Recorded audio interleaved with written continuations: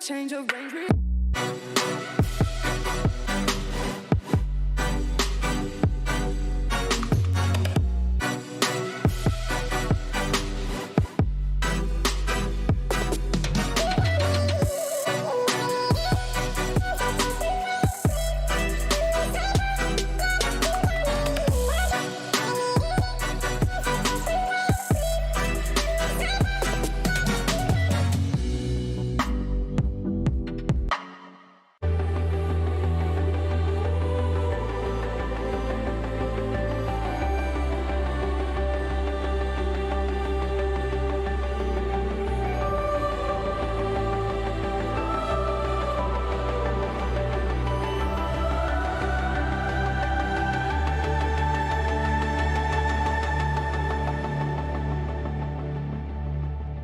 Welcome everyone to the final day of the Southeast Asian Upper Division Season 2.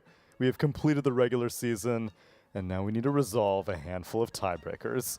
One of them is already underway on the second stream, but we need to resolve not the relegations. We need to resolve who's going to the major right now, because that's what this whole thing has been leading up to. What'd you say, Black? It was $280,000 prize pool. Hell yeah. 6 weeks of Dota 2. Uh-huh. PGL Dota 2 experience brought to you by HyperX and the top quality support of Secret Lab chairs. Hell yeah. That's this stream, my friend. Are you ready? Happy to be part of it. Listening to Tsunami's voice through this HyperX headsets and whatnot, man, just proud to be here. Couldn't have it any other way. It's been a pleasure, but we need to resolve who is going to the major. Who is going to be in Kyiv in like 2 weeks? Well, Execration said, we don't care who we play, it's going to be 50-50. Do I think the same? Nah, probably not. Fnatic is probably a slight favorite of mine. Really? I mean, last time they played against T1, right, they almost had it. And we said T1 is probably the best team right now. The problem is there's always a chance of some chokey. And some pokies. And some pokey, because everything's on the line here. This is a game that actually this game matters. Matters. It matters. Let's look at the It's really important. It's really important. Take a look at the standy bandies right now, because standy bandies. This is where we're at. All right, first series of the day is going to be Execration versus Fnatic. This is going to be determining who takes the wildcard slot. For gamers, gaming. Of course. It's going to be, what did you think? Who's your favorite? Okay, so they said that it was going to be a 50-50 between T1 and Fnatic, right? No, Execration said they don't care who they play. Exactly. So that was the 50-50. Anyone.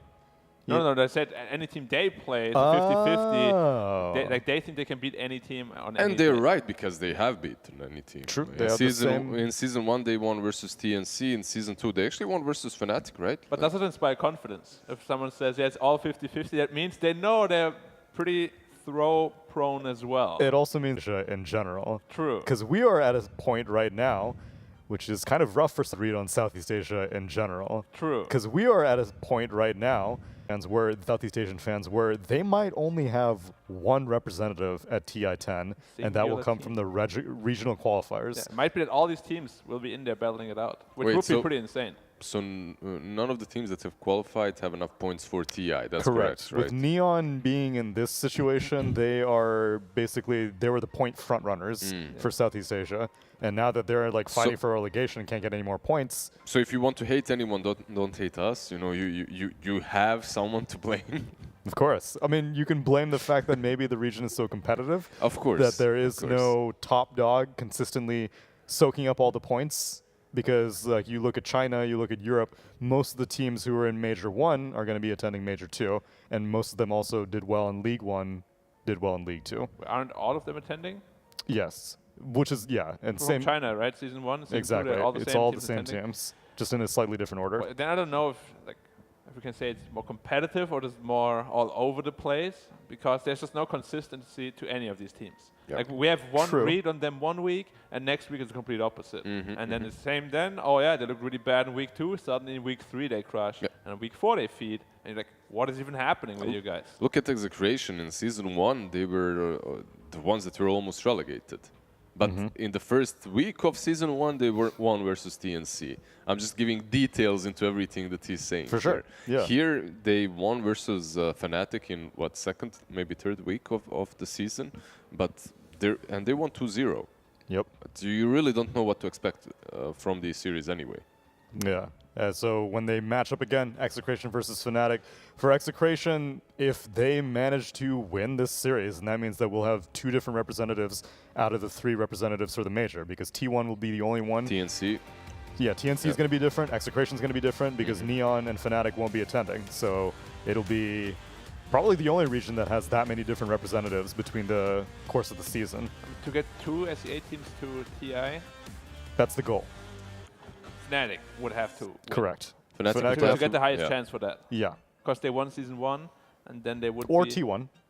Or T1. But but they didn't T1 get out of group stage. Exactly. So the points Fnatic are was seeded instantly. I think if T1 literally win the entire major, then there's a good possibility. No, if they win it, they're guaranteed, right? Because they're over 1,000 points then. Right. Yeah. And I think the current threshold has actually been lowered to 800 points. 800? Yeah. So Fnatic, they're on the cusp. This is it's not just them fighting for, they're we get to for the attend whole the major. region, actually. Exactly. Right? Because if they do attend the major, what place do they have to go to? They have to get out of the wild card. So they got first place in Season 1, which means they have 500 points. 500? This is 200 for top 3, right?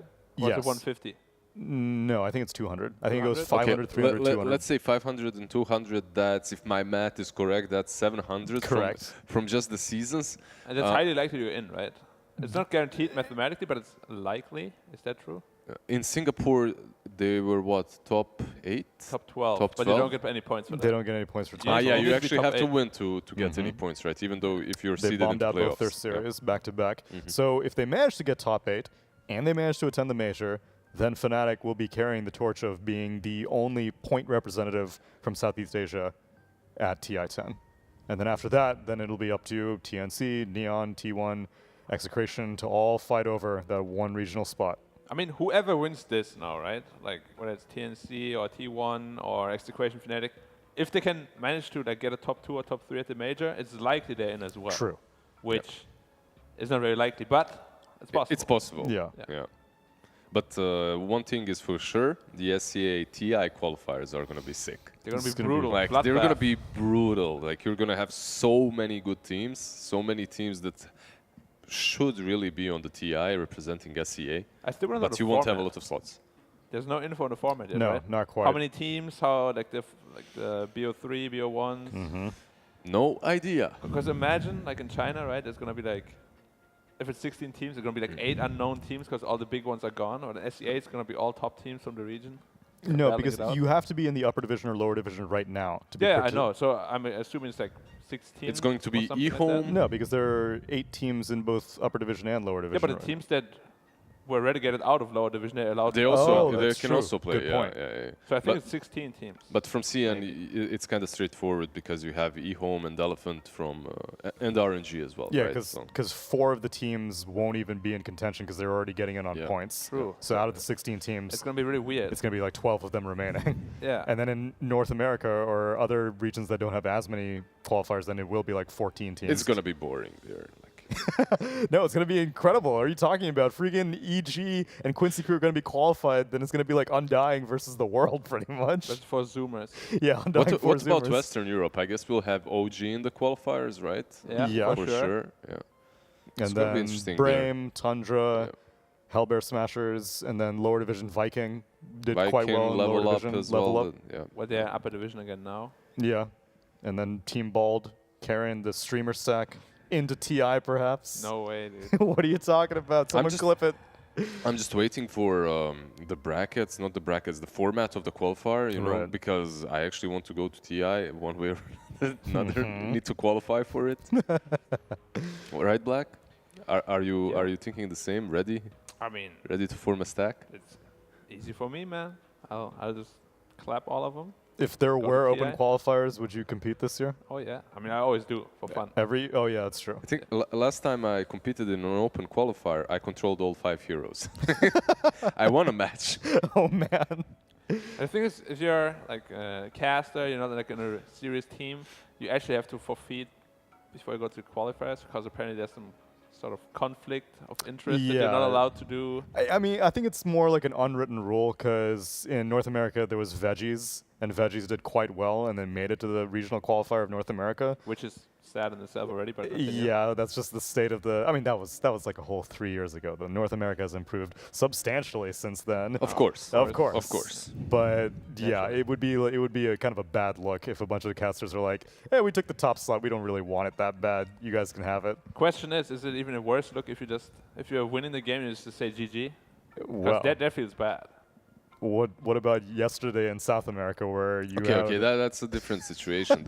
I don't know the details. If anyone wants to fill me in, I don't ready. know the details, but I believe the circumstances weren't very great for the player that GG'd out. There are multiple stories Yeah. being told, though. If that story is accurate, then yes, that's a rough situation Yeah. for the player. What story did the player himself tell? On behalf of No Ping, it's been, I think Matthew was the one doing the interview, and he said that Panda Boo was having a panic attack. Okay. Yeah. And that's understandable. Like if you're in that position, he isn't actually the first player that would have such a condition while playing professionally, and it can be rough. Especially for high-stakes tournaments like this. This is No Ping not even showing up to Major 1 to potentially getting close to a TI invite. So it's a lot on the line, much as how here in Southeast Asia, Execration versus Fnatic. South America might have at least like 2, possibly even 3 representatives. Southeast Asia is just trying to get their 1, maybe 2. But TP got 4th place, right? Thunder Predator, yeah, they're not attending the major. Yeah, so they're probably out of contention for points. It depends on, based on the probabilities that have been shared, I think they have like a 80% chance or something like that. To make it? Some points? Off of points. Did they win the first season? They got 2nd place in the first season. That's 400, right? Yeah. And the top 4 is? They got top 6. Oh, they got top 6? Yeah. No, Neon got top 6. Neon and Thunder Predator both they got both top Both of 6. them, yeah. It was 5th and 6th. It was the same. And that's 200 points? Yeah.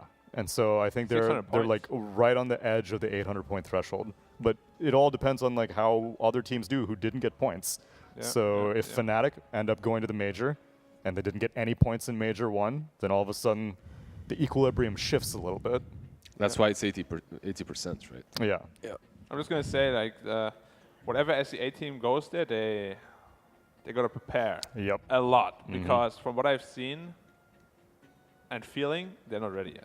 Compared to other regions, I am inclined to agree. But Southeast Asia is so hard to read because, again, is. I always cite your faceless run, Black, which I don't mean to do that in a bad light, but like, Please do it.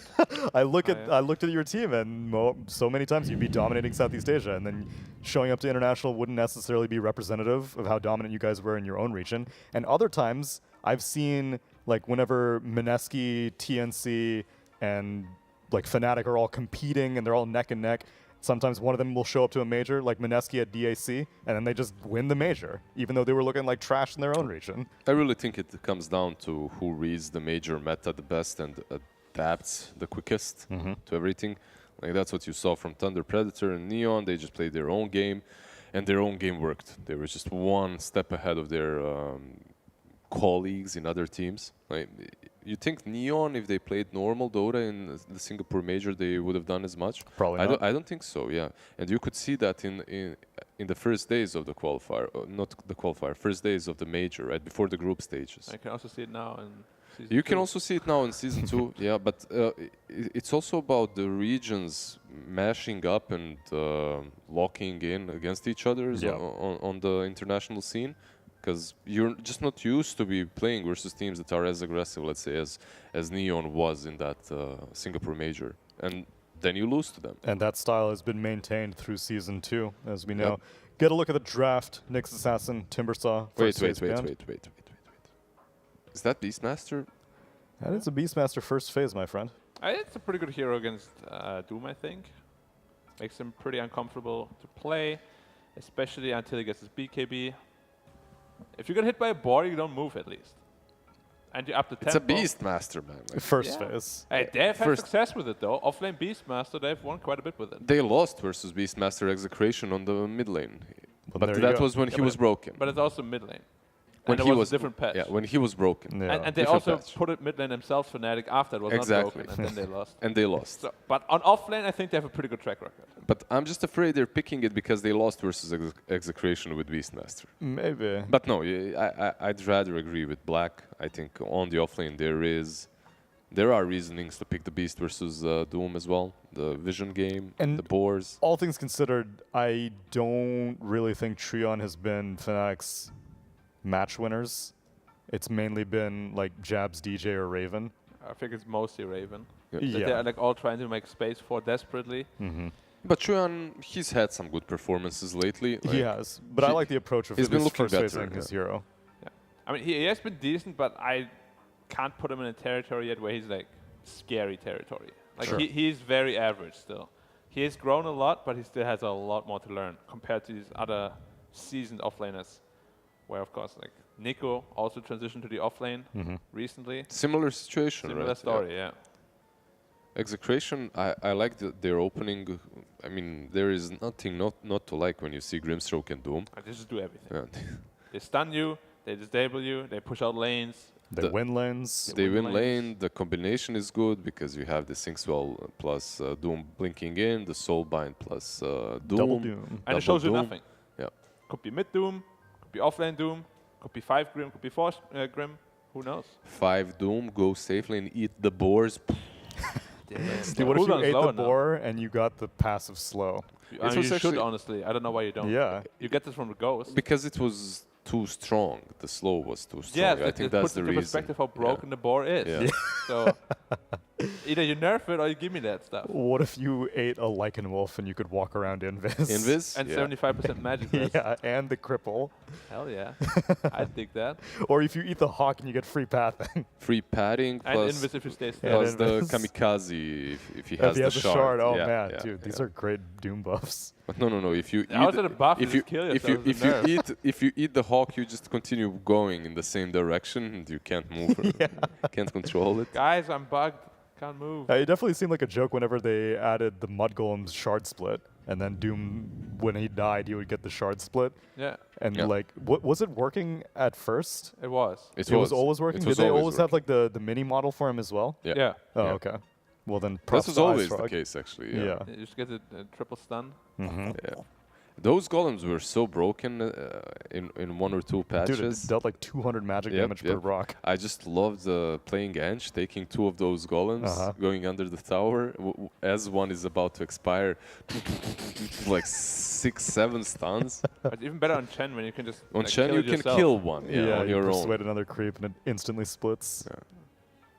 No one ever takes that anymore. On Ench, you just had to time it a bit. And Ench does get taken here, as you can see. We Because of summoned golems, of course. because we Because talked of the about her. golems, exactly. And because she's really strong versus Beast in the lane, I can't right? believe it's not banned actually Yeah. against Beast. Like if this is an offlane Beastmaster, Ench is like the worst nightmare. Dude, how has ET fallen off the face of the earth? We don't see it in China anymore. Is Enchantress the new replacement for ET? Because I feel like she's being picked in most of the contexts that we would usually see ET, which is I want a lane dominator. She's and- definitely stronger versus Beast in this game, right? Yeah, that's true. They pick Mirana afterwards to kinda mess with the Enchantress pick, right? Like you have that arrow, but she doesn't care. She's going to be taking the boars anyway, not the neutral camps. Why do you think they didn't ban Ench? Good Because it's question. actually a pretty hard counter. I think, Oversight? with Beast. Maybe oversight. But like whatever carry they pick now in Execration, I think it's just going to be free farming. Mirana, Beast, like if you just pick like a Terror Blade now or something, or later in the game, Morphling. well, yeah, what stops you from farming? Nothing. Like Ench can 1v2 those heroes. It's true. Lion does make your game a little bit harder later on for any of these illusion boys. Bristol back. But this should be a position 5 Lion as well. Yeah. So you're not really that scared of him too. So this is your POS 3 and 2. Pretty interchangeable. Could be a 1-2. I'm not a big fan of carry Bristol though ever. I feel it just does the same thing mid lane, but better. Because you get higher levels. And then, I mean, I don't think there's any bad carry with Bristleback. Or Doom for that matter. I think it's super open. And Fnatic is going to have a hard time drafting against it now. Yeah, In Fnatic- China, we saw these triple chonk boy strats. They'd probably pick a DK at the end in this situation. But also very risky. It's somewhat all in. Not really all in, but if you play against the hard carry, you are on a For clock. Fnatic, something like a Slark maybe? Oh, whoa. Dusa. Well, How'd she slip through? she slipped through. How did we not see a I mean, it's Medusa a good Dusa game. not being banned? I'm a little scared she might get overrun. It's 'Cause right now, this possible. draft cannot protect her. Lion, Beast, and Mirana cannot protect the Dusa. It's usually like when you see this Medusa pick, it's always kind of good, right? Because the hero is strong. But usually you want to see some team fight around her. Yeah, they have Right? nothing right now. They have nothing. You have the passive from the Beastmaster, which is nice, right? The aura is good Yeah. in her Beast. You But got the besides Sables that, too. Yeah. It's just I'm afraid, what if they all just run at you in a team fight? You doom the Dusa, now suddenly the only team fight spell you have is gone. Yep. No Stone Gaze, and now if they pick up a Slark, or Terror Blade, or an Anti-Mage even, anything really. I think Dusa was also picked by Fnatic because of the Arc Warden ban from Execration, maybe. That might have been Perhaps. they thought, okay, they banned out the Arc Warden, maybe they want to pick Medusa. Because Execration in Season 1, the team that won versus TNC, won 2 games with Medusa. But then they would have picked it fourth, because Yep. they picked Bristol, and then they responded with Dusa. It's weird. How about we take a page out of Lilgun's book, Sniper, for Execration? Ain't nobody can really jump on him. Can work, Actually, not bad. but then You have 2 chunky boys already, raises Dome the and question Bristle. if Drow is not just better. It just deals way more damage. But Sniper is more fun. True. But Sniper now it's is about a more fun. major spot. You probably want That's to true. reserve the fun for later. Okay, okay. Like reserve the The fun for after you win. So you're telling me the entertainment value isn't really what they're looking at the moment, right? Right now, I possibly see. not. My justification for Sniper over Drow is that I find that Shrapnel is really annoying for Medusa to deal with. The It move is. speed slow is like devastating for a hero like Medusa. Yeah, but so is the Frost Arrow, right? Like if you ever Yeah. get Frost Arrow while But you're you don't running, have quite as much range. You kind of need to get into Stonegaze vicinity as a Drow Ranger. I mean, we just, I tested it.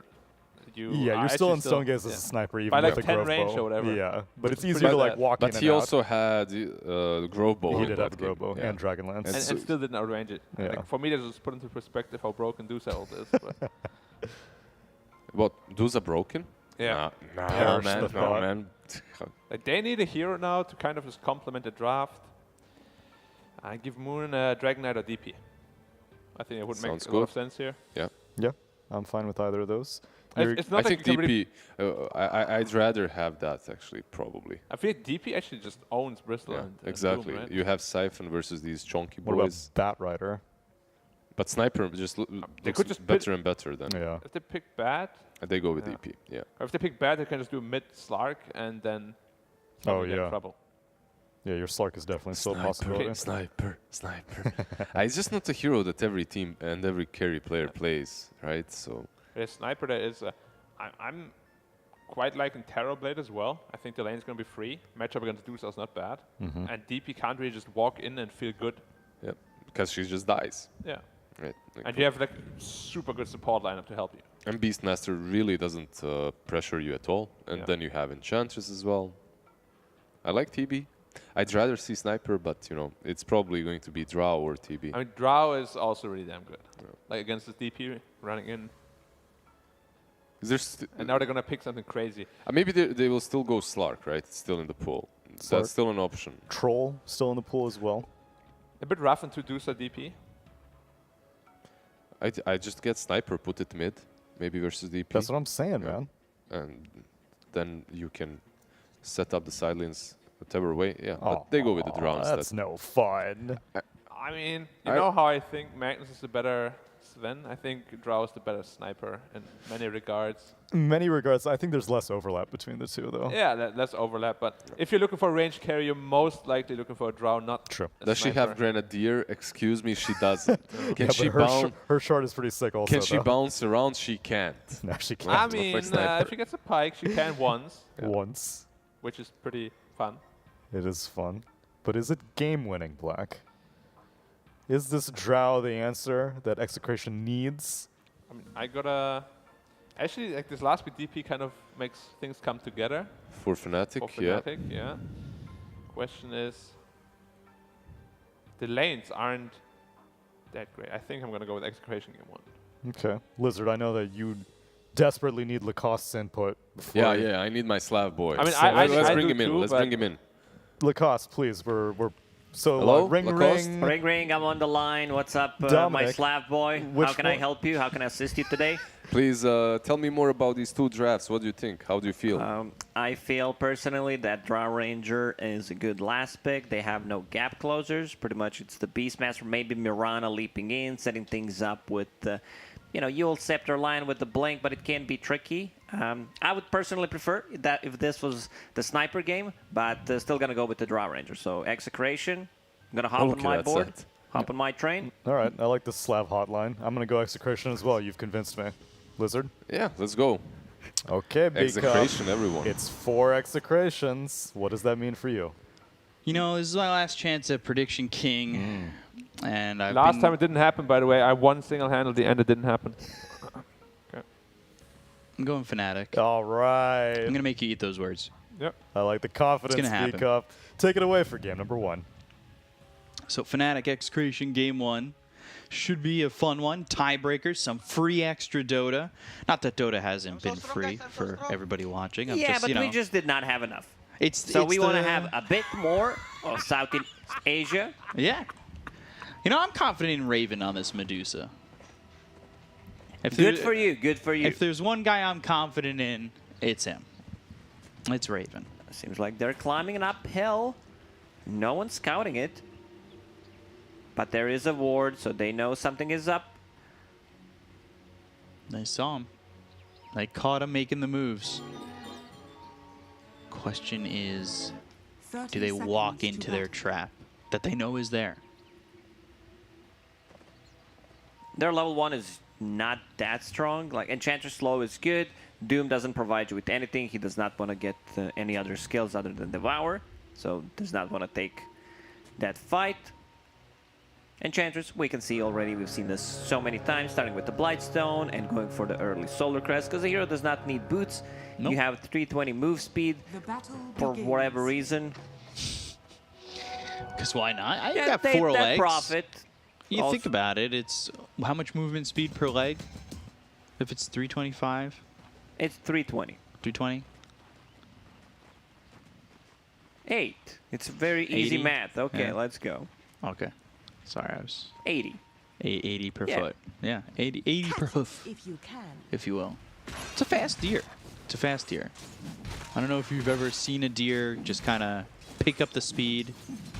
You get a little too close, they get scared and they rush away. They're very fast. Deer are very fast. But yeah, I like the Enchantress with the Blightstone. I agree. Get that early Solar Crest. And, you know, once you hit 6, you're a pretty big nuisance, honestly. Beastmaster's not going to have a good time here. First of all, he's playing into Enchantress, so enchant the boar. We can see that Enchantress is holding a skill, so Beastmaster decides to go for Wild Axes. Still didn't show what he's got, but will get harassed quite a lot once they start putting some extra levels, and they didn't block the big camp. But, you know, there is... counter to a counter. Enchantress sees that there is no boar, can't take over the boar, takes over the big creep. Mirana instantly arrows it. A lot of mind games happening in these professional games, B-Cup. This is actually the 500 IQ play. You pick Beastmaster and Mirana, you summon the boar for Enchantress to enchant, then you arrow it, and you've got more gold coming in. It just costs mana. Mana for gold, that's alchemy. Whoa, he's coming back in. The leap's One over. One more hit. And Plus the axes. All right, he snipes him. Cheyenne getting the kill. And we've, you know, talked about him and Moon and how they've interacted together in terms of on this team. How he used to be a mid for Aster. Now he's playing in the off lane. It's a little bit more of a difficult situation. Maybe the chemistry isn't exactly there at times. It took him some time to get there. After the start of the second season, looked a bit shaky. The man just needed a bit more practice, and we can see that he is getting better, so that's something that we want to see. On the top lane, didn't talk too much about it. We have Doom and Grimstroke. There is some kill potential. Like, you get a bit too far away from your tower, Doom can run you down with the Scorched Earth. It's a lot of damage on top of the slow, plus an Inkswell stun. But it's paired up, like Medusa needs a strong laner to feel secure. DJ still saving a point, deciding what he wants to go for. Like, even if they decide to make an aggressive move, there is a potentially Earth Spike, and we've seen what Lions can do. Lion seems like one of the best heroes, like even in the previous patch, right now as well. Got some buffs, got some nerfs. And it kind of melded from, we were seeing a lot of Shadow Shaman, a lot of control. Bottom again, arrow misses. One leap charge left. Yeah, but Jab's getting slowed up pretty hard, and he'll maybe try to leap into the trees. It might be too late for him, though. They bring in this Beastmaster. They get the kill to Palace as well as RR. Thought it might be too late for Jabs, but he was just taking their attention while the Beastmaster cleans up the kills. Jabs does finally go down for a shared bound to the tower. No mana, no HP whatsoever. Buys the items. Will come back full HP, full mana. That was a good leap. Leaped into the trees where Enchantress could not find him, and then uses a Starstorm. Ended up getting both kills down there. Talk about how both these teams got to this point. 4 and 3, like this is the last slot for the major. Execration, they beat Fnatic last time they played. Yeah, it was 2-0.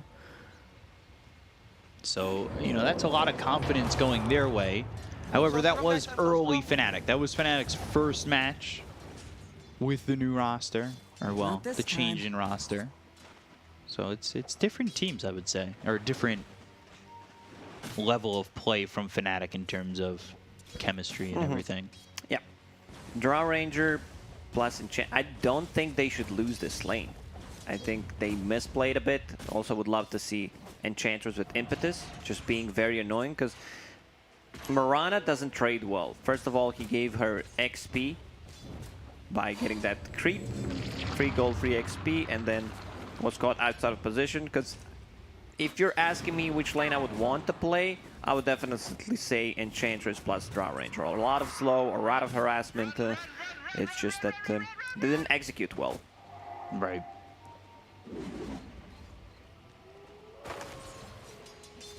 So, already level 5 here for your Beastmaster.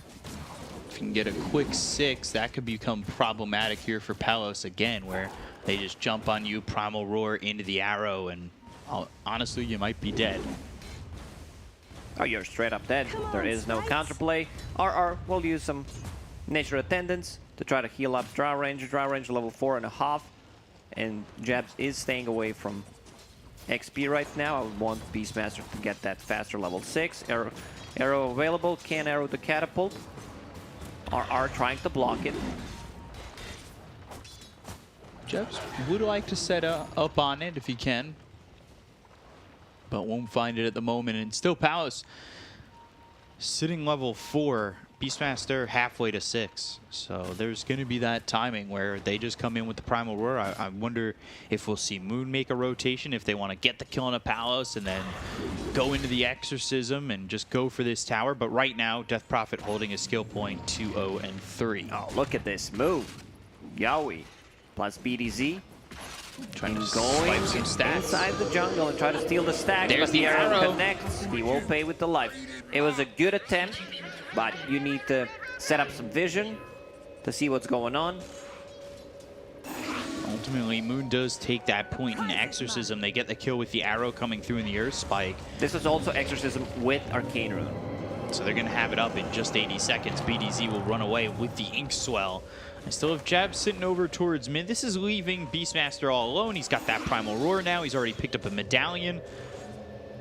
And he's going into that Solar Crest as he gets his boots delivered. So I love that. I don't necessarily think, because you need to find another way to itemize Beastmaster. Necro is not an option anymore.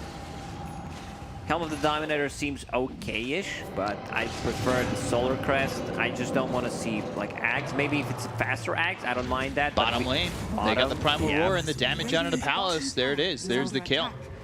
And Medusa got doomed, so top lane they will get Raven. However, will Nico get out of this? Trying to juke around, spotted by DJ. They've got the Spirit Siphon for a split second. Tries to plant a tree to block DJ out. Couldn't do so. Not that they'll catch him anyway. Nico with a sneaky little mana burn. Sneeko. Dire's middle tower is under attack. Where are you going? Very effective against Medusa. Lion, no mana left whatsoever. Troll, oh, look at the combo. And Snare, the Ink Swell all coming in. Moon trying to turn this to at least get a kill here on Nico. The Crypt Swarm misses, but they'll still end up trading. That ends up being really a 2-for-1 because they did get the Medusa a little bit earlier and then the trade came in. Execration trolling with that move. Because that Prophet used the Exorcism with the Arcane Rune. We'll have another Exorcism ready. A bit low on mana. Brought a couple of Clarity Potions. Going into Yule's Scepter. So have a little bit more control there. Mana regen, movement speed, everything that you need here for Moon ready to go. And Raven backing off into the jungle. Fairy's Trinket, that's going to be a good one to hold. You also have Primal Roar up in 8 seconds. And there's nobody here right now bottom. Like, this is a free lane for the Beastmaster, something that they can push in. We'll see. If they get this bottom tower without using Exorcism, we could see Fnatic then transition that move to mid. Yeah, you can have these two heroes collapse in the mid lane, especially if they don't defend, so that means Roar will be available. Moonlight Shadow still saving a point in case they need it. Yeah. It's not the fastest one because it's a 1 point in Inner Beast. Call of the Wild is level 2 for tanking some damage. To go back to the itemization from Beastmaster, a lot of value from that Solar Crest. You have minus armor from Q, Draw Ranger with her ulti piercing through the base armor, so you want to get any extra armor possible. Let's see the rotation right now. Beastmaster can stay for one extra wave and then collapse on a mid. Exorcism already used. up and running for another 20 seconds. Yeah, this is really good movements here from Fnatic so far, and if they can get this tier 1 mid, which they are trying to set on, this really opens the game up at 10 minutes for them. But I don't think they'll get the entirety of the tower. They'll do a lot of damage, but Moon, that exorcism is now over. They're invading the jungle, though. They want to catch somebody. RR, he's in the jungle trying to scout. BDZ is also here. And Fnatic. This is, I want to say these first 10 minutes from Fnatic have been their cleanest first 10 minutes with how they've moved around. It was a pretty textbook example. They lose a tower. Medusa still staying on top of the network. Moves to the triangle. They get the tower on the bottom lane. Moving to the mid. One problem that I have with Execration's lineup right now is both Bristleback and Drow Ranger, they want to be in a triangle, so someone's farm will have to suffer. Right. Now they'll converge. They're on the tier 1 tower. Yoi trying to defend it. They've got the glyph on these creeps for the Dire. They're starting to wrap around. The Earth Spike comes in under the Bristleback Moon. Moonlight shadowed, and they don't have Exorcism to work with at the moment. They do have Raven joining in, as he just has this Yasha for now, and they'll finish off the tier 1. So moving Just forward, a question, DJ. if Moon is under Moonlight Shadow, does that mean that they can see him or cannot see him? It depends. So when it's just a first quarter crescent moon, there's not enough light reflecting off the moon to show Moon. But when it's full moon, you've got that reflection coming off the sun that's coming off the moon. It's very bright out. Oh, thank you for explaining that. Right. Very in-depth analysis. It's what I can provide. Some moon analysis for you. Speaking about the stars and the moon, I'm a Sagittarius, by the way. Just it's why we connect so well. Same goes for me. I'm a Sagittarius Scorpion. Depends, which doesn't matter. I don't believe in it. Never mind. Top lane. Roar, Exorcism. They'll get a quick kill on a Nico. I think they can go inside the pit, possibly. Yeah. This is with the right Solar Crest, they're thinking. They were thinking, where do we go in? And then they check, well, that Prophet only has 1 point in Exorcism. Doom will be up in 15 seconds. It's better not to go inside and try to throw the game, because right now it's feeling really good for Fnatic. Medusa, after finishing that SNY, which is being delivered, going into Aghanim's Scepter, pretty standard stuff. If that was level 2 Exorcism, I think they would definitely go in. Yeah, because the Ghost double. Yep. I wanted you to say that. That's like that's one my of go-to. Yeah. Off-lane bottle, Ghost double. Catch up on those tendencies. I get to hear it one last time. Don't cry. They've got 4 heroes here. I'm sensing that they do want to smoke with this next Doom, but Radiant's top tower is under attack. nobody. They're not even grouping up anymore. They grouped up for a second, then they left. Now they smoke on the side of Fnatic. They have Primal Roar on cooldown for 9 more seconds. Palos is being pinged out. He looks very dead. Yeah, they've got the Hex, and now they'll look for the Earth Spike finger combo, and that's going to land on RR and Palos. They get the kill on the both. Well, now they can go inside the pit, even though they don't have Exorcism, Inner Beast. Only level 1, so not too much attack speed. I think they can contest this. 20 seconds. Roshan will drop slowly. If it was Exorcism, Roshan, would drop much more faster, which makes a lot of sense. Right now, half HP. Yeah, it doesn't look like they... Doesn't look like they want to contest. Yeah. Palos really doesn't have anything to fight this even when he's up. Yeah, he's level 10, but he just has a Dragon Lance. Not exactly a lot of farm for him. But this Aegis, I think it just secures Raven's Axe. Like, this is, I don't think that they need to fight with this Aegis. They could certainly be passive. They could do both. They have so many options now that they picked up the Spurs Roche. But with this Aegis, it's almost like, oh, you know what? I'm definitely getting I love Axe. your analysis again. Like, they might fight or they may not fight. Like, it is or it isn't. It gives options. I feel like you don't always have options. Well, sometimes if your only option is GG in the old chat, not a good option. But this time around, Fnatic has a lot of things going for them, which is real nice. They're waiting for that Exorcism level 2, and I think it's a go time for them. Like, hit that, because you know why? The number of ghosts doubles. Yes. Double Trouble. Where's Double Trouble from? Is that Team Rocket from Pokemon? Was that the line? No, I don't think so. It may, something trouble will make it double. It's not double trouble, but it's I forget what it is off the top of my head. I should know this. Oh, Doom out onto this Death Prophet, and they'll just kill Moon. Kind of walking into that one. They've got the Medusa coming over. Bristles here, you need to be careful. They do have the Primal Roar to work with, but how far do they want to go? Primal Roar onto the Doom, who's in the backlines. Soulbind and the Silence coming through. The damage from this Drought feels decent, but now into the Stone Gaze, and they're going to go aggressive with Nico and Yoi. Raven, he's got this Aegis to work with. They have the Spirit Vessel onto Nico.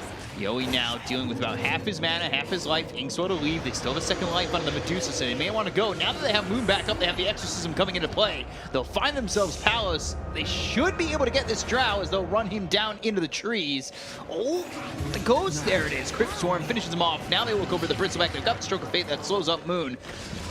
Spirit Siphon will run out as he's out of the range, and now they will look to run down this Bristle, but he gets back up onto the high ground just barely. And that fight with that Aegis ends up going the way of Fnatic, just a little bit. Interesting buyback from Moon there. Like, you don't expect it to happen, but it did, and they got some value out of it. It's gonna cripple his item progression by quite a bit. What, did he get any gold? He got killed from Palos, 300 gold, got some XP. But not gonna be no, as good as it should be. But the important thing is Medusa is farming. She's staying on the top of the network. The second most farm hero in the game is Doom with Hand of Midas and getting closer to that Aghanim Scepter. Next Exorcism, like Fnatic, even though they have really strong late game, I feel they need to keep going with the Exorcism up with that Aghanim Scepter. This is the next big timing for them. Right. Bottom lane, Grimstroke getting caught. They're gonna kill the BDZ. Even without using Primal Roar. I really love the itemization on the Beastmaster this time around. Already talked about the minus armor. It's one way to buff up your Medusa. On top of it, going into a Blink Dagger to be able to close the gap. And into Vlad. So he might still swap things around, but giving that extra damage for your Medusa, just buffing up the team, giving her lifesteal, which she doesn't build like early on. She gets it as a fourth, maybe even a fifth item. Right.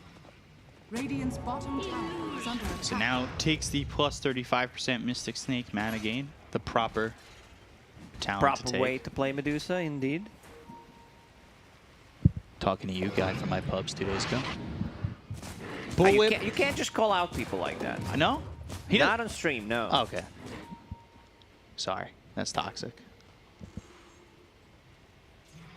We won the game, it's okay. It was fine. Yeah, he probably won the game because he went for attack speed. More attack speed equals more damage. Ooh, they find Doom this again. Death Prophet again. Just doing up Moon. Earthspike comes into Yoi, but now they land the Arrow, RR, Starstorm with the Spirit Vessel to get themselves a trade. They also take out a BDZ. Jabs on the cliff. He does have one more leap remaining. Blink up onto the cliff, and Jabs can't get out. But now Nico's up there. He's a big ward. And they'll turn him to stone. That's what the Ag stops his TP. DJ ends up dead to Yoi, and well, he should just blink away. Yeah, and now he here we blinks go. in. 2-man stun. Stone Gaze, and they've got themselves the Beastmaster with the Nico turned into stone. They're going to get the kill easily onto the Doom. They look over this Bristle, who's still continuing to move on forward. Solar Crest used, and they've turned him to stone once again. He's still continuing to show his back. Raven, no fear, continuing to move forward. On the next Mystic Snake, he might get this kill, but Yoi's just too fast. Still, they get a kill on Moon. Continuing to lower his network. It keeps dropping and dropping. The extra timer added on his death. Also costing him quite a lot because of that buyback. Bristleback, his career died. I'm not sure if he can have a full Heaven's Halberd, but I would definitely love to see him get one and then get the Aghanim Scepter. Because Ags is so broken. Like It's we so talk, good. Broken slash good, balance, whatever you want to call it. Compared to like Medusa Ags, I would say it's up there. Same tier? Yeah, it's S tier Ags upgrade. One of the best ones at the moment. Who came up with that, by the way? You have A tier, B tier, C tier, D tier, and all of a sudden above A tier is S tier? Yeah, I don't know. I never figured it out. What do you mean? Like, who made that decision? What if we think of something that is better than S tier? You know, you have A tier, which is like the best, and then you have S tier that's better than the best, and now you have like, wow, what is this?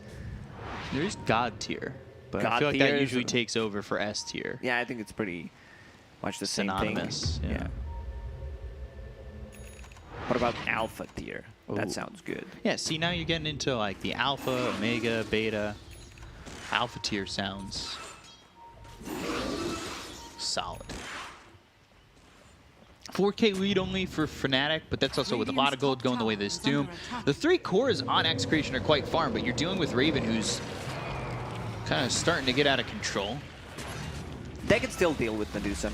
If they execute, it's going to be much easier for them to execute the double Doom combo with the Blink Dagger on Doom, and Grimstroke has that Ether Lens, also working towards the Shard, and has also on top of it Keen Optic. I don't think we've seen a Philosopher's Stone drop by none of the teams pick it up. It's not there, not available, not in the store. Always feels bad when supports don't get the Philly. If Grimstroke gets the Shard, that's going to be Strong Dispel, which is nice against Lion. Beastmaster, Silences, you name it. A lot of value from it. Needs 400 gold to finish it off.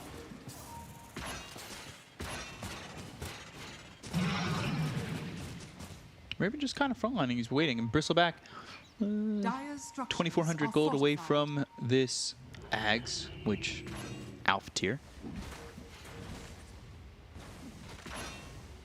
I want to see Fnatic maybe put on the gas a little bit, but they might just be putting the pressure on right now, not really going in too much. However, they know Roche is up soon. They can pressure and posture them back off towards Roche if they get a pick off at the right timing, and then end up getting themselves Aegis, Cheese, and Shard. So, again, with that top tier, they can go or maybe not. But he turned around. Yeah, they've got themselves the arrow as well. The double Doom comes into the line as well as the Medusa. They're going to go after Raven. They've got the stun, the Phantom's Embrace, as well as the Silence. They're going to continue to chase on a Raven. Can they get the kill here on the Medusa? They're all surrounding and nowhere to go. They get the kill on a Raven. Behind them is Moon. He's under the tier 2 tower. Goes into the Yules with the Exorcism. DJ's gone. 2 heroes dead, and Moon's going to fall too. 3 heroes gone on Fnatic. Respawn. This is perfect for Execration. I talked about how it's going to be much easier for them to execute it. They go on pretty much 2 perfect targets. Lion plus Medusa, double Doom. Doom blinks in, has a BKB available. This is the second Roche. This means Cheese, Aegis plus the Shard. Who gets the Shard? Already one bot on Grimstroke. I wouldn't mind seeing one on Bristleback.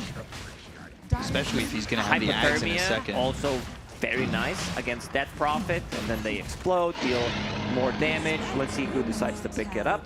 Bristleback with the hairball. I like that a bit more. Still don't know where this hair comes from. This fight, like you can see Drow Ranger not being contested at all. If Execration gets the first jump, I think they win a team fight, and they have 2 beefy boys in front, Doom plus Bristleback, creating a lot of chaos, and Drow Ranger just cleaning them up. They need to protect Drow Ranger. I want to see another way of protecting her. Just either a Glimmer Cape or another Force Staff. I like Force Staff quite a lot against Beastmaster Roar, against Lion. Pushed him out of the trouble. It was odd where Moon kind of positioned himself behind the tier 2. But I don't know if at the end of the day it really mattered too much. Raven seemed dead to rights the second he was doomed. That's for me. Jav's going Axe, by the way, on this Mirana. So Sacred Arrow will release a Star Storm. Tried it so many times. I'm a greedy 4. Yeah. Never felt like it's a game changer. It's a lot of investment. It just allows you to farm more. And against these heroes, I don't feel it's that good. I would prefer possibly like a Lotus Orb to remove the Goose. Bounce back. Possibly Doom. Soulbind. Yeah, that would be quite nice. And they're going Lotus Orb on the Beastmaster, but having multiple is never awful. Radiant's bottom tower is under attack. Got a pause coming out from RR, a little bit of lag. Lag and Bristleback. Yeah, so Yoey won't DC. I believe that's full Ags done. On Bristle has a cheese as well. They have one charge on Spirit Vessel, so if it's used on him, he might not be able to get the most out of it.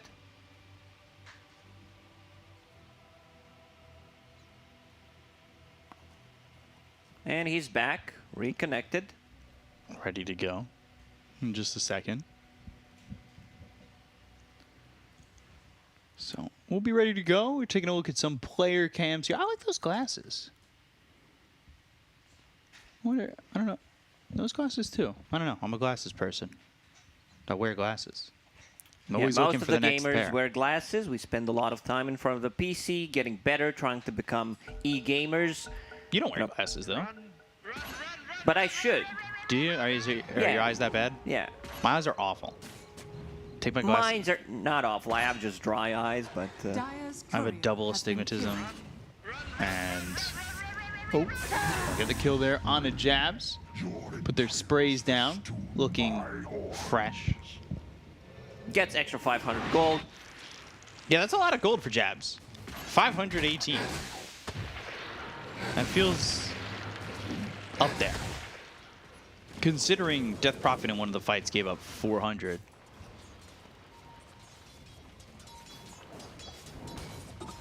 So how far away from this Lotus Orb? Just about 500 gold for the Beastmaster to pick up that Lotus. Now you finally have treads on Enchantress. Oh, he's building the Lotus. Okay. Yeah. So they definitely need one. We discussed why. Dooms, they go for the same item build every single time I see them. On the off lane, pretty much, it's Hand of Midas to be able to scale, get the levels, into Blink Dagger BKB, Shiva's Guard, next item should be a Refresher, so you can potentially have 3 Dooms being used. How do you fight against that? 3 Dooms? Yeah. Run, maybe? They have a good chase. They have so much slow. Every single hero pretty much has a slow, except Doom.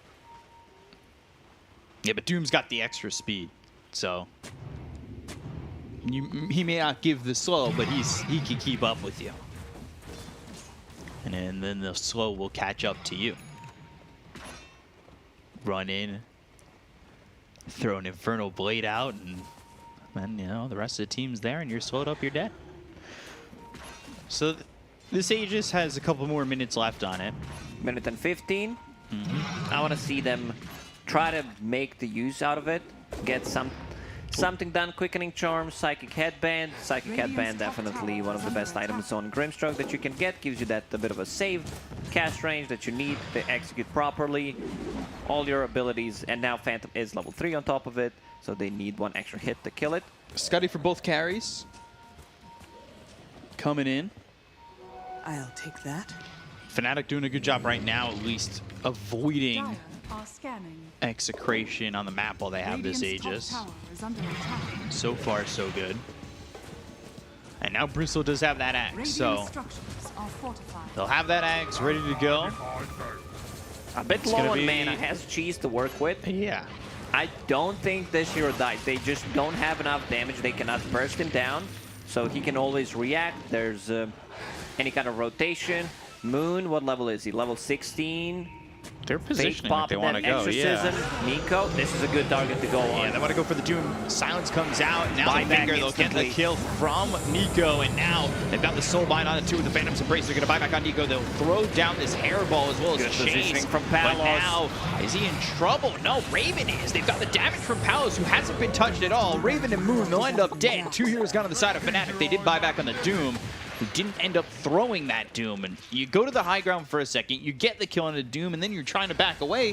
But that's not going to happen when you've got a Drow slowing you down, and well, really the rest of the team as well slowing you down as you try to get down those steps. And you've got Palos, like you said, perfect position.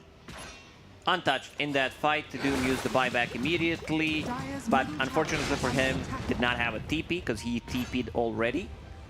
I think he should swap his item build right now going into Shiva's, so that's going to take some time to farm up. You know, the Gold plus Midas will kick in, but after seeing what happened, he needs to be able to get the Doom off, no matter what. So I want to see Eon this. Maybe if he has enough time to finish, but his next item should be Eon this instead of going for a Refresher, because they don't have a single save. They do not have a Force Staff until Enchantress gets one. Arrow connects. Ink Swell, Force Staff deeper into the base. 2,900 health, and he's so hard to kill. Hand of Midas. Devour used, just free gold. But one of the best feelings in the game, at least for me, the sound when you use Nature's Prophet ulti and then here. Dire's top tower is under attack. Moving in with the Ink Swell, Bolt the Beastmaster, and the Death Prophet in trouble with the BKB Popeye Moon. They've got the Silence out, Soulbind in, now the Phantom's Embrace. That'll come through, they get the kill to the Beastmaster. He's unable to get the Primal Roar off. He doesn't have buyback, and you know, he's continuing to chase, looking over at Raven, looking over at Moon, who doesn't have a BKB and goes south. They have no stunts. Here comes Doom. War Stomp with the Infernal Blade. Moon goes south That was instead like of going last towards the base. Second. And now they can start pushing. They can put pressure the mid lane. They know that there's no Death Prophet. Buyback not available. They will poke it, see what happens. So much slow coming out from Enchant. Bristleback with Axe and Drow Ranger. Scotty. Like, heroes are not moving. One thing that Medusa is very weak when she can't move around the fight. Like one of the reasons why Shrapnel from Sniper is so good. This should be a free and easy barracks for Team Execration. Trying to throw these Mystic Snakes and take their mana away, but Ranger, Scotty, like heroes are not moving. One thing that Medusa is very weak when she can't move around the fight. Like one of the reasons why Shrapnel from Sniper is so good. This should be a free and easy barracks for Team Execration. trying to throw these Mystic Snakes and take their mana away, but Raven, he's trying to do it on his own, and you can see that via the net worth split on his team. Moon's net worth plateaued. It feels like he hasn't That buyback really gotten and, much. Getting doomed right after that the second time. No real item progression. Like sitting in the middle of the pack, pretty much the same amount of farm as Beastmaster, who's also doing poorly compared to the other offlaner. And Doom, instead of going for Refresher, wants to get the Eon Disc. Understands that status resistance will kick in. I will be able to get my Dooms off, even if like I don't deal damage straight away. It's all about that Doom. It's all about that Disable. Next Roche may respawn in 2 minutes and 30. I still think Execration can go in and take a fight. Like, just get one good fight possibly in the game. Chew on, they can see him. They see something is up. We'll say the one thing maybe for Fnatic is that Roche isn't up for another 2 minutes. Got Moon pushing out bottom. He wants to go Blink Dagger Kaya to finish off the Kaya Sanj.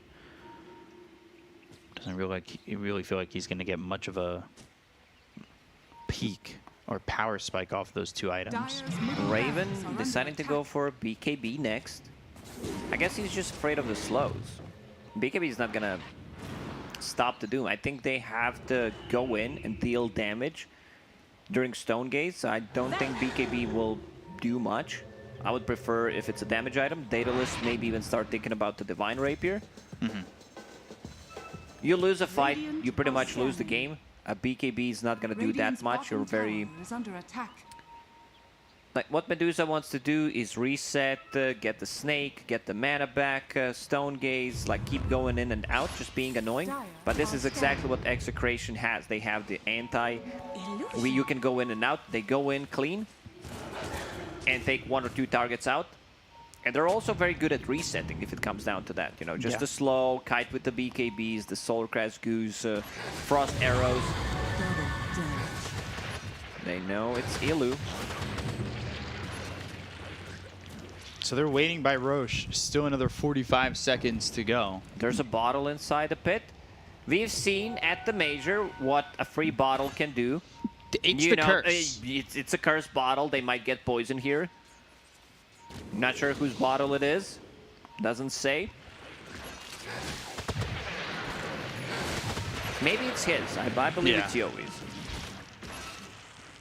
But still, leaving your drink, let's say, at the bar, going to the toilet, someone might put stuff in. Like you should not, like you should always take care of your drink. Same goes for the bottle.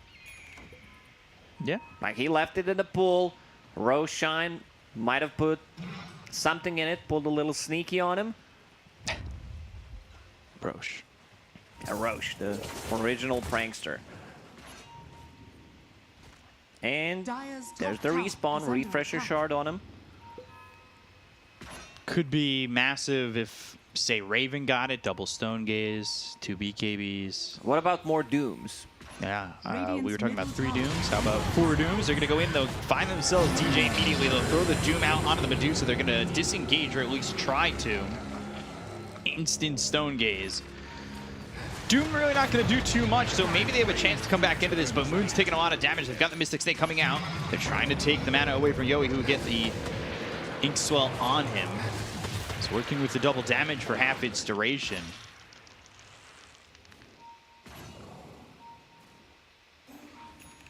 Just to reset, I would want to see Bristleback still getting that Heaven's Halberd last 5 seconds on range heroes, especially against Medusa. Very effective. She has some 25 status resistance, so it's going to be 4 seconds instead. Still very long.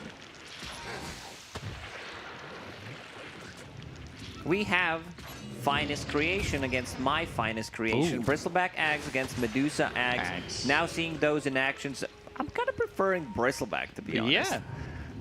It's been a season-long talk about Medusa. We haven't really given the same treatment to Bristleback, who feels with his Ags just as up there. Alpha tier. His shard also feels real nice. Yes, and when you get that for free and you've already picked up Ags, it's a good feeling. So, Doom on cooldown for another minute. Raven going Blink Dagger. Okay. I'm just thinking why. Maybe he wants to get on top of Medusa, play with the Beastmaster. Swift Blink. The same goes for Dead Prophet. She also itemized into Blink Dagger, wants to be able to close the gap. Bristleback needs to be a bit more careful. Doom not available yet. Blade coming out. They don't have the double Doom, but they do have the damage to get the kill here on the DJ. He's going to be dead for 76 seconds without buyback. They'll get the Primal War out. They'll get the kill on the jabs. The Force Staff. Does it save him? No, it doesn't. Yowie, he does have buyback. They'll get themselves the Mystic Snake. That's going to hit the Palace. They'll use the BKB. He'll go to the TP out, and the damage isn't enough. Did drag them away, though. They used Exorcism. They'll find themselves BDZ, and they'll get the kill onto the Grimstroke. He doesn't have buyback either. Now the question becomes, do they go into the pit? They're going to have Doom up in just a second.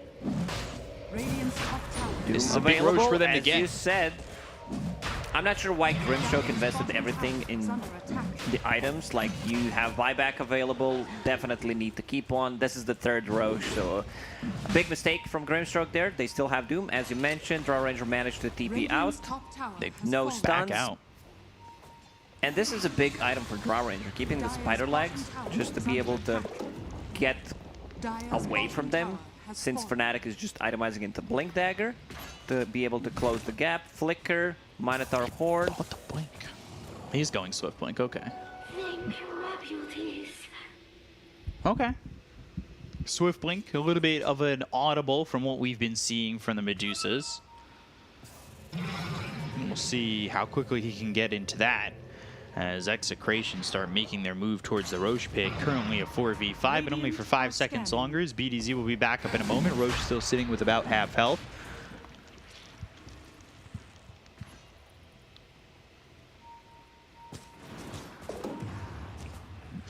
We'll see who wants it. Penta-Edge Sword dropped for the Dire. Best item.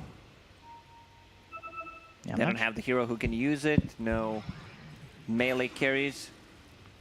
They've got Flicker too for Death Prophet. Mine at last. Dire are scanning. Scan comes out, that lands from the Dire, so they have a little bit of an inkling of a feeling where the Radiant are. They get a Leveler, which will be nice if Raven wants to hold on to that. He's currently holding the Titan Sliver, which obviously gives the status resistance, the 20% of the base attack damage. So does he swap into the Leveler? Because that... Holding Titan Sliver, I think it's a bit better. Leveler is more... Moonlight Shadow's not really keeping them under a shroud, really. And they're spotted right now. They can be seen. Flicker for both teams. Draw Ranger deciding, do I take a Flicker? I'll take that. Do I keep the Spider Legs? Stormcrafter. I think this is one of the worst tier 4 items compared to what others give you. If you, let's say, it's a Dispel, it's a mana region, damage is pretty mediocre. Compared to Flicker, which gives you more move speed, gives you Dispel on every 4 seconds.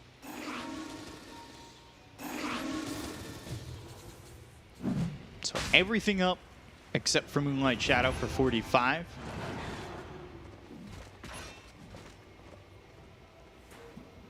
They've almost got the Eagle Song, but he's still far away from that Swift Blink. And he's almost level 25, which is big. If they can slow down the Roche.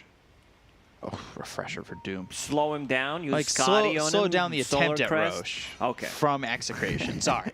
I know. I saw refresher and I was just like, oh wow. Give that to Moon. Give that to Beastmaster.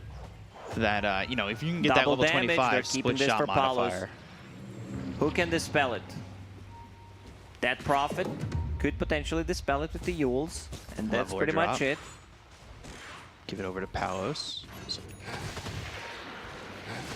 Both carries holding a leveler at the moment, but it's in their backpacks. There we go. Double damage. Swap Butterfly back in. Yep, and going to the pit. And they're going to take this very quickly. Dire's not going to be ready.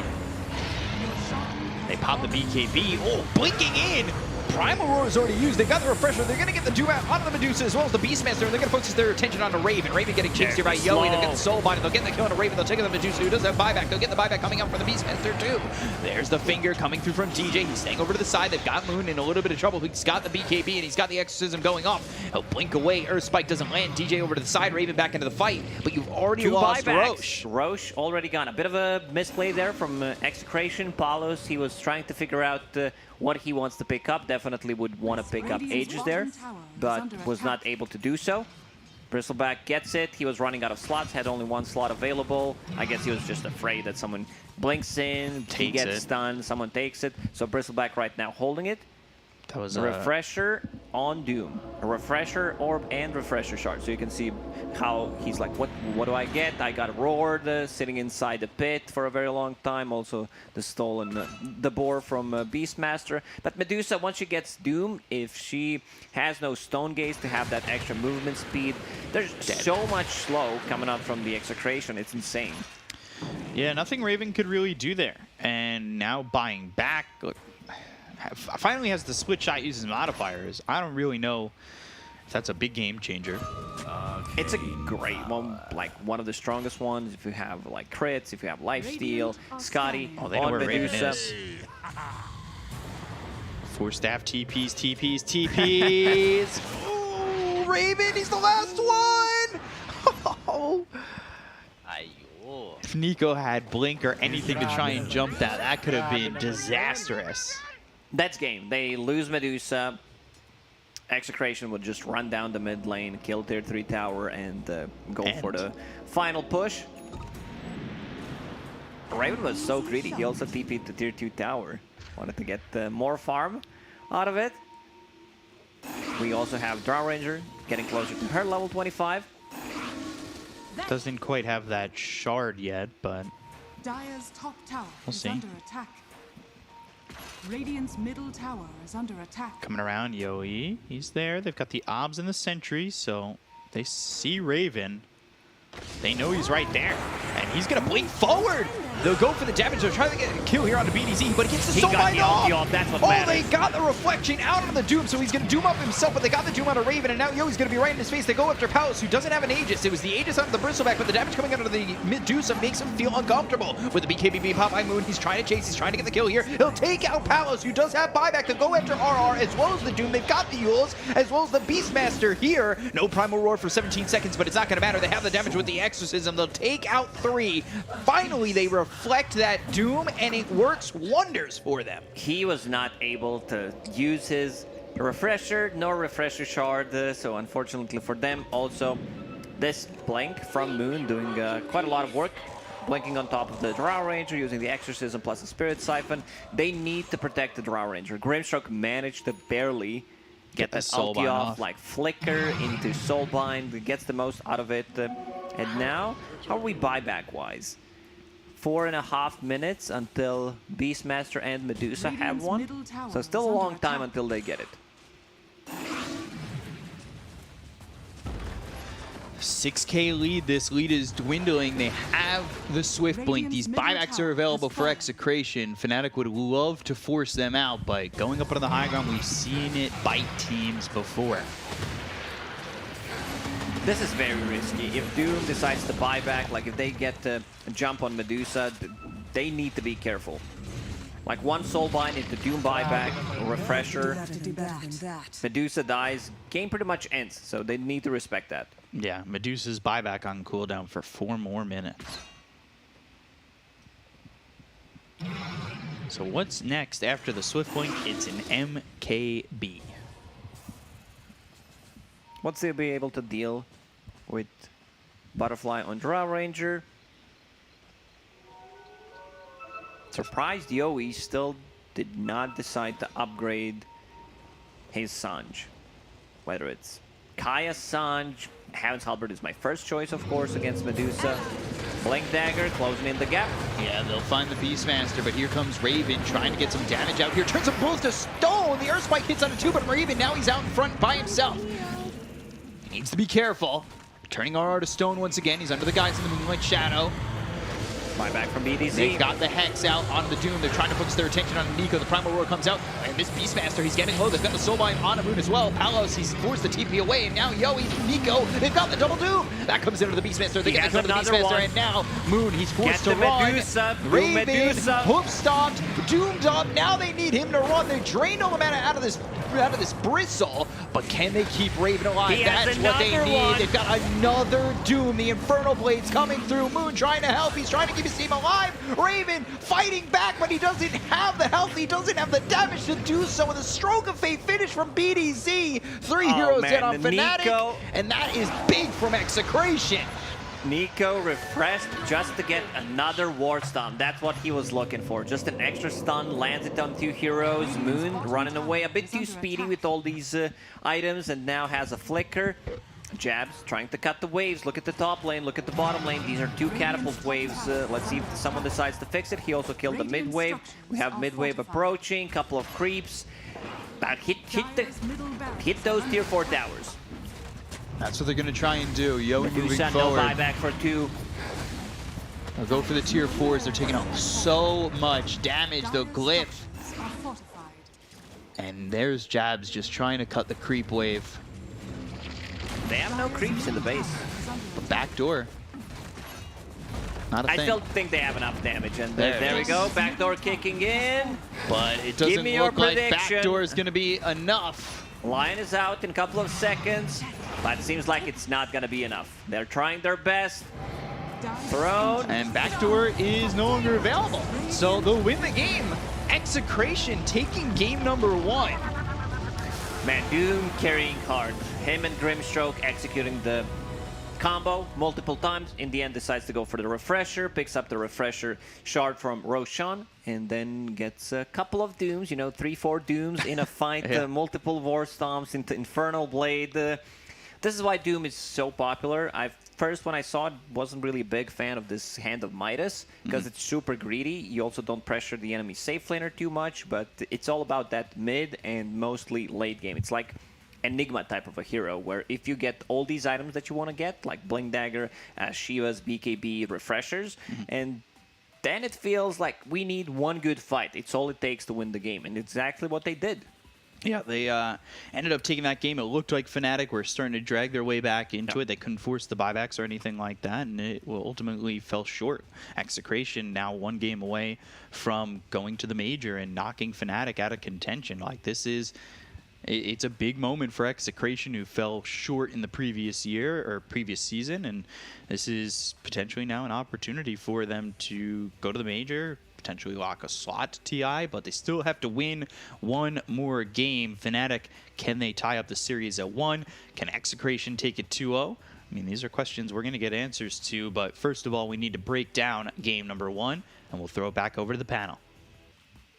No, I'm glad you didn't say that we would have the answers to it, because I don't think anyone has the answers to it quite yet. Execration taking a first game victory over Fnatic, and I think you were right in your first statement, B-Cup, that not only over the season but over the year, Execration as a roster, none of these players have really had too much exposure on LANs. I think RR at the most maybe has the most competitive experience, but they are now on the verge of knocking out some superstars on Fnatic out of major contention. And Nico is looking like a beast. Like, this Doom did so much work this game. Everyone, the game was a little bit sloppy, let's face it.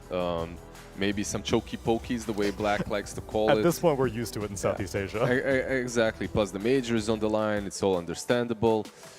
The laning stage went fairly well for Fnatic, I would say. The bottom lane, they were doing really well against the Enchantress and the Drow. Mid lane didn't suffer, top as well, but eventually, when you get this many items on a Doom with the Soulbind, it just looked perfect for Execration. However, how do you feel about the Death Prophet performance? Yeah, that first buyback was questionable, and he died again from the next Doom, and he just never really managed to scale. Like, you can see here, his net worth is far below the Doom, the Drow, and the Medusa. And as a DP, you just need to be able to keep up with the net worth, because otherwise you walk into a fight and they're not really that impactful. Like, later on we saw when he was more farmed that he actually was doing quite a lot of damage. He had some good moves right early on as well, protecting the stacks, killing off the Bristleback, but yeah. I think it was tough. The biggest problem for me, there's 2 things. First, I think you gotta reevaluate picking Medusa into Doom. I still think it's one of the hardest counters. Okay. Sure, you can still split shot, but no Stone Gaze means no team fight for the Medusa. And then the item build on jabs, I was also not on board with at all. I mean, this fight, exactly, we see how impactful Lotus Orb can be. Yeah, This if he had Doom it earlier. If he had it earlier, for sure. I don't know why you want to go Axe. It's like a pup, I want to carry 1v5 kind of item build from the pos 4. Yeah. Like, it just doesn't seem like they're a unit. Like, Fnatic is not a team right now. And it shows. Like, they're very split throughout these fights. Yeah, you're playing for yourself when you're buying that axe. And I understand it, but it's fun, you know, entertainment value coming there from the Mirana a little bit. It's probably time to let that go. Majors on the line. There's a lot of damage coming from that Sacred Arrow with Starfall falling on top of units. Sure. It's a ton. Like, if you hit, if the arrow connects on Drow Ranger, let's say, then you blink on top of her, then you Starfall a little bit more, you itemize more into magic damage, sure. But it's not a pop. Well, that's how it works in pubs. That's what you would do if you're mid Mirana. Yeah. That's how you get all that gold. Exactly. Or if you're in a pub and you just want to own everybody, right? Sure. Like, you want to win the game on your own. But you know who else should be doing damage is your Medusa, who's going to win the game for you. So. He has So- 4 defensive items. So maybe if Mirana goes for Lotus, that alleviates the pressure from the Beastmaster. He can itemize into Solar, he itemized into Solar, but afterwards he can get something bigger, maybe an AC, maybe you know, something a little bit bigger than a Lotus, or 2 Lotuses even. I mean, I liked it quite a bit also what Tsunami said, that Medusa should deal damage, but he itemized it with 4 defensive items. Yeah. And then finally a Swift Blink, which is considered a damage item, but it was so late. Like, you just never felt any sort of strong impact from... They had a couple of good Medusa. fights. They did, later in the game. But if they just had that earlier, had the support items earlier, maybe the game never even goes that bad to begin with. Yeah, it was, though, kind of played out the way that we expected the two drafts to go. I actually expected the lanes to go much better for Execration. Yeah. That's Especially one bottom. thing. Especially bottom, yeah. Like some really sick plays by the Mirana, those leaps onto the Enchantress, killing off the Setar as Ench is farming. I'm not sure. Like some great plays by Jabs, but also Mirana are a little bit, you know, not Mirana, Enchantress a little bit sloppy there. Yeah, but the person who was flawless, pristine, our MVP, Nico, on the Doom. This man won the game for them, 100%. Yeah, let's just go as far and say flawless. He had his own share of mistakes, but... Such as? I mean, not BKBing, blinking on the wrong targets, dooming yourself. You got the Doom out on the Medusa. Sure, I'm not saying he didn't play well, but nobody in Dota plays flawless or perfect ever. Sure. Like, Yeah, as you nobody can ever claim remember, that. these bars are measured to By black standards. Black standards, and if you look at last hits, if you look at GPM, if you look at XPM, it's not nearly filled up. So You also got to remember, though, you know, even I'm not perfect. Oh, humble God himself. Yes. No, but really well played. I like his itemization. And I mean, we see it pretty much every game, same itemization, so there's not really any way you can go wrong with it. This Midas on offlane Doom, I'm a big fan of. Makes him scale very nicely together with the Grimstroke. Probably the two people that kept the game alive when they were really far behind. You're talking about how Fnatic doesn't really feel like a team. Pretty much every, like, the millisecond that Grimstroke would get the Soulbind off, they'd get double Doom, like almost immediately. Double Doom, the Inkswell. The Inkswell, exactly. And you couldn't really waste time because Treon was on point with the Lotus Orbs. I looked at that post-game scoreboard. I thought for sure they had like a minimum of 2 Lotus Orbs. I mean, he was waiting every time. Like, he was waiting. As soon as Doom had the hands in the air, he was like Lotus. Yeah. Yeah, but the thing is, then your Beastmaster is doing that. He's waiting for the Doom, and then he doesn't have the freedom of jumping in first and finding a target. Which is why Mirana should build it. Which is why Mirana should have the Lotus. And then if Mirana has the Lotus, then it's much easier game for Beast because he has one less thing to worry about and he can focus on his own. Fnatic needs to reevaluate what their team chemistry is looking like because if they lose this next game, that's it. No major for them. Still potentially TI contention in the regionals, but you really want to show up to this LAN, especially after how they did in Singapore. Execration, however, they are thrilled with this result. Let's see if they can pull another one for game number 2. We're going to go to a quick break. Enjoy the sponsor shoutouts from HyperX and the top quality support of Secret Lab chairs. We'll be right back.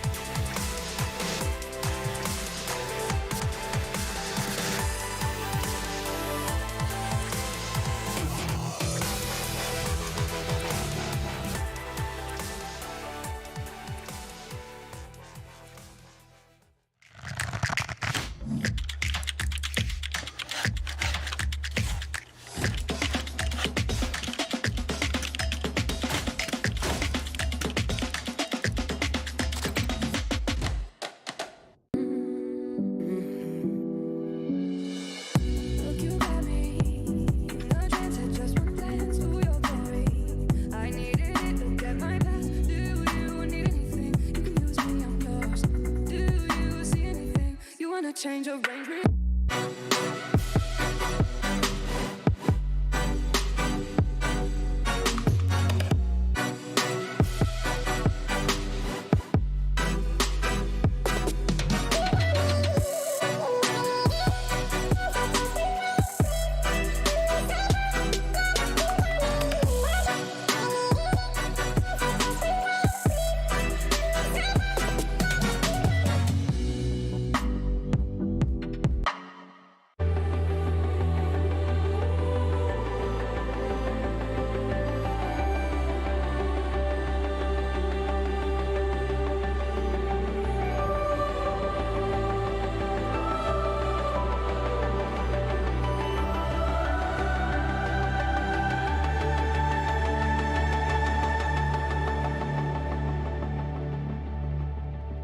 Welcome back, everybody, to the first of our 2 tiebreakers, Execration versus Fnatic. This is determining who's going to make it to the wildcard slot. Wildcard slot had pretty big shoes to fill already. Singapore, it was Neon that was in the wildcard, right? Yeah. Yeah. It was exactly that team. It was also the team that outperformed anyone else from SCA, so this is... Were they lucky though? Because I remember... luck! Because some team couldn't... I think it was Navi couldn't make it, so one more team Oh, made that it. is true, actually. And I think there was Neon. Was it for Southeast Asia? No, it was the Chinese team that was added, right? Because we had two No, many. no teams were added. It was more teams from from the- the wildcard. So we could accept No, that's 2 what I wildcard mean. That's slots. what I mean. Yeah. Oh, right. Yeah, because we had more Chinese teams. I think we added. Vici or LGD? Yeah. I should have thought about this more before I brought it up. No. Wait, what? Look, What there do you is mean? no luck. It's No, only I'm just skill. saying the wild card is more brutal than ever. Yes. Like you have the Chinese teams in there, you have Nigma in there. Yep. You Like, have Secret in there. Whoever from those teams. But Nigma was in make there the it. last time as well. Yeah. But Yeah. Also, But Nigma has been reinvigorated. Yeah. You'd think so. But yeah. And what I'm saying is, Yeah, we just wait and see. whether it's Execration or You know? Fnatic, they have their work cut out for them in that wild card. yeah, as pretty much every single region has determined their slot allocation, currently the wildcards are Nigma, Secret. China needs to figure theirs Sorry, out. Secret. Oh. Neon wasn't in the wild card. What are we talking about? Neon was group stage. It was Yeah, T1 that was wildcard. Exactly, Was it because T1 that was wild card? Neon was first, like Fnatic and Neon. That's why they were I first wasn't and sure. second. Oh, last- Neon was first. Okay. right? Well, I don't remember. No. Fnatic think- was first because Fnatic Yeah, was at Fnatic Fnatic playoff was slot. first and Neon was second. Groups, That's okay, what I so- mean. Oh, so yeah. they were Well, not in the wild card. Okay. So then currently Am I these am two I teams right? are yes, you're right. think These I- two teams are fighting for T1 spot. But Yes. wait, Neon played with different stand-ins in different days. Yeah, I don't even know anymore. Yeah, it's just a fog at this point. Who cares? Problem Yeah. is wildcard this major is going to be Nigma, Secret, IG, AS Monaco Gambit, and then we need to figure out one more Chinese team and we need to figure out this team. And T1 got absolutely demolished in that. Right? They did, yes. But that was also with them freshly taking 23 Savage on. Sure. It's just like the wild card And there was felt no so rough. Cuckoo, right? And there was no Cuckoo as well. Yeah. Yes, So both those things combined. two changes. But yeah, I mean, Secret and wildcards, Secret Nigma, what the 2 Chinese teams that are in the top 4, the big 4, IG. I mean, good luck making out of there. What, 2 spots? yeah, top 2 spots in wildcard advance to group stage. Yeah, well, good luck, everybody. I mean, it's not going to be easy to get out of the wild card, but for Fnatic, I think if they go into the major, they really want to get out of the wild card, at least, right? For Execration, I think these boys just want to get to the major. Sure. I First things I really want to be first. a millionaire, you know, but it's not that easy. I'd love to be a millionaire too, but 100K isn't bad as well. So if someone Sure, wants sure. to donate, my PayPal is... Yeah, I wouldn't mind either. The But bare yeah. minimum for Execration, like I said, this is a team, this is rosters that do not have that much international LAN experience. So this team just getting to play Secret is probably something that does not happen. Yeah, but like, if you only get to play like a couple of series, It stings It- a it little feels bit. bad. Yeah, it's not the greatest feeling. But you get to at least come back to Southeast Asia, perhaps be a little bit more Confirmed. confirmed, Yeah. and you have more experience in the regional You have a qualifier. top hat, you go outside, you're all wearing top hats. You plebs, we competed internationally. get out Yeah, of I got here. my ass kicked by Puppy. Suddenly, when you, from then on, when you're in pubs, you know, you can actually, you have authority. Respect my authority. Respect Doom's position as a valuable pick for Execration. Yeah. First phase bans, Timbersaw Fnatic. Centaur. Look at the snatch pick, though. Yeah, I take one of the Tsunami, combos away. what do you think? Let's get a Legion Commander. What about Axe? No. Axe. What's the combo What do there? you mean no? Yeah, what's the combo there? That's what I'm wondering. What do you mean? Battle Hunger, bro. Inkswell jumping in with I the guess. call? I mean, they're both kind of red. I love Axe. I mean, the lane itself is pretty strong. The lane is damn good. Like the But if you Grimstroke play plus into Axe. range here, you feel sad. And it doesn't have to be Grimstroke plus Axe. Grimstroke can still be on the safe lane. You put the Axe with something else on the But if off lane. Axe plays into a range here, you're sad anyway. You're sad no matter what. Yeah. But you can always creep skip, right? That's Which what Axe does. Picking it so early could potentially be risky. There's a lot of good range heroes in the game still. Yeah, this is their strat. Fnatic first phase the Beastmaster in the previous game. It seems like they're interested in, I wouldn't even say prioritizing Trion's hero. They just kind of want to like get Trion's hero out of the way. Yeah, but look, Execration is doing the same thing. They're picking offlane plus support as well. And Yeah. in the first game, they did the same thing. So I don't think But necessarily... Execration had a combo. It was Grimstroke Doom, and so there was more logic behind their first phase. Whereas Fnatic are just like, let's just get a support and get Trion's hero. Yeah, and there's What's the more logic behind the synergy. Doom then now? yeah. Just a random Doom pick I also? think you just don't want to open up with both supports. It's something that makes your game a little bit more difficult when it comes to the drafting stage. I guess so. And opening up with one core. The only benefit from Doom in the first stage is Doom is actually flexible. So Mid you can, or offlane. Yeah, you can put that mid, you can put that offlane. So because of that, opening with a Doom is maybe a little bit stronger of an opener than opening with an Axe. Just waiting to see Axe get more explored. I think there's Axe- some potential for him middle. I think Axe has been explored as much as possible. You think so? There's only a leaf remaining. Well, that's not exploration, though. It's No? more exposing. Exhibitionism. Exhibition, exploration. He's exploring himself. I've let's seen put too it much that of way. Axe. Yeah. Yeah, He's in his college days. Don't let the beard fool you. Oh, this is what, Animal House Axe? You know, yeah. Arc Warden banned out again. Execration might be gearing up for that ranged hero, possibly Drow Ranger yet again. Or they just want to Five-headed. I mean, Maybe they just don't like playing against it. no, Fnatic, like Raven is a good Arc Warden player. And they were one of the only teams that did actually pick it and perform well with it. Raven did feel kind of unfamiliar on the hero, though, whenever we saw him play it. I feel most Arc Warden, quote-unquote, players feel unfamiliar on the Uncomfortable. hero, yeah. Yeah. I feel like it's just what the hero makes you do. It's Like, oh, different. my clone died in 2 seconds. I can't go now. No. No, you just put it out of position because... It's a hero that's harder to play than most carries. Like no matter what, like imagine being good lifestealer player and then imagine being a good Arc Warden player. It's like Those are two different skill sets. completely.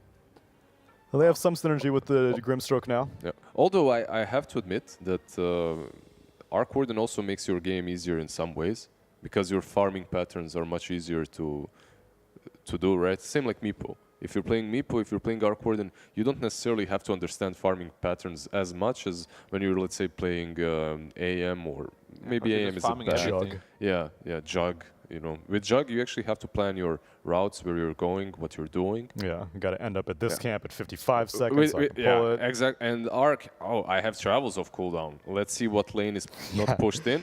Okay, Oh, let's I go. can't make it to this camp. I'll just stack it with Spark Wraith real quick. Yep. Lion Grimstroke. There you go, the combination. I like it. Is it a mid-lion, though? No. Because that combo is actually deadly. Man, I'm just so done. I actually lost to a mid lion. Yeah, good. I wasn't playing mid. The Because guy- then you wouldn't have lost. Of course I wouldn't. The guy came into like minute 18 with 16 maybe even with a knee blade finger, and Yeah. I guess everyone dies. It is actually legit, especially with Grimstroke.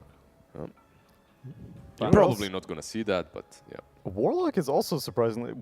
I'm trying to think about any other region. I don't think I've seen Warlock Grimstroke a single time this season. It may have been picked, but I haven't It seen was it. so popular. It was the rage Yeah, at one yeah. point. What a Grimstroke? Yeah, Yeah, because yeah, double the fatal bonds. on everyone. It was so strong. Yeah. Yeah, It's kind of gimmicky though. It is, but it's also extremely Because strong if you can do it. A single fatal bonds will already win your team fight. Like you don't need 2 of them. If single is good, why not get double the good? Because like the supports don't synergize super well. I'd rather have a Lion Warlock than a Grimstroke Warlock. Just because you can set up better. You have a support that can do something that doesn't rely on other people to go in first. Yep, basically. True. Yep, for sure. That's why you usually see Warlock plus Tusk or Clock or something similar I mean, this time I'm around. not even the biggest fan of Snapfire. Snapfire Warlock, is similar as well. Yeah, Like they're Snap both Warlock waiting. is, One is sitting behind with Mortimer's Kiss, the other is Fatal Bonding, and using his ulti, but whatever. The thing is, you have to just surround these heroes with proper picks afterwards, right? And then it will make sense, and then it will work. How about Zeus right now? Let's go. I don't mind it at all. Like good versus Axe, very good versus. But they have no front line then. Yeah, versus everyone TB. is just waiting for Doom, and they're like, bro, can you go so we can start the fight? You get Doom and you get another carry that does that, I guess, but it's kind of hard. It's not easy. Yeah. There's Raid King in the pool, but you don't Raid really King's want banned, that. actually. There's, Is it? Yeah, Oh, my second bad. phase by Execration. There's Leshrac. There's Lash as well. I mean, Lash is decent. You want Zeus because you want, what, a lot of illusion He owns clear? Terrorblade. Yeah. He's I mean, really he good. owns all of the heroes Yeah. right now, to be honest. Except Axe, maybe because he built into Hood and stuff, but the But it's support not easy to tape play playing is- versus Zeus with Axe, right? Yeah, It's hard to get on top of him. It's super hard to play against Zeus with this lineup right now. at And you least. can't blink as well with Axe because he's constantly hitting you with something, clipping you with either ulti, Nimbus. I mean, and Fatal Bond Zeus is no joke either. Yeah, it's true. But then I would have to pick another tiny. All right, more conservative. You want Zeus because you want, what, a lot of illusion He clear? owns Terrorblade. Yeah. He's I mean, really he good. owns all of the heroes Yeah. right now, to be honest. Except Axe, maybe because he built into Hood and stuff, but the But it's support not tape easy to playing play is- versus Zeus with Axe, right? Yeah, It's hard to get on top of him. It's super hard to play against Zeus with this lineup right now. at And you least. can't blink as well with Axe because he's constantly hitting you with something, clipping you with either ulti, Nimbus. I mean, and Fatal Bond Zeus is no joke either. Yeah, it's true. But then I would have to pick another frontliner. Tiny. All right, more conservative. Similar idea behind it, that you just have a lot of magic burst. And still a lot of flex. This Doom can go mid. This Tiny can go mid or carry. Yeah, you never want to have a carry Tiny against TB. Gets mid tiny offlane think so Doom, too. like 99%. I just Damage on Execration is magical at the moment. You need some, mostly magical, let's put it that way. You really need some carry to deal with the TB. so carry. I think I like Draw Ranger again. Again, I agree completely. And the hero that they banned again that would have been good is that Arc Warden, right? Like it would be pretty sick for them, but banned out. Probably my favorite carry versus TB. How does Sniper do against TB? They won't pick it, but I'm just curious for my own benefit. It's Again, not you're saying as- that Drow Ranger's always a better sniper. Is that the case here also? The problem is that TB gets really good range talent himself, so Sniper doesn't outrange him as hard as other heroes. Like you can get on top of him with a Blink Dagger or something like that. So against TB, it's not as good as it is against like some other melee core, like some Ursa. But it can still work, because Shrapnel is very annoying for TB to deal with. For anyone, really. Yep. Because if you BKB to get through the Shrapnel, you don't have it anymore. So the question is, will they ban out that Drow Ranger now? Because she's pretty sick. I like the Void ban. It makes a lot of sense because you have the Drow is banned. Snapfire and they ban out the Drow. But they already have caused a them- plan for it. Slark. Yeah. I actually thought of this, but I wanted to ask you, how do you feel about Slark here? Because you're playing versus Axe It's versus a tough Lion. Slark game. You get called, you can die easily. Phantom, you can't. Dark Pact off. Lion can impale you through Shadow Dance. You get instant Hex, you're in trouble. But historically, it's been all right versus TB, right? yeah, the matchup itself is... It depends, because TB can outscale you super hard. He farms way faster than you. And now they have one more answer to pick, like a Leshrac. I think I would love Leshrac here for Fnatic. Yeah, they need a moon hero. And then... Yeah. I actually thought of this, but I wanted to ask you, how do you feel about Slark here? Because you're playing versus Axe It's versus a tough Lion. Slark game. You get called, you can die easily. Phantom, you can't. Dark Pact off. Lion can impale you through Shadow Dance. You get instant Hex, you're in trouble. But historically, it's been all right versus TB, right? Yeah, the matchup itself is... It depends, because TB can outscale you super hard. He farms way faster than you. And now they have one more answer to pick, like a Leshrac. I think I would love Leshrac here for Fnatic. Yeah, they need a Moon hero. And then Slark is super out of the game, I think. Yeah, you need the Moon hero. DP banned out. DK, it's not really a game for DK. Sounds like a good Lash game. Amazing. Good calls. Lash as well doesn't really care about Doom. You can get doomed, you're still dishing out your damage, running around. I mean, just pure draft-wise, I think Execration kind of messed themselves up here. With that tiny pick was already a little bit iffy. What could have been the better pick instead of the Slark, though? Well, that's the question. Yeah. Like, for me, the problem was the tiny pick already, where they kind of... Should have picked the draw instantly there. Yeah, because they kind of put themselves in a position where, what do we do now? We need this draw ranger, but they banned it. Okay, now we pick Slark, which can snowball super hard, but it's so difficult. Yeah, they may have difficult. railroaded themselves into a subpar draft with these last 2 picks. Let's see if Lacoste or B-Cop would have maybe liked to see a different hero instead of the Slark, or if this was the hero that Execration needed. I would have been okay with Slark if that was the last pick. It wasn't, so Leshrac still in the pool. Slark definitely does not like to play into this hero. He does not like to play into Axe, so very surprised why they decided to go for it. I'm gonna start things here. I'm gonna go with Fnatic. I think like Slark can potentially take over if he's having like a super really good time. I don't think he's gonna have it. It's a very tough matchup for him. B-Cup, what do you have written down? This is notes for later. I need to hear the other picks first. My notes relate to those. Okay. Well, I need Prediction King, so I'm gonna... Did you see my notes? Isn't he already out one game? He's already out, right? yeah. He needs to keep up. I'll just continue and go with Lacoste. I think Fnatic has outdrafted Execration heavily, and I'd be surprised if they drop the ball in this one. Same with me, especially because Major's on the line. Put Fnatic down for me. I mean, hot take from me, I think Execration outdrafted themselves. Whoa. Okay, sure. Very hot take, so I'm going to go Fnatic as well. All right, B-Cup, what's on your notes? Okay, my notes say convince everybody to pick the same team so you could pick the other team, go Execration if they pick Fnatic, and then get back in the running for Prediction King. That's all I got. Mission accomplished. Get that man an Execration and give me a game number 2 with B-Cup and Lacoste. Bleak. That's Bleak, an NA yeah. player, right? I couldn't tell you off the top of my head. I'm from the region. I don't know. You're not an NA expert? In pizza. I meant for Dota, but whatever. So Yeah. Tiny on a mid lane. We've seen what this hero can do. Pleasantly surprised.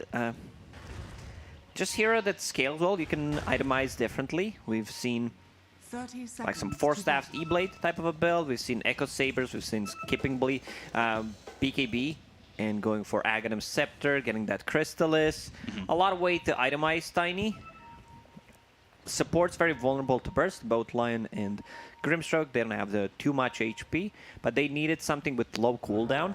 I guess that's why they decided to go with the Tiny, because whenever you have Warlock, a Snapfire is okay. Like, I really love Snapfire as a hero.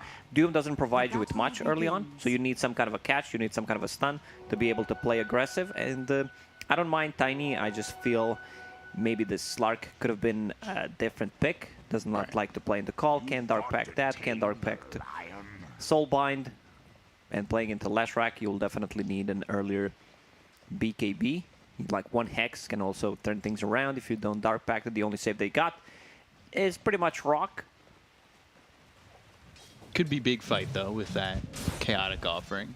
Feels like their team fight's out of control if they can get to that point for Execration. I'm so strong, guys. I'm so Chaotic offering, Mortimer's Kisses, get a Doom out there, control with the Avalanche as well. Sark just jumping around the fight if he can get some kills, if he can also, you know, find himself stacking that Essence Shift. See how this lane ends up for him. We see a lot of axes just go right into that Ring of Health, and then they end up feeling pretty stable in that lane by themselves. You have the support move off, and sometimes even the mid join them, though, and make it 3 heroes in that lane for a second to get a kill. Skipping region on Axe feels really good, where you have your position 4, buying an extra cell for you just in case you drop low, and get that Ring of Health. As you mentioned, get it early on. I'm very surprised that Tiny does so well against so many what were supposed to be bad matchups for him. It's because of the addition of the runes. He always has that extra mana regen, extra HP regen, refills the bottle, and just rushes it. Right now needs to get one extra CS to be able to buy the bottle. Without the runes, he would just be... What, I don't think he would be peaked as much, that's for sure. I don't think he'd really make it as a mid at all. He'd be in a spot where it's like, oh, you could throw like 3 spells and then you're pretty much out of mana. If you're losing the rune war, then you're completely shut down.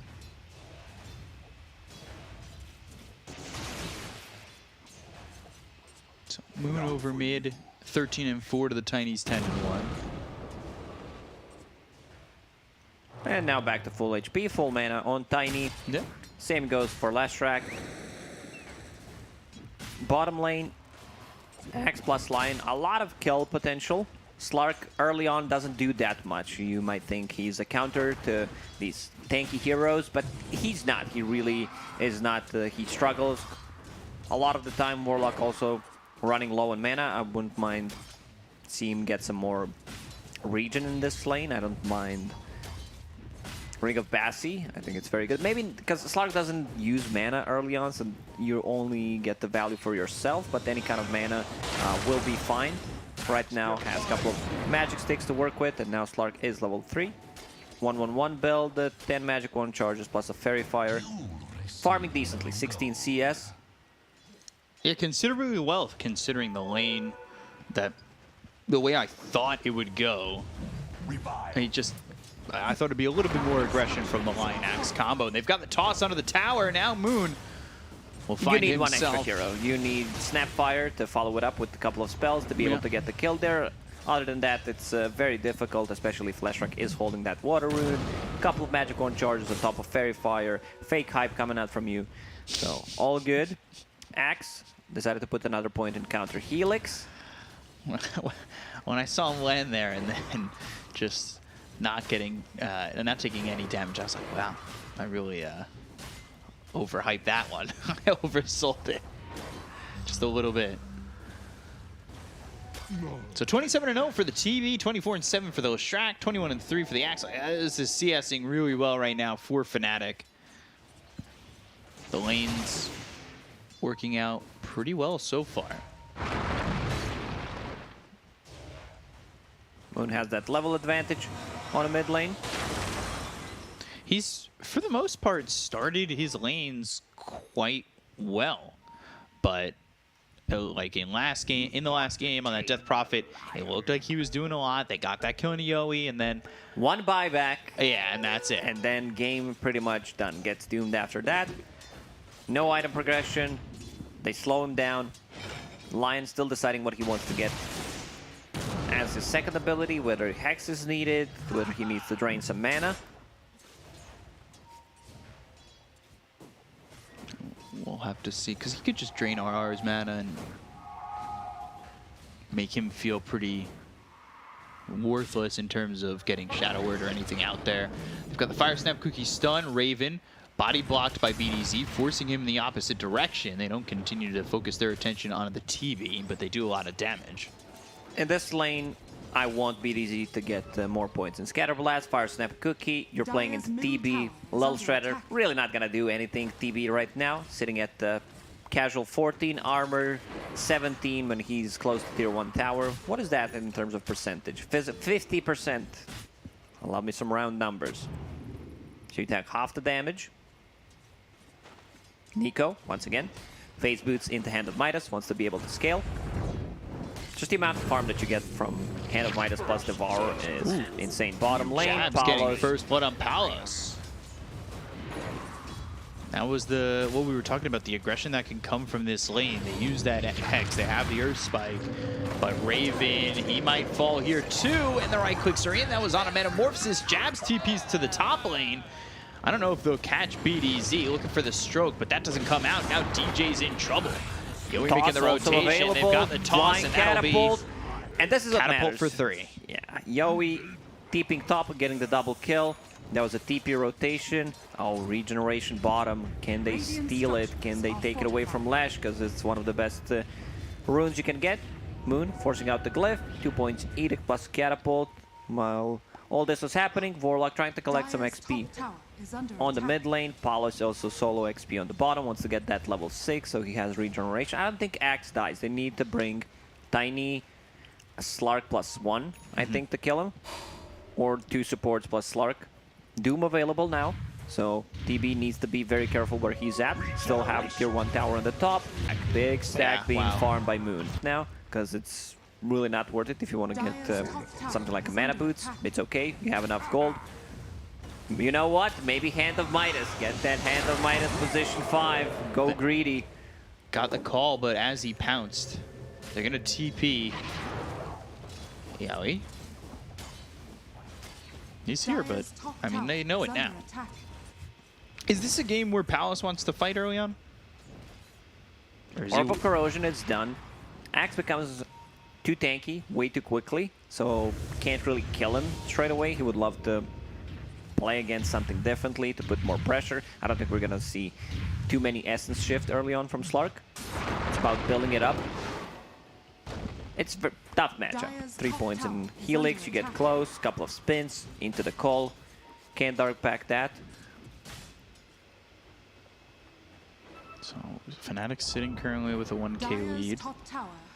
They need to be careful because Warlock is level 6. Like, yeah, I don't know if they checked it. It's something that happens. I've seen it happens in the pro games. We have a rotation coming out. Palos, Dark Pack. Showing himself and maybe baiting them under the trees, knowing that RR is going to be here. They've got the call coming through onto the Doom. Palos looking for his opportunity back in. He does have the pounce, and that will leash up this Axe. Right clicks in. If they want to save him, they need to be careful. Chaotic Offering, that comes down. They'll get the kill onto the Axe. And now they look for jabs, but he's out in time. Palos getting that first in the gained permanent agility. Lashrak in Invis Rune, scouting things out. There is a sentry ward, so he feels pretty safe following Tiny. He might get a kill on Nico. 1 stun. Does Nico? No, he was stacking. Sometimes being efficient is very good, because Moon could not land a stun there, and now Moon wasting a lot of time. If he does not find anything, he'll find RR. He'll find RR. Okay. Oh, and very dead. And can he get the goal? That'd be another decent chunk of gold, and there it is, 100 more. This is left TB kind of just farming the triangle, doing his own thing. Your mid-tier 1 though, in a little bit of jeopardy. Warlock was getting so many levels. I wanted him to get more points in Fatal Bonds. Like, it's minute 9:40, level 7. I don't think I've ever seen this happen. A Warlock just get this much experience. Shadow Word is good, don't get me wrong. Shadow Word is, with Shard, one of the best abilities we've seen yesterday. I believe it was 25,000 healing done by Warlock with Shard. They'll look over, 2-man air spike, and Terrorblade's going to join them. They've got the Hex through onto the Doom. They should have themselves at least 1 kill here on a Nico. They're trying to follow that up with a kill onto the Snapfire. BDZ on the run. DJ trying to follow, as well as this Axe getting in Battle Hunger on cooldown. Oh.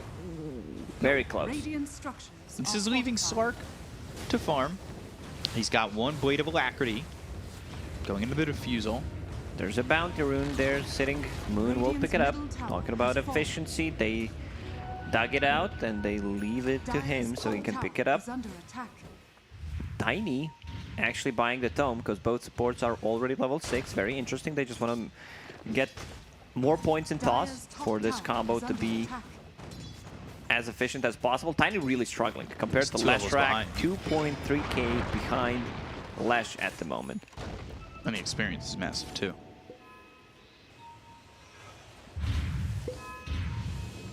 So Palos working hard on the Diffusal, but he's behind every core on Fnatic. He's struggling in the moment. I thought maybe he'd want to be a bit more aggressive with the Orb of Corrosion, especially if they have like Doom up and Chaotic Offering to work around. Fire Snap Cookie doesn't land, but they've got the Avalanche. Mortimer's Kisses, toss it to the air. They'll get the kill on the Moon. They'll slow down this little Shrek for once. It's very important that Tiny gets the kill. Decided to skip the Phase Boots, which I like. I'm a big fan of straight into Blink Dagger, just a casual Windlace for some extra move speed, because Tiny is very sluggish. And then you can go back to either Phase Boots or Power Treads, whatever you feel like. Yeah, him and Axe are going to have that Blink Dagger around the same time.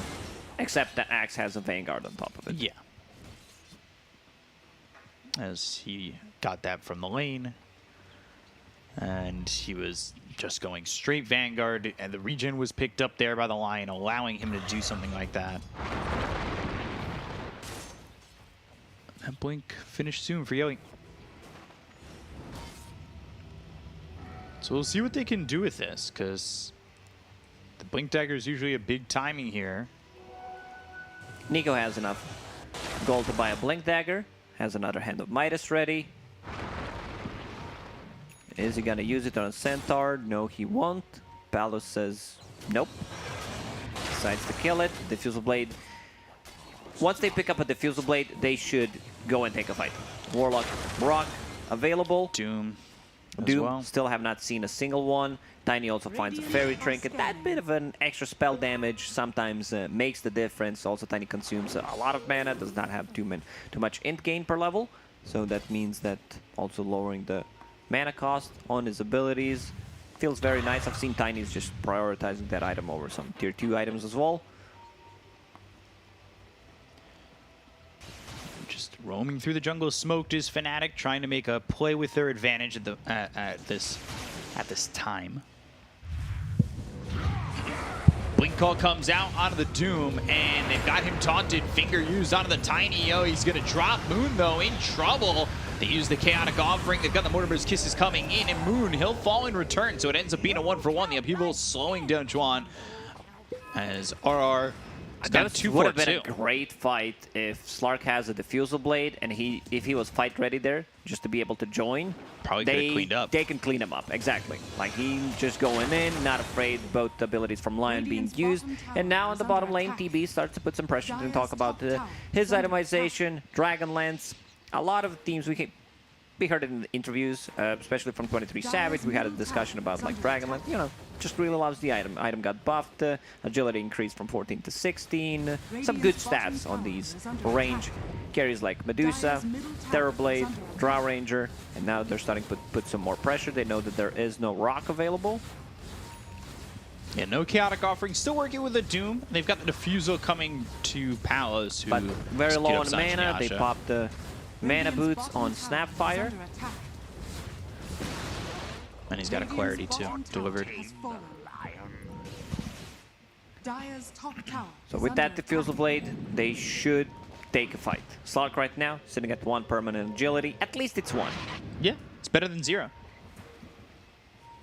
It's that high tier analysis that you were talking about. 1 greater than 0. Something that I was looking forward to hear from you.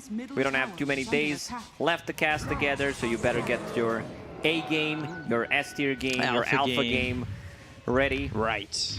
I can do that. Doom still deciding what he wants to build instead of going for 4,000 Blink. Jesus. Decides to get a BKB as a first item. I think I like that more here. Just being able to not get stunned. The only ability that goes through Magic Community is Axe Call. Maybe if he's leashed to something, but we'll see. Now, a lot of gold for that Doom saved up. He's keeping up with the TB in terms of farm. Actually behind by about 2k is this Slark. Tiny still struggling. Still, you want to be active with the hero. You want to get some kills. Axe not the target that they want to go on to, but we'll see. Bonds, Avalanche toss with the Mortimer's Kisses coming in. Nice. They've got the Doom onto the Axe, but the stun comes out of the Yowie. He'll be hit with that Earth Spike. They're going to lose the Tiny for the Axe. It's a trade that I'm not sure that they really wanted to make. They didn't really know that Moon was hiding in the trees. They do get a kill on the Axe with that first Doom. It was a good execution there. Toss back into Infernal Blade, into Doom. Axe doesn't get any abilities off. But still, this means that Tiny will not be able to farm for another 25-30 seconds. Support's very rich this game. Snapfire, Mana Boots, Glimmer Cape. Going Shard. Warlock, full Solar Crest done. 16 minutes in. I mean, it's just Solar Crest into Magic Wand. They need to be careful. Fnatic needs to respect the amount of slow and the damage that they can do with Upheaval plus Snapfire ulti. They're going for Roche. They're trying to get something done. with... But knowing that the there's no Solar Doom, no Crest. Snapfire ulti, Fnatic will just use this info. They have TB ulti ready, and will go in and kill the Roche. Rock available. Let's see if they decide to... Nah. Seems like they do not want to contest. Palos Thinking about being it. scouted. Blink Call comes in with BKB pop. They've got the Soulbind, so they're leashed together. Fire Snap Cookie. Chaotic Offering's going to come down. They're looking over the Axe. They've got the Stroke of Fate coming through, as well as the Sunder out. They get the Konoyoe again. He jumps in, and he's just immediately dead. BDZ getting run down by the Pulse Nova of Moon. They'll lose 2 here, trying to contest this Roche, and probably a third with that Blink Call landing. They've got the Culling Blade, and they'll cull Nico to death. 4K lead for Fnatic. Execration falling up short again. Fight was already kind of over. They decide to go in. No Mortimer's Kisses. No Doom. I don't think you take that fight. Still decided to go for it. Tiny blinks in, tries to blow up TB, who's a bit too tanky, gets the Sunder off, Finger plus a Hex. They're protecting TB nicely in the fights. Just a little bit uncoordinated. Tiny's just not doing anything. He doesn't have the farm. He got that Blink Dagger, but it hasn't turned into much. They'll get the call, Avalanche toss up into the air with the Ink Swell, but still don't have the damage to get the kill there. There needs to be some kind of follow-up damage. Very cooldown dependent lineup from Execration. You need Golem, you need Dooms, you need Kisses to be available to win the team fight, especially right now, because Leshrac is holding that Aegis, and love the itemization on Lesh in this game. Yule Scepter going into Eternal Shroud, understands most of the damage coming out from the enemy team, is magical, want to protect against that. The burst damage from Tiny is something that he's vulnerable to. I'm gonna get another good pick off. Just run him down. Yeah. And her spike landing onto the Sark. Avalanche toss comes through. Moon getting right clicked. Upheaval slowing him down. Already though, Palos wants to just bail. They know they're dealing with that Aegis and they don't want to fight into it.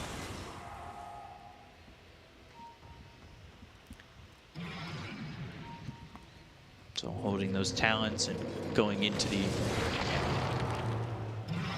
the stun radius, as well as the movement speed. Now finishes off Boots of Travel, has BKB Sanj queued up. Kaya Sanj, very good item on Leshrac, amplifying the damage, giving you a bit of a status resistance, plus magic resistance that you get from Eternal Shroud. Makes you super tanky. Is Palos even going to be fight ready with this Sanj Nyasha? No, he's not going to feel comfortable playing into Leshrac. You definitely need a BKB. Even with the BKB, there's still Diabolic Edict, which is physical damage. Very afraid of Call. Axe Call cannot use your Dark Pact to dispel it. They blink in looking for a rune. They're going to doom up the TB. Palos trying to get right on top of the TB. They might be able to do so. They've got the Chaotic Offering coming down onto 3 of these heroes, as well as the Fatal Bonds. Moon moving forward. Avalanche hit, slows him down. They'll get the kill onto the Golem, but that's just it. Hex, Blink Call, landing on a 2 with the Earth Spike on a 3! They've got the Splitter to follow it up. Palos is gone. Yowie to follow. BDZ next, and it is perfect from Fnatic, even without the Terror Blade. You don't need the Terror Blade to invoke terror into the side of Execration on this one. It is just the Axe being Axe. Axe. Just doing Axe things against Execration. A 2-man call, 3-man spike with the Inkswall on top of him. Jabs is not afraid to use Fingers straight away just to get that damage. So there should be a Culling Blade. This looks good to start for Execration needs to go in. Like, once they use their combo, they can't just go back. 1 kill on TB and then wait another 2 minutes until Rock comes online, until Doom is available. You need to get more, like, with these big team fight abilities, because they will get a BKBs, like Leshrac gets a BKB, TB after finishing Scotty. They want to go again. Avalanche toss onto the Axe, and now they're going to blink Nico forward. They look over at Moon. Palos going in. He Dark Packs off the stun. They've got the lockdown on a Moon. Can they get the kill here onto the Leshrac? They're starting to get a lot of this Essence Shift stack. They've got 10. It's only the Aegis. Though, Nico behind them ends up dead, and they get the Aegis, so now they need to leave. And all they get is just the first life out of Moon. Looks like BDZ might die. The Blink Call comes in again onto the Tiny. They've gotten themselves the Battle Hunger. The Avalanche hits on a 2. Split Earth doesn't connect on anybody, but it's not going to be needed as BDZ and Yowie will also die. This was a fight that Execration chose to take. They chose to take a fight without their big ultis. I don't think you can win it. They also decided to go on Lashrak with Aegis, who's super tanky. Not sure how they bring him down. Like, Raven still has 10-15 seconds left on that meta. Will climb uphill, buyback from Snapfire. Mortimer's Kiss is ready. Blink Call landing now. Fire Snap Cookie sending him in deeper, but it does get a two-man This is an stun. Overwatch case. Yeah, a little bit of griefing there. That will show up on somebody's profile. So they take the tower and just go back. We'll reset. DB getting closer to that. Scotty. Tiny, he jumps in. Dies. I don't think you can save Tiny. And now he's just become a stun. And that's pretty much it. He's not surviving in these fights. He's not really getting much done except for that. Scotty being built next on the Slark, but now he's pointing out that there is some vision on him. Combo is super strong. Upheaval plus Snapfire kisses. Slark goes in. Doesn't need to care too much. Has a bit of status resistance now to work against the Access Call, against those stuns, hexes. They have multiple of those. I was talking about the BKB. It's one of the reasons why everyone's going to get a BKB. Even TB, who does not like to get earlier BKB here, I think it's necessary against Tiny, against this Snapfire, have ability to dispel things. They're going to jump and they find Palos. Blink Call, Chaotic Offering, but Palos already so low. They've got themselves the Doom out. Fire Snap Cookie, but he's still leashed via the Soulbind. The Stroke of Fate will get the kill. They get the kill on Amun as well as Juan. They'll take out two. They don't have buyback. Jabs with the TP. This is okay from Execration, but it cost them their Slark. Man, that Stroke of Fate actually kills him in the end. Maybe if he manages to survive another seconds in the Shadow Dance, could make a difference. And then the chase potential, it's on. Exactly what they need to do. Execration needs to go in with their combo, kill one of the two heroes, and then keep chasing. Because they're very good at resetting. Tiny wants to reset, get this combo off cooldown. Same goes for Slark. Go in and out, try to tease them. Go to low HP and then reset again. So, we've seen Execration bring back net worth deficits before. Last game they did it, they were down about 5k. Is 9k Look in at this Tiny situation? in base, struggling to kill the illusion. Hit it 4 times and then needs to toss it back onto the creep wave just to get the kill on it. TB illusion. Tiny does not have attack speed. Right now, just the brown boots, didn't even upgrade that, but decided to go for Echo Saber. Understands that in this type of the game, he needs to scale. So even though BKB might seem like a good choice, you still need to be greedy and take care of yourself. Right. So now 2 ulti orbs away from getting this Scotty, or at least 2 ulti orbs in gold, so that 4,100 gold will be trying to be picked up by Palos.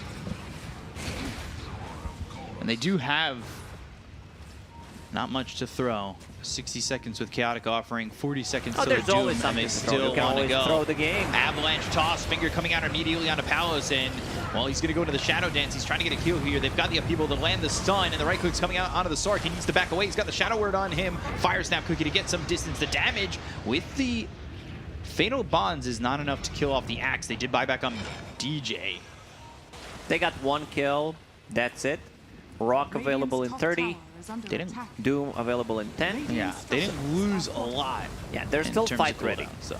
No Slark ulti for another 35, but all the big ultis are coming off cooldown. There's Doom, Chaotic Offering, and another 20. They did use Kisses, Shadow Dance. It's not a long cooldown, just 65 at level 2, 50 at 3. So that's, you know, a pickoff they can work with, a buyback they can work with. If they could get the Grimstroke out of the fight to start, that means he's not coming back in if he doesn't get the Soulbind off before he's dead. Perks of forcing that fight and not losing anything. Fnatic should wait for their BKBs to come online. They have 2 coming up shortly. Axe just holding the Ogre Axe at the moment. Well, you don't need Axe, you know, to have a BKB to win the fight.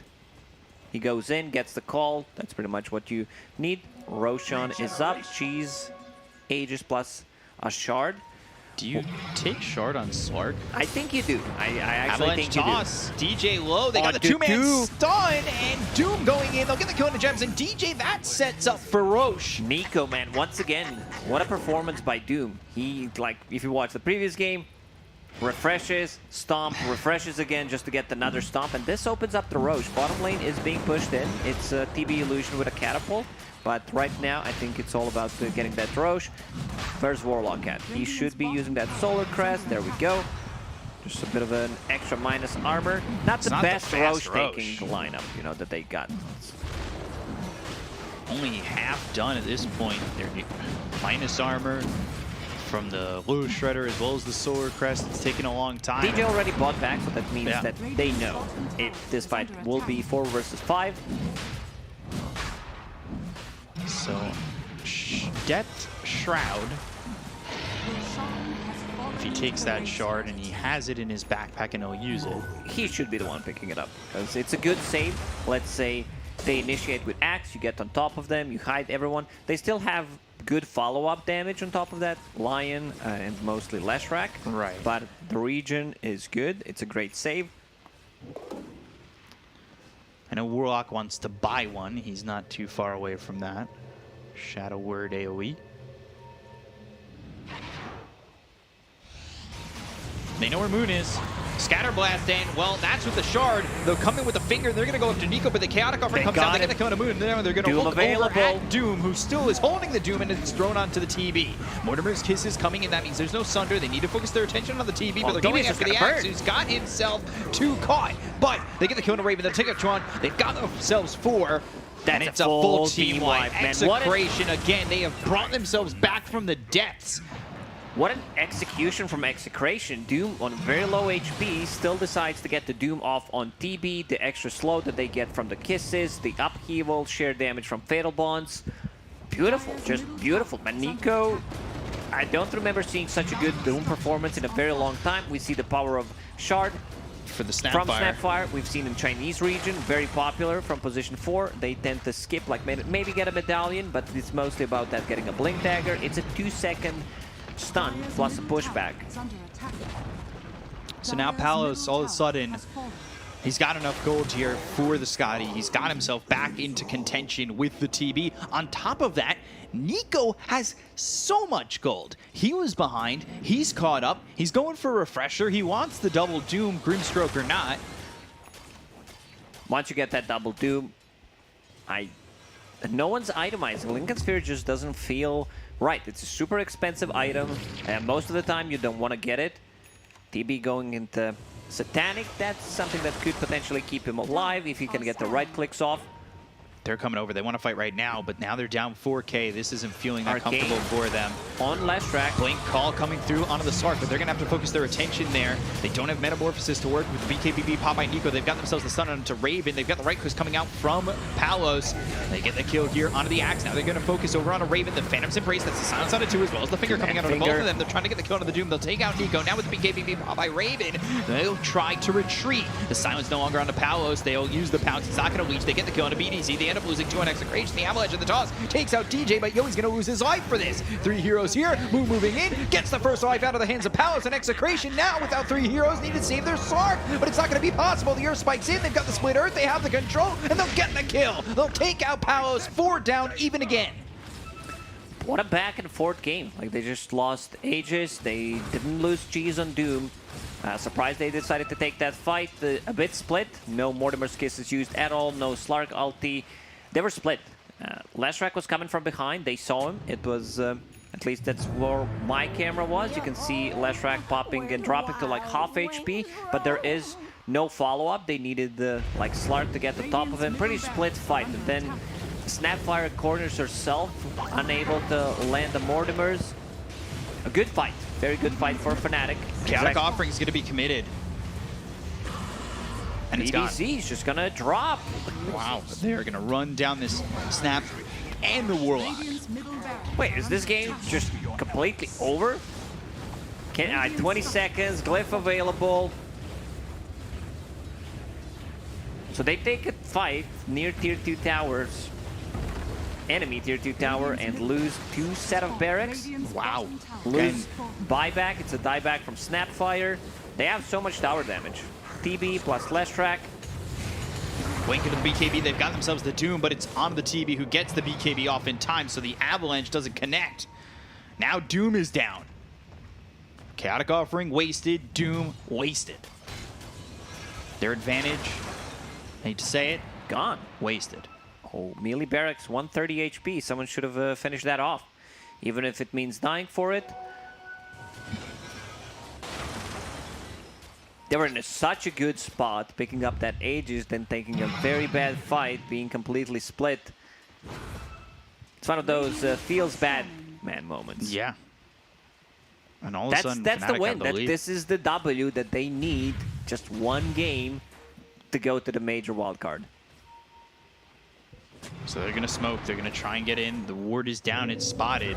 They're going to go in with the Inkswell. They have found themselves. Palos, he's in trouble, but he gets to about half health. And now they're going to jump in with Nico. Nico trying to get the kill here. They've got themselves a toss out onto this Axe. Axe getting run down. Wonderburst is coming out with the Inkswell as well as the BKB pop by Moon. He'll retreat with the rest of the team, but they lose the Axe, who's dead for 90. The team will TP out. Fire snap. Whoa. Oh, Nico looking the wrong way. Close one. If they get TB killed, they could potentially maybe connect to the mid lane. He wouldn't have Threaten buyback. a kill on the tower, potentially barracks. Fnatic, they got what they came for. They got that melee barracks. Like lost you said, Axe. it would cost them somewhat. You gotta pay the price. Price of admission being Axe's life. So now Yoi finally in front of the Axe in terms of net worth. Satanic picked up for the TB. Blink Dagger here from Moon. Trying to get a BKB on Slark. Yoi has Enchanted Quiver. That works on the 3 throw as well. So a lot of damage coming out right now. 300 plus 300 magical. And he's on going top for of the it. tree volley with the Axe. We've seen this tree volley blow up some heroes before. A lot more farmed. Tiny, but the point still stands. It's a good way to deal with the TB and the illusions. Send the Tiny back as he cleans up this bottom creep wave. Has to deal with the illusions though. Avalanche toss on cooldown. And the illusion is doing that chip damage, doing what it needs to do. Get him, Tiny. Oh my god. He can't even kill the illusion. Almost takes the Ranger Axe. So now they have everything again for Execration. Not the most important. Rax, finally, Axe will have that BKB done in the next 100 gold. Any big items coming out on their side? Grimstroke has been holding on to the shard for a very long time. Dispel mechanic. Do or and die. stuns. They're going to jump in. They'll find themselves Raven with a quick hex from Jabs. Inkswell coming through on Nico with the finger. They've caught him, but the Chaotic Offering comes in with a Fire Snap Cookie that's going to send Nico back. They had themselves the opportunity. The Soulmine comes in on the 2. They've got the Blink as well as the call. The Avalanche also comes through with the BKB pop by Moon. They get the kill on the BDZ. They've taken the Snapfire, but the Blink back in onto Raven. They get themselves the Doom onto the TV. Double They Doom. look and find the Doom onto Moon as well as Raven. They're going to move forward. Can they get the kill here onto Moon? Earth Spike from the high ground coming through on a Palace, but the damage is out. They get the kill on a Raven. They've also taken out Moon, both of which have no buyback. In front Are of Blade they hits up doing the it? Axe. They're going after DJ, trying to get the kill on the Grimstroke. Inkswell, it's not going to be enough here. Double kill for Palos. They've taken out 3. Execration, execute once again. Whoa, man, that looked like possible disaster for them because Doom blinks in, does not pop a BKB, has a refresher, very greedy, gets hit immediately. Could have been a cleaner fight. Maybe Snapfire doesn't die there, but in the end, big W, Jabs Eluding them. playing with fire there. Creep wave pushing in bottom. Double siege creep wave. And Roche is back up in 30 seconds. Palos, though, going up out of the high ground. There was a great rock, just the counter initiate allows Doom to be able to get his spells off, even holding on to quickening charms, so lowering the cooldown on his Doom. Next Roche will respawn in 20 seconds, 35 without TB, 40 without Leshrac. Problem is, their lanes are always going to be pushed in. You're playing against 2 super melee creeps, super range creeps, and you're playing into TB Illusions right now. Palace on the high ground. Jab's finger with the Earth Spike. He wanted to output that damage. Maybe a little bit of help there from the axe could have been the finishing blow on a Palace. They will get themselves the melee racks, so they'll at least get something out of this. And now Roche being back up. That's Aegis Cheese Refresher 6,000 Shard. gold on Slark. He was Thinking about misusing his BKB. abilities before he popped a Depth Shroud before. Now that ulti's 50 seconds cooldown, it's much better to use Shadow Dance. It's a longer duration, but still lower the cooldown compared to 75. Illusion Escape found. I don't think you keep the Illusion Escape, not too much value. It's better to get the Titan Sliver, status resistance on top of S and Y. You're playing into Axe Call, you're playing into Lion, so you want to have as much status resistance as possible. Snapfire not near the fight. Over bottom, though. Moon's there. He's going to try and push in this bottom lane as the rest of the team is setting up towards Roche. It's a little bit of a lead here for Execration. And they're waiting for both their big cooldowns, the Doom as well as the Chaotic Offering, to be available. They should just wait. Just wait 15 seconds. No need to initiate. And also Refresher. Well, it seems like they've been blessed by Gaben in the previous game and then this game. They're going to move forward. They find themselves Yowie. They go to the finger. They've got Moon back into the fight. The Fire Snap Cookie gets him away. The BKB being popped by this axe. They'll move in. Nico thinking about going off with that Doom, but the Soulbind comes out. They've got the Pounce and Doom out on a No Moon. buyback Do they on have the him. damage to get the kill with the Mortimer's Kiss is coming in? Axe trying to spin. Axe trying to use that Blade Mail, but it's not going to be enough to get the kill on the 2. Both these heroes don't have buyback. DJ on the run. The Blink from Jabs trying to help out his Grimstroke, but you got to be focusing on your TV. Earth Spike on a 2. That's going to be a stun out on a Raven. They'll get the kill. Chaotic Offering dropped on a Jabs. They've got 3 heroes dead without buyback. Execration are doing it. DJ, he's got Another 2 points team shy wipe. for And Yowie. Right in this front of the team base. seems like they're going to the major because right now they can go in and try to close it out. How are we standing buyback-wise? No buyback on Lash, no Only buyback on TP. They're doing it. They're actually... going to the wild card. If they can just finish the base, it looks like there's no opportunity. GG is called. Execration lock up the spot, and they will be going to the wild card at the Annie Major. Deserved, well deserved by this team, especially here in the tiebreakers. It seems like they came fully prepared for what was happening, prepared against Fnatic's drafts. And yeah, we can see some of the faces on the screen, not very happy as expected, but yeah, Execration should have every right to celebrate. Oh, Great yeah, for performance sure. in this one. You know, after getting that one big team fight, full team wipe, they decide to throw it a bit, lose Aegis. They were still holding on to Cheese, but in the end, they take another 2 good fights, even with the 2 Raxes down. Yeah, so they end up getting themselves the 2-0 over Fnatic. They lock in that spot into the major. And I mean, that is a big move for Execration. Another SEA team making their way into a major. And, you know, that's a big series to win. A little bit disappointing there for Fnatic after their last season. And, well, to break it all down, we've got the panel. So we'll throw it back over to you guys. Take it away. Execration are indeed qualified now for the major in the wildcard slot, which is still going to be quite difficult, but this is still a hell of an achievement for this roster. I'm sure they were looking for it in Season 1, and now they have achieved it in Season 2. Well-deserved. Amazing, amazing. Very well-deserved. This second game as well, the execution. Sloppy at times, but with the draft that they've been given, I think they outperformed it. They took this draft out of the ground and they built a very beautiful out of it. skyscraper. They polished that diamond. It's all on that Doom, I think. Doom yet again. once more, yeah. First pick. He manages to get his Refresher Shard, Shiva's combo again. And once that's online, it's really, like, you can't even outplay that, you know? Like, you get Doom on the 2 most important heroes. Slark just hits the axe. But Black, you have Terrorblade that pops meta BKB, and you have Lashrak that activates all his spells and pops BKB. Yeah, I thought these Is are heroes Doom that really that important? Well, that's if they activate it. If they activate it, which they did sometimes. But they still run. Like, they don't stand and fight. I mean, we gotta say how it is, you know.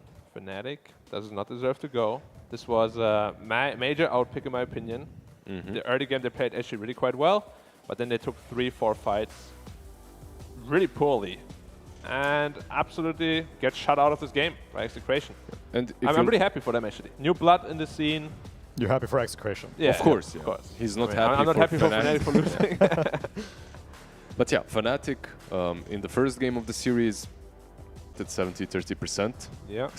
He manages to get his refresher shot, Shiva's combo again. And once that's online, it's really, like, you can't even outplay that, you know? Like, you get Doom on the two most important heroes.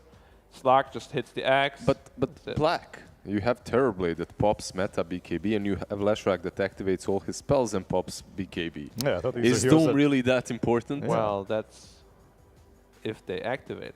If they activate it, which they did sometimes. But they still run. Like, they don't stand and fight. I mean, we gotta say how it is, you know. Fnatic does not deserve to go. This was a major outpick in my opinion. The early game they played actually really quite well, but then they took 3-4 fights really poorly and absolutely get shut out of this game by Execration. And I'm really happy for them actually. New blood in the scene. You're happy for Execration. Yeah, of course. Of course. He's not I'm not happy for Fnatic for losing. But yeah, Fnatic in the first game of the series, I would say outdrafted 70-30%. Yeah. Second game, they outdrafted 70-30%. They just didn't manage to capitalize on the outdraft. It looked really good at times. Yeah. It just there was this one major fight where Lash just picked up his BKB, wanted to push up middle all by himself, dies, and his entire team runs into a terrible team fight. Like, after this fight, I thought the game is over. Right. Like, I thought Fnatic had it on lock. That way. When it comes to taking fights when they shouldn't, like you'll see after this fight, I believe Fnatic push the bottom lane without meta, without BKBs, and then they all get wiped as well. So I'm surprised we didn't see more Lincoln Spheres this game, because there is nothing to pop Lincolns other than Fatal Bonds. You can always get the creep to do that for you if you're Doom. Right? Yeah, get but I mean, time was of the essence in these fights, and he was pretty much getting free Dooms on Terrorblade and Leshrac every single time. Yeah. Also, BKB Lincolns is a little bit too defensive. So you prefer Eternal Shroud instead? I mean, even Lotus Orb again. Like, yeah, at Lotus least to Orb prevent too. them from double dooming. Exactly. Which, itemization once more, not the biggest fan. Like, you definitely needed one of the axe relatively early this game, I think. But didn't happen. Fnatic must be kicking themselves right now. Dude, like, this is a massive fall from grace. From they going were supposed to be the favorite. That is a pop Look at that. Let's look go. at that. Let's go, baby. Hell yeah. Yeah, look at that happiness, man. I'm just so happy. I'm actually just well, happy I have for a feeling them. we're not going to get an interview today. All their microphones have been destroyed. But yeah, for Fnatic, they top Season 1. Bomb out of Major. It all started with Major, really. Yeah. Man, the underdog story and seeing their cheering that much, it just makes me feel good as well. For sure. Fnatic aside, they had their Major. They had their chances. They didn't take them. Season 2 looked very sloppy. Execration, they came from the gutter in Season 1, and they actually managed to climb all the way to the Major. Imagine being happy Palace. for them. I'm like, yeah, guys, I'm not going lower division. I'm staying here. I'm not going to lower division. Now Instead, I'm going to Major. I'm going to the Major. But of course, you know, we're going to stay realistic as well.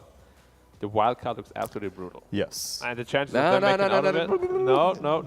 Let them ride this real. high. Let them ride the high, man. Gotta be real. No high here. Save it for the interview, at least. No, that's the thing. I don't want to destroy it. Oh, okay, fine. So you're giving us the real take. Yeah, I don't want to tell them. Yeah. Of course, I was in their shoes so many times. Yeah.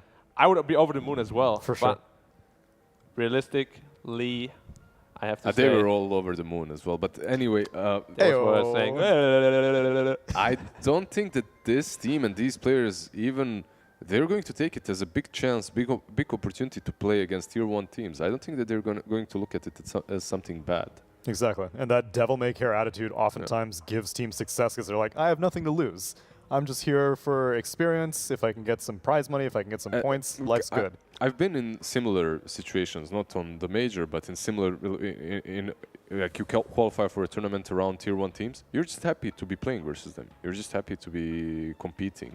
And you're happy to have such a godlike Doom player on your team as yet again, Nico, going to be the MVP back-to-back. Back-to-back? Back-to-back. Back-to-back He's Doom. getting closer to your bars now, Black.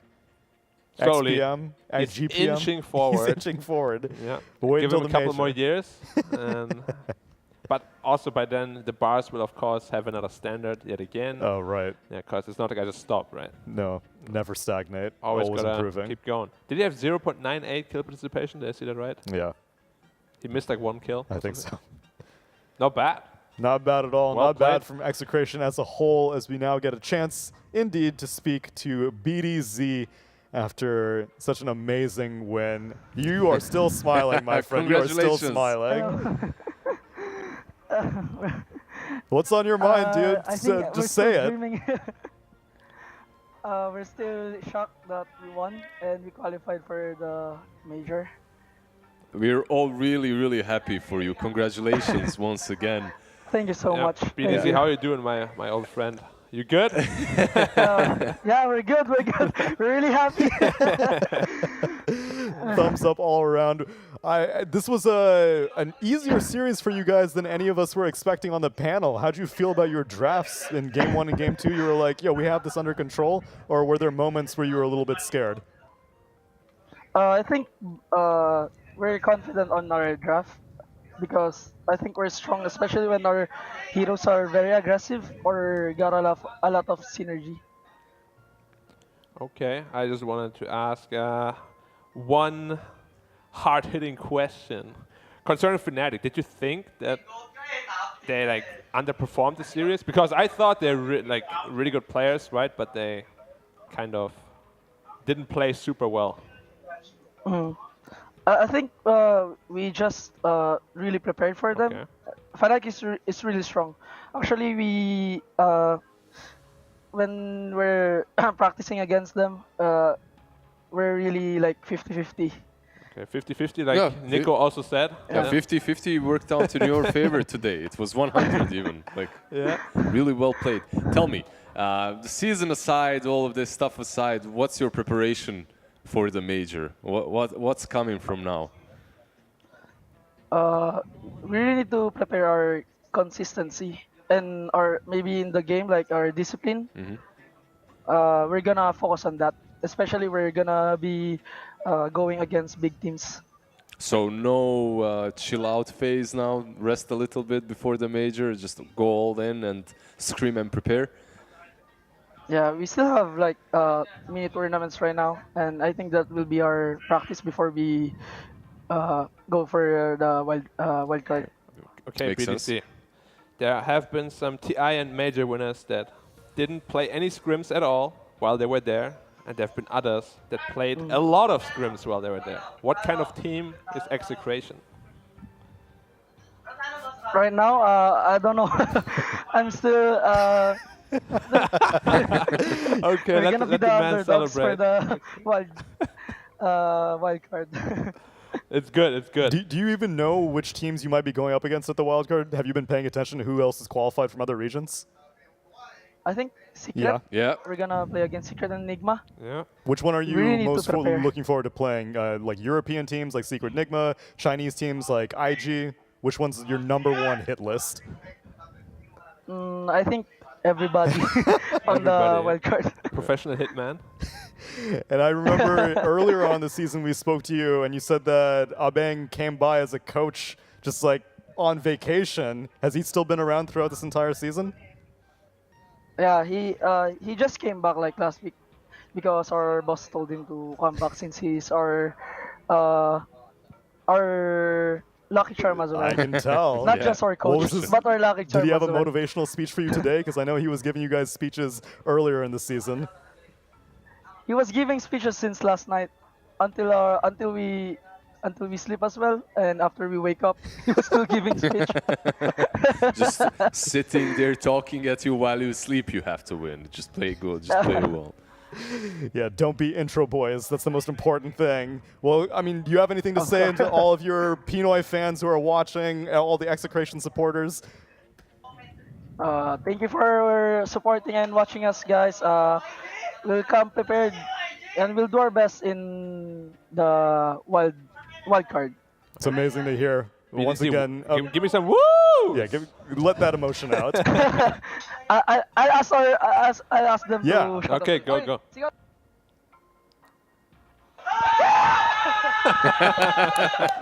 Okay, very nice, very nice. Congratulations, Amazing. guys. Hell of a performance. Looking forward to seeing how you do in Kyiv, and enjoy the rest of your day. Thank you so much. Congratulations, Thank good you. luck. See you around, man. Enjoy. Thank you, thank you. Man, I'm with you, Lizard. Seeing that kind of excitement, they're just beaming after a win like that. Yep. Just makes me, I don't know, feel Warm good. and fuzzy. Warm and Let me fuzzy, check exactly. the time. It's about, what, like 5, 6 p.m. over there. So it's going to be a nice dinner. On a Saturday? Yep. Maybe watch the other series. Well, they're like, yeah. That's going to be the best feeling. Yeah. even though they will be like a lower place than either of these teams, just the fact that you have that pressure off and you don't have to watch it being like, that could have been us. No, you qualified. They You're qualified. happy. You count your blessings and you're happy. Fnatic on the other side, a lot of thinking, a lot of talking to do. Yeah. With this roster, it's even tough to say if they would stand a chance in regional qualifiers, because regional qualifiers is going to be possibly every one of these teams that we just had in the league all over again. Yep. So if they did this poorly in Season 2 after such a hot performance in Season 1, then... Yeah, they just have to find their mojo back.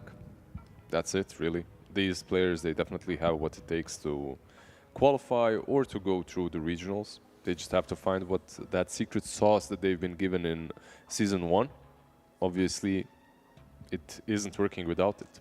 Yeah, but we still have to resolve one more team slot at the Major. Both of them will be going to the Major, but one of them will have a much more secure position as we enter the playoffs in the group stage. Stick around, we'll be right back with T1 versus TNC.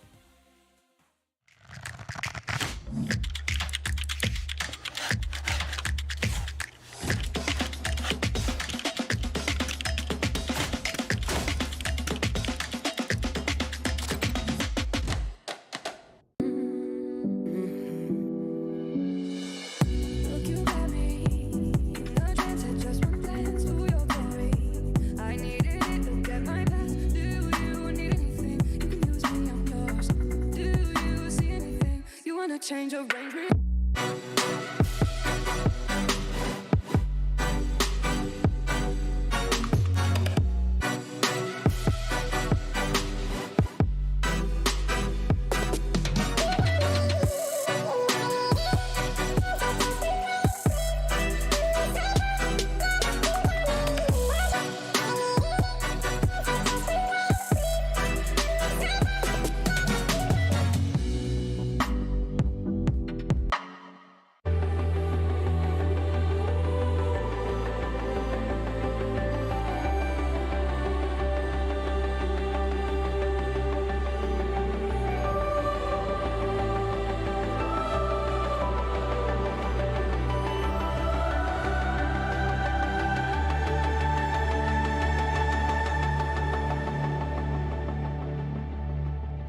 Welcome back, everybody, to the final series of the Southeast Asian Upper Division DPC Season 2, brought to you by PGL and sponsored by HyperX and the premium quality support of Secret Lab Shares. Final series, 6 weeks of Dota 2, has now culminated in this moment where we can finally crown the champion. I'm glad that this is the last series of the entire thing. Maybe it's the last series, because we will still have some tiebreakers being Technically, on another resolved. stream, there are other tiebreakers going on right now for relegation. Which might go on forever up to the infinite major. cycle. probably. What if, like, I was always wondering, like, what if it really happens? Like, what if it never ends? Like, you have to You go just to the majors. Flip like, a coin eventually. Well, this one's not to go to the major. This one's to... I know, but let's but say. if it was for going to the major, that's true, actually. I don't think you... I think you just have to delay it for another day. There are some rules. I mean, yeah, you delay it for another day, and then they just continue. delay the whole major. Then they continue. then they continue playing for another day, Then they start playing it in the arena after that. and another day, and another day, and another day. There has been problems before when a tournament has a rolling schedule. And the bracket, let's say from some downside of the bracket, the team is playing a 2-hour game. Meanwhile, these upper teams have already finished like 3 series. Oh yeah, that happens pretty often. And then you have to wait for them. Sometimes it happened that they even get disqualified. Like it really? happened in the past. Yeah, the team that took too much time to actually finish. Well, so sorry you're not fast enough. Yeah, sorry you're not getting fast enough. disqualified. Bye bye. You need to play faster. That's been like a long time ago, like 3, 4, 5 years ago. Maybe hopefully it's not we've happening improved. Well, anymore. we don't do time rating anymore. Time rating used to be a big thing, and it's not about time rating. You just have a specific amount of time to join the lobby in, let's say, those Face It or whatever, like websites where the tournament is organized. You don't join it for like an hour. The guys are like, how I much? didn't read an email Yeah, when you need to join. exactly. Suddenly disqualified. we have a history of that with Dota players, evidently. But right now, we're crowning a champion. We're crowning first and second place in this series. T1 versus TNC. At the beginning of the season, I would have said TNC unequivocally. They're going to take it, undefeated. Yep. But they falter here and again. And A little bit, yep. They have reclaimed what they had in the first few weeks. A Lilgun loss here and there. Well, what are you going to do against a Pudge? It happens to the best of us. Like that one series actually, messed with them so much. Like, because it's a huge difference whether you're in the upper bracket, if you're in the playoff stage, or if you're in the lower bracket.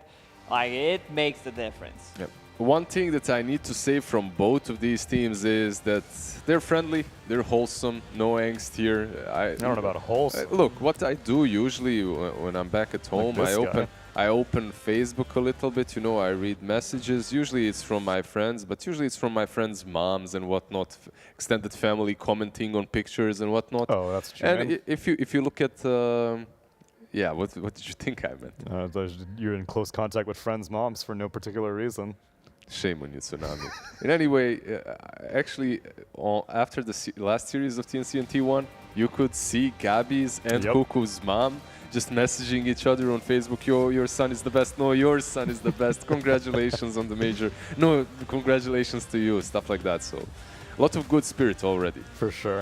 That's why, again, both these teams are going to be going to the major regardless. So, worst case scenario, you're going to have to play more games in group stage.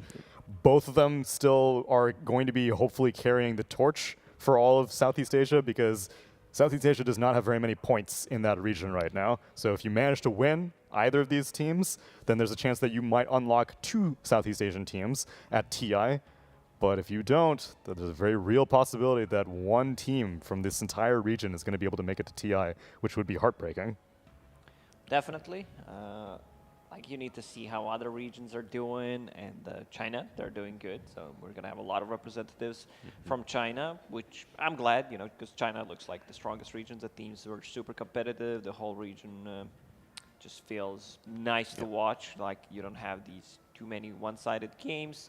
We had a couple of teams coming into the upper division, then coming back down because they don't belong there. Competition too strong for them. Here in Southeast Asia, like I think anyone pretty much, like Lilgun, they managed to beat TNC. But other than that, I just don't know. Like sometimes it's like you can't predict it, right? It's very difficult. Yeah. Exactly. That's why the relegation tiebreakers are still going in a circle right now, because we don't even know who is the second worst team technically. And Neon dropped the ball when it comes to securing another slot for SCA, right? Yeah. Because if they qualified for the major, they probably would have been invited as well after finishing top 6. Off of points, yeah. Yeah, off of points, but sadly they dropped the ball, and now most likely they are ending up with one slot, but we'll see. There's still a major to watch, and there's still a game for the slot in the major that we have to watch.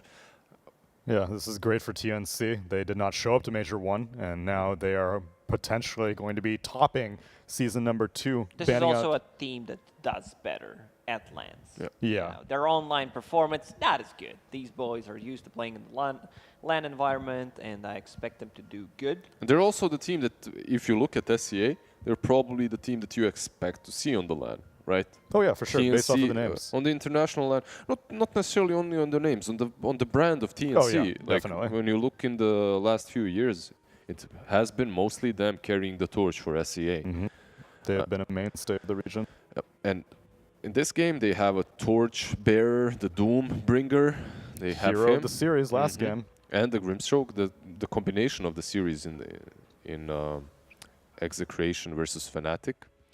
So great performance by Doom. At the start of the season, I was not convinced by this Hand of Midas Doom, something that I personally overlooked, but seeing it more and more, like it just seems feels good, right? Really good. You're still gonna get flamed if you build it in your pubs, though. You specifically mentioned you like it particularly on offlane Doom, though. Yes, on a mid lane Doom, I think you still get the gold, no matter what, because you get more levels, so that gold from Devour starts kicking in earlier. And I don't necessarily think, like, you need to be more of a playmaking, get that, like, either a BKB or a hood as a first item, go in, be a bit more tanky as an offlane Doom. You have Hand of Midas, and then, like, you're very strong in the mid-late game timing. We've seen what you can do. Third Roche, now paired up with the Grimstroke, so you might see 3, 4, 5 Especially Dooms. once you get that refresher, right? Yeah. That's where Because the it's always Midas pretty really much the same item build. The Hand of Midas into either BKB or a Blink, depending how much lockdown they got, into Shiva's Guard to provide you with the mana that you need to use the refresher, and the armor, something that heal lacks, provides you with the vision. Just makes a lot of sense to go for that item build. Then again, T1 did answer instantly on the Doom pick, and that's the Wraith King. Like, you want to have that Doom that eliminates one hero from the game. Here's a hero that actually likes being eliminated first. You can Doom him, but he's going to resurrect. We have seen this. He doomed him with Tor without that ultimate, right? Yeah, But just kill him once, and then when he respawns, kill him again. kill him again, yeah. Sounds easy on paper, something... Something that shouldn't happen Yeah, usually. Monkey King was considered as a good response to Wraith King, but we don't see too much of a Monkey King after the nerfs to the Aghanim Scepter. I'm looking at their series when they played during the second season. Doom, not contested, at least not picked. They played 3 games.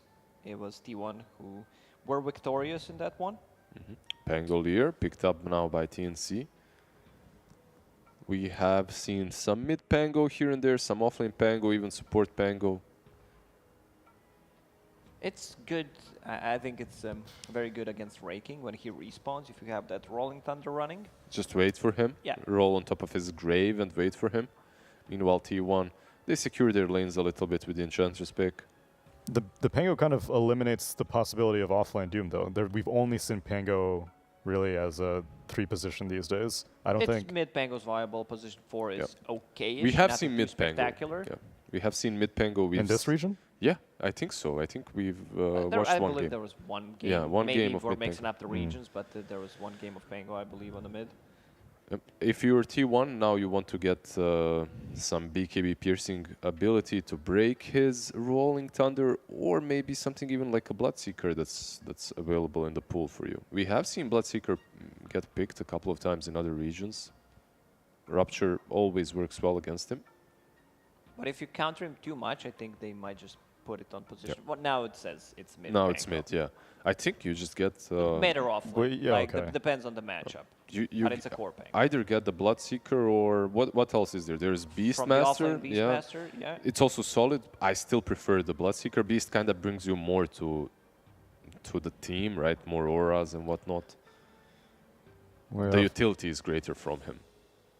From the mid lane, the puck got banned out by TNC, so mid lane spell immune piercing disable is kind of hard to come by. I mean, it's not a must, right? It's just easier to play the game if you know that you can stop the Spango from doing his stuff. And they go with the Lash instead, just focusing on their own objective-taking capabilities. It's the strong hero overall. Now you have this Wraith King Lash combination. Wraith King Lash and Wraith King DP is one of my favorite core-to-core combos, like 1 and 2. I like Lash Nyx, Lash Treant are mine. I mean, I don't necessarily think this is weak. It's just that, when you open up with Lash plus Nyx, then you No. I'm not saying about the opening. Just position 1s and 2s. Like I just love the dynamic between these two, because you both are kind of bulky frontlining, taking objectives. We've seen this meta that is kind of developing where you have 3 tanky cores. We've seen 3 strength cores the other day with who was it? Bristleback, Lifestealer plus DK or a Centaur or something like that, where it's very hard to kill these heroes and you just win over a team fight because other team does not have enough damage to deal with those. But usually Timbersaw gets banned out, and that's what enables it. Here as well for TNC, Timbersaw already banned out in the 2nd stage. They ban out the Ursa on the side of T1. In TNC now they have to think about, they banned out 1 BKB piercing hero, that's the Beastmaster. Should they ban out the Bloodseeker as well to make Pango's life 100% good? And then it's an offlane Bloodseeker. Yep. It's doable, right? It's not that bad even with Snapfire in the lane, but it doesn't bring you any utility. No auras, nothing like that. You primarily have to itemize in that with some ATOS and whatnot. Yeah, and TNC have the last pick of the draft, so T1 need to show who this offlaner is going to be before they commit to what role this Pango will be. So that means that they want to have a melee safe laner.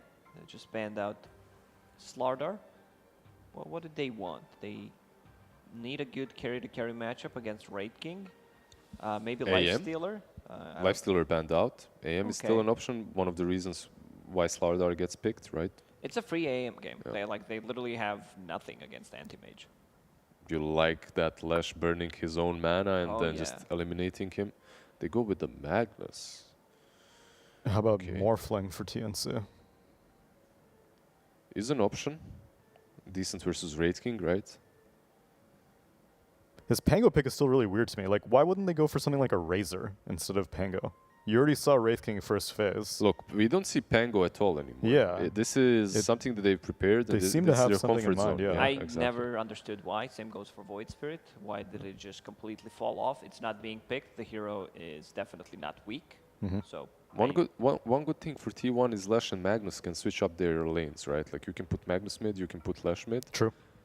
So you have to think about that as well when you're picking now as TNC. Let's say if it's anti-mage pick and then he plays into Ench Leshrac.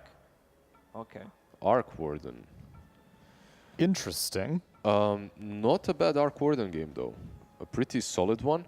However, I have seen Wraith Kings like in the early days of the season just get that Swift Blink early on. Get on top of him? Get on top of him, just destroy the Arc Warden, because Arc likes to farm a lot, but Wraith King has the upper hand for the majority of the mid game when it comes to getting that farm, because of the Skelly boys, right?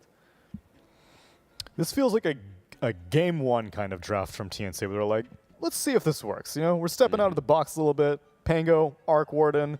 They have the consistency of Doom and Grimstroke, but it's no mid, by the way, and that's true. Yeah, it's Armel on the Doom. Yep. All right, Black B Cup. How do you feel about this Arc Warden pick at the final pick of the draft?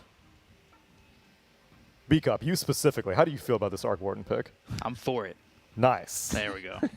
So, yeah, see, Lizard and Lacoste, they like that. That's what I had. I'm for it. I'm for it. I'm for Black, you for it? You against it? That means you're going TNC. You're going TNC? I don't know. I haven't predicted yet. I no, just you're said I would. TNC. Oh, He's No, okay. no, whoa. He is whoa. TNC. I just said I like the Arc Warden. For it. I was for it. Doesn't mean I'm. There you go. Whoa. Black. Locked in. I am Any Very day now. slow. Against it. You're very slow. That's number one. But what's your pick? I'm against it. You're against it. Okay. That's We knew T1 this for was you. coming. Lacoste. I'll go with the Arc Warden draft. Double Doom, Grimstroke. I forgot which team picked it. 'Cause I don't TNC. see it. Yeah, it's okay, them, I'm it's gonna go them. with TNC. Yeah, I need sign to me up. see it in front of me. Otherwise, I just forgot. Put me for T1. I think this is too much experimentation from TNC, but I love to see it. It's a game one to figure out who's going to be first place. TNC. Speak up in Black. Take it away. Thank you very much. We will. Just over this one. Potentially. There we Yeah. go. Thank you Look at very that. much. Finally Look at got that. it We're here. on the big screen again, together, doing Now our thing. officially B-Cup, Yeah. the last series of the SCA DPC season 2. I'm happy to walk all the people through it with you here, but there's a pause, so So stay standing. yeah.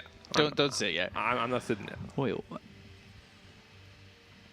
Okay, so you said you're for it. Yeah. Well- Don't ask why. Please don't ask why. Don't do that to me. Okay. Don't do that to me. So, do you not like T1s then? That's the question. Do I not like what? T1? T1's draft. Yeah. No, I like their draft. But No, it's not really a but. I actually do really like their draft. You kind of put me on TNC, so now I put you on. No, you did that. I'll continue to hold my spot here as Okay. there's all. I like the team fight from T1. It's got some decent aspects to it. The lockdown feels really strong for them. Their laning seems pretty strong. I don't know. I like overall. I do like T1's lineup. I want to be honest with you. I think TNC's draft is quite a bit better, but I just think T1 is a more stable team. Like 6 out of 10 days they'll have a good day, whereas TNC 5 out of 10 days they'll have a good day. You know what I mean? So you were baiting me. I wasn't baiting you. Oh, okay. I see how it is. I'm just asking for your opinion. Most of the Stroke of fate panelists on went the with two. you. We did get the majority. Yeah. So obviously you're onto something. And I'm the idiot. No. Those results only come in after the game happens. Can't be the idiot before the results. That's not true. I pride myself in that. Being the idiot? Yeah. Sure. Yeah. Who do you think I am? The idiot. The idiot. Sure. We've seen 23 really hold it down before here for the side of T1. Same as Carl. Like sometimes he's on, sometimes he's not on at all. He's probably the most volatile player in the entire SEA season right now that I've seen. A little wonder, or I have a little wonder, Okay. on how intense these teams are going to play. They're in the major no matter what. It's group basically stage between playoffs. being top 16 and being top 12 right off the bat, which is a big deal. Like you win one game in that upper bracket, you're suddenly top 6. Yeah. You're in a good point range, and you might almost be automatically qualified for TI if you win 2 BO3s. That's massive. Because right now there's a chance that... Oh, stroke of fate. One more. Yeah, it's enough. Boom, he gets the kill. There's a chance that, what, none of the Southeast Asia teams qualify On for points. a direct invite on points? Yeah. I gotta admit, I think it's gonna be a downhill battle, uphill battle, sorry. Once more for especially the wildcard team. Execration here. Oh, and Shan's getting a bit low. Yeah, but now they've got the stun back on a Bach. Yeah, Ench wasn't level 2 quite there. He got very lucky. There was no lucky shot on him. But the Execration has a lot of work cut out for them. And whoever gets into that group stage or playoffs, same thing for them. It's not going to be easy. Yeah, that wild card already seems like such a hard one to even feel comfortable in because you've already got IG. There's still yet to be Score another on the team Aqua for the though? China one. He's in trouble here. Yeah, Gabby getting run down. Can they get the kill? Right clicks coming through from Zephyr, not enough. Gets that salve. Yep. You're Good missing combo just one more Chinese team getting into the wild card, which will be decided tomorrow. But you've got Gambit, IG, Secret, Nigma, all coming into the wild card. It's a super stacked wild card. 100%. Even the group stage is I mean, stacked. Secret is in there. Who would have thought that? Yeah, seriously. I mean, they haven't looked the hottest lately, but Secret is still Secret. Obviously. Yeah. I do wonder what the expectations are coming in for each region from everybody who watches, especially after the last major. So, Armel on this Doom, we've seen some great Doom play. Yep. From Nico in the off lane. Are we still going to see that Midas come out with the Devour for a mid Doom? I don't really like it on mid Doom. You just want to be more active early. Or they're going on the Aqua again, they caught him. Yeah, they've got the Skewer, they have the Midas armor with the little Shredder. They'll bring over Boomy. Stroke of Fate doesn't land onto either of them. Continuing to put pressure on. And this is an Arc Warden feeling a little bit uncomfortable in the lane. Only 10 and 3. So why do we like Midas on offlane Doom? Because you're kind of under leveled since you're dual laning. But if you're mid Doom, you get a solo XP. You don't really need the Midas in terms of getting your levels back up. Because you have higher level Devour early, you're gonna scale much better. Blah, blah, blah. Lots of reasons. Yeah, I just, you know, I do like the Midas. I think it's proven to be strong. It can work. Like, that's my pop go-to build. Minute 5 Midas from the mid lane. Let's go. Because the lane against Lash is really not hard. Until Lash hits 6, 0 threat. And we can see that here. He's topping the net worth chart quite easily. Yeah, no surprise, honestly. Yeah, Doom is... He's like first pick material now. First, there was like second phase material. Now, higher and higher priority on that hero. Carl, we've seen some Lashraks level like 6-7, TP to a lane, try to get a kill. Yep. We'll see if he does that here. Into a tower. Yeah. Well, they found Bach. Right click scene gets the disarm with the lucky shot. Arrow connects. Whitemon still wants this kill. He gets right into the face of Bach, who just needs the disarm. The impetus shot. Oh, the South saves him. And now the leap looking for the kill on a Whitemon. Leaping even further, trying to get the vision on a Whitemon. Oh, They've nice got the Stroke of Fate coming through onto the Wraith King too, with the rotation coming out from this Grimstroke. Oh, sorry. Never mind. Thought I saw Stroke of Fate for a second. No. My bad. That's down there. Inkswell. I was looking at my own screen and the same screen at the same time. Zephyr, Boomy. They missed the cookie. Yeah, they didn't land the cookie on the Boomy, and they hit the Shockwave though and get the kill, but they end up trading for Zephyr. Gabby is definitely getting a lot of pressure onto him here, but Doom is the big winner so far, sitting at 3.2k net worth already. He's massive, completely uncontested. And a little bit of pressure onto him now. Mid taking some pressure on Armel, but they'll bring the rotation over from Tim's, and they're going to use that Doom while the Pulse Nova's going. Fire Snap Cookie, they're in between two.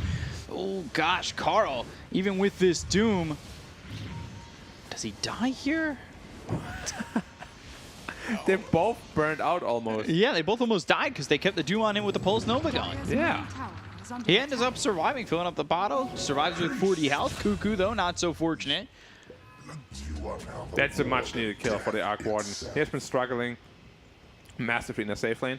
This is going to get him back on the board. He has a haste run on Doom. No Scorched Earth, though.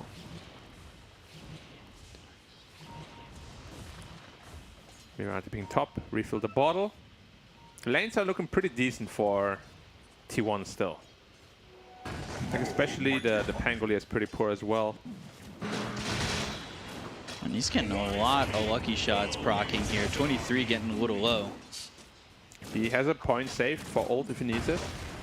Doesn't have mana to ult and stun though, so you have to be careful with that. Oh, they got him! He didn't put the point in! That's greedy. That Swashbuckle doing so much damage. Is Boomy going to survive again? Maybe he'll magically be top, as I thought he was. I mean, I'm a bit baffled, not gonna lie. Yeah, that's not something that should ever happen. Yeah. Especially not to a player like savage. Like, he's very spot on usually with his mechanics.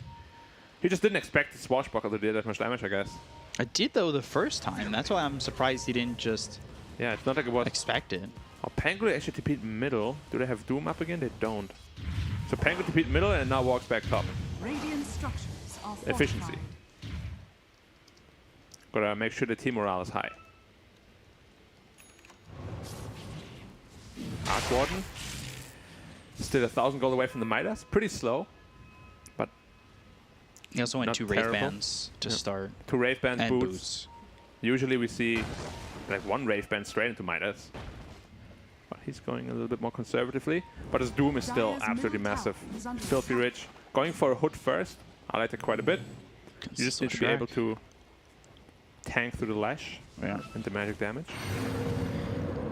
Inkswell skewer back, and Not this I time. want to go after Cuckoo, and they're going to leap forward.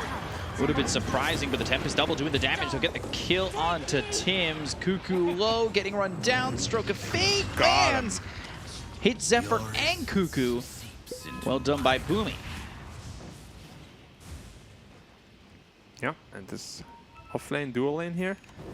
And even though Cuckoo died twice already, he's still decently farmed, but they definitely wanted this lane to go better. Because it should go better. Like, Max Snapfire is a very strong lane. Lash rotating into the enemy jungle. Oh, he got the Doom's Radiant's hood. courier has been That's a big pickup. That's big. That means the Doom's not going to be feeling as comfortable going after the Leshrac now for at least a little while. Yeah, 2 minutes on the clock.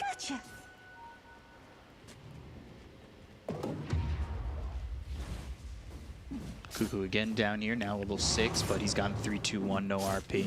Yeah, and Armel is also down here waiting for the Magnus. But it's quite obvious, because he hasn't shown for so long, that I don't think they're going to get caught down there. That with the fact that the Leshrac was in the triangle. As I say that, they're actually catching him. Yeah, they're going to get him with the Doom. He moves a little bit forward, but they've got the Fire Snap Cookie. They're looking for the Inkswell. 4 heroes down here. Inkswell lands. They missed the stone with the Split Earth. Armel's still very dead. Doom doesn't get the kill on a Cuckoo. They end up getting Zephyr, but they trade themselves a kill on a 4 for a mid. Rolling Thunder, White Mon, he'll get run down. He does have himself a Nature's Attendance, but they're not strong enough. structures are fortified. And there was really the impact of the hood not being on the Doom. Like, if he had the hood there, he would not have died. Dire's middle tower is under He actually has a attack. Midas queued up right now. I really hope he doesn't go through with that. Midas after hood is a big no-go for me. If you want to go before hood, all right, I can understand, but after, that's too late.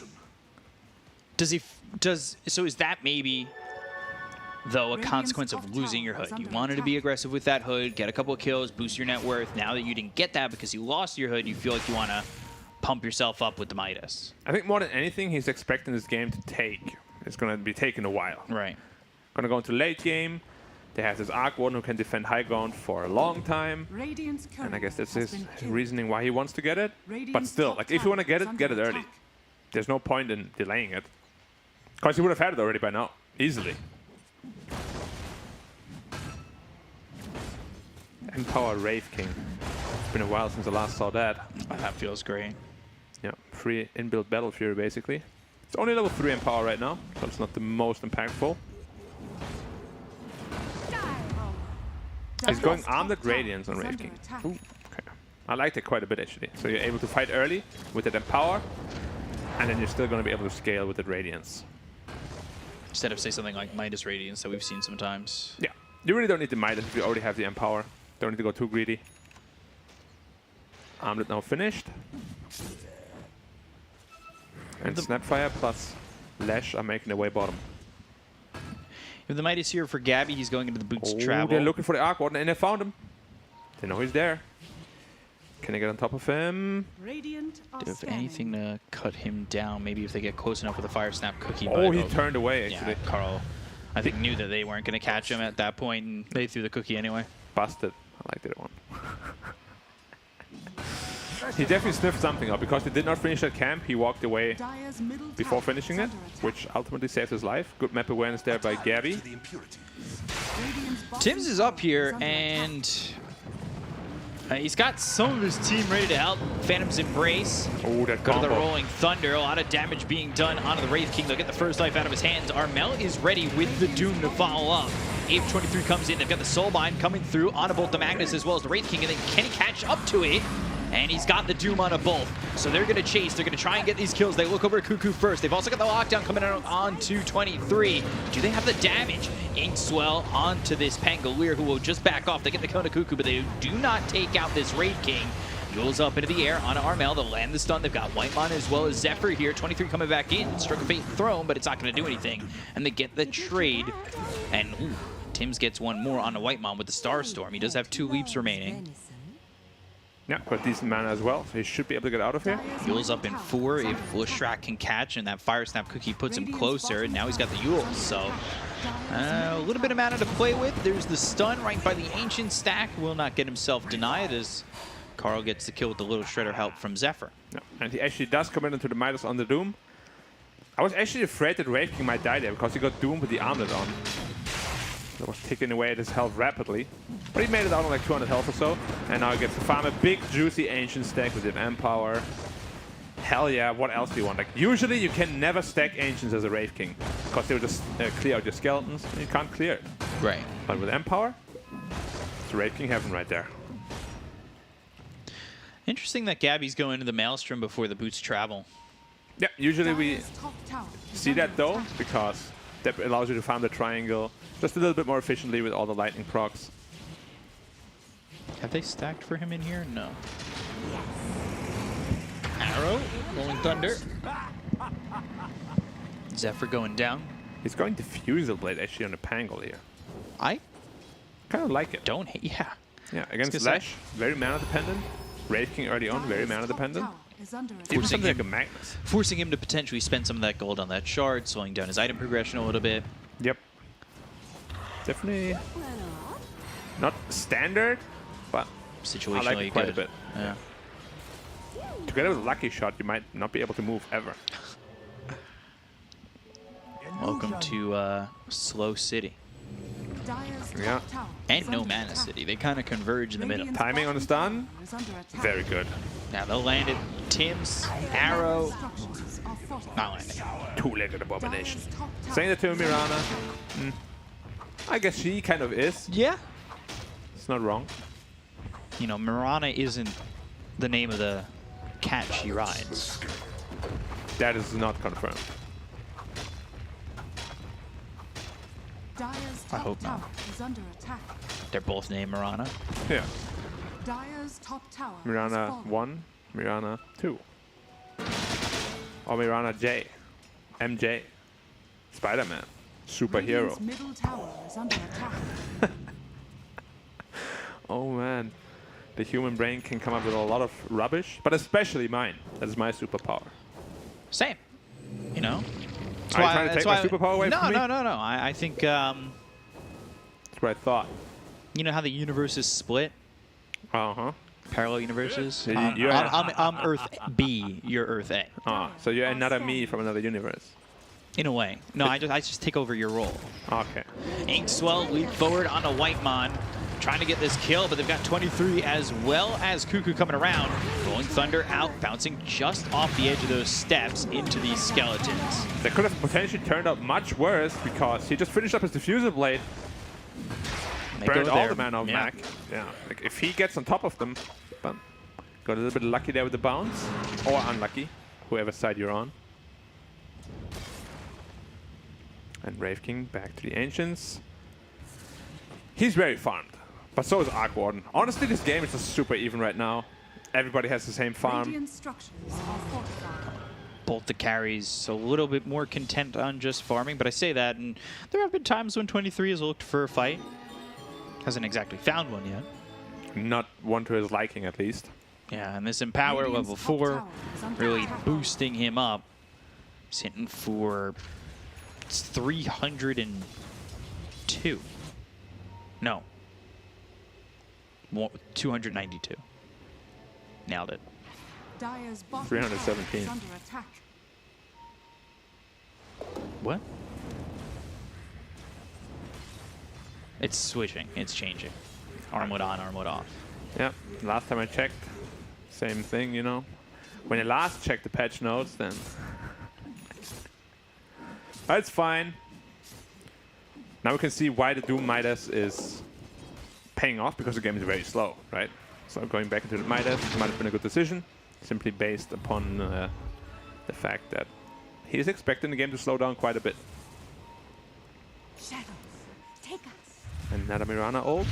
4 people going bottom. Who are they looking for? Lashrock potentially, but he should be sniffing it out, and he does. They're still going to go, though. 23 might be their target. He has re-inked, though. They can't burn all the mana, I don't think. We'll have to see, especially when you miss that swashbuckle. You'll burn none. Enchant coming through, take out the Sentry, and now they want to fight under this RP. That's only going to hit on the Bach. They've got the Yules up into the air on the Tims. They'll get the kill on the Bach. They'll take out this Pangolier very quickly, and now they'll look for Tims. Wow! And the damage from 23. One hit to the forehead, yeah. just splits it wide open. Ooh. How much was that, 800? I think he gave him an 800 crit to the forehead. It was a lot. Damn. Because he had more than half his health left. Oh yeah, he crushed him. And now Wraith King is getting... like, this empowered Wraith King is actually really scary right now. When you can hit like that and you botch your initiations the way that TNC just did. Yeah. The RP was also not what they were looking for, but they got one of the most important targets. The Pango followed up on the... what's it called? RP. Managed to kill him, lock him down. Because that Pango roll is the thing causing them the most problems in his team fights. Bounty. Maybe the double Doom, but he hasn't really cast one yet. He did once. Other than that, TNC have been very passive. Yeah, surprisingly passive. Got Mjolnir next, almost has enough for the Hyperstone. Yeah. Question is, who does this late game favor? It really just will come all down to initiation. You get the double Doom off on important targets. Will the Magnus get a good RP?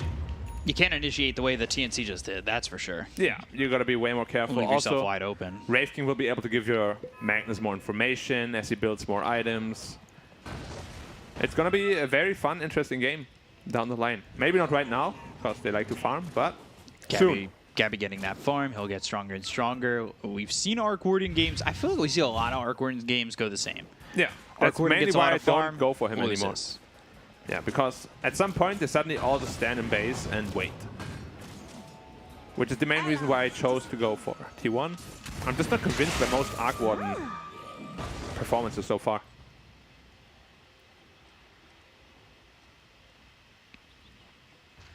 So, Moonlight Shadow was used.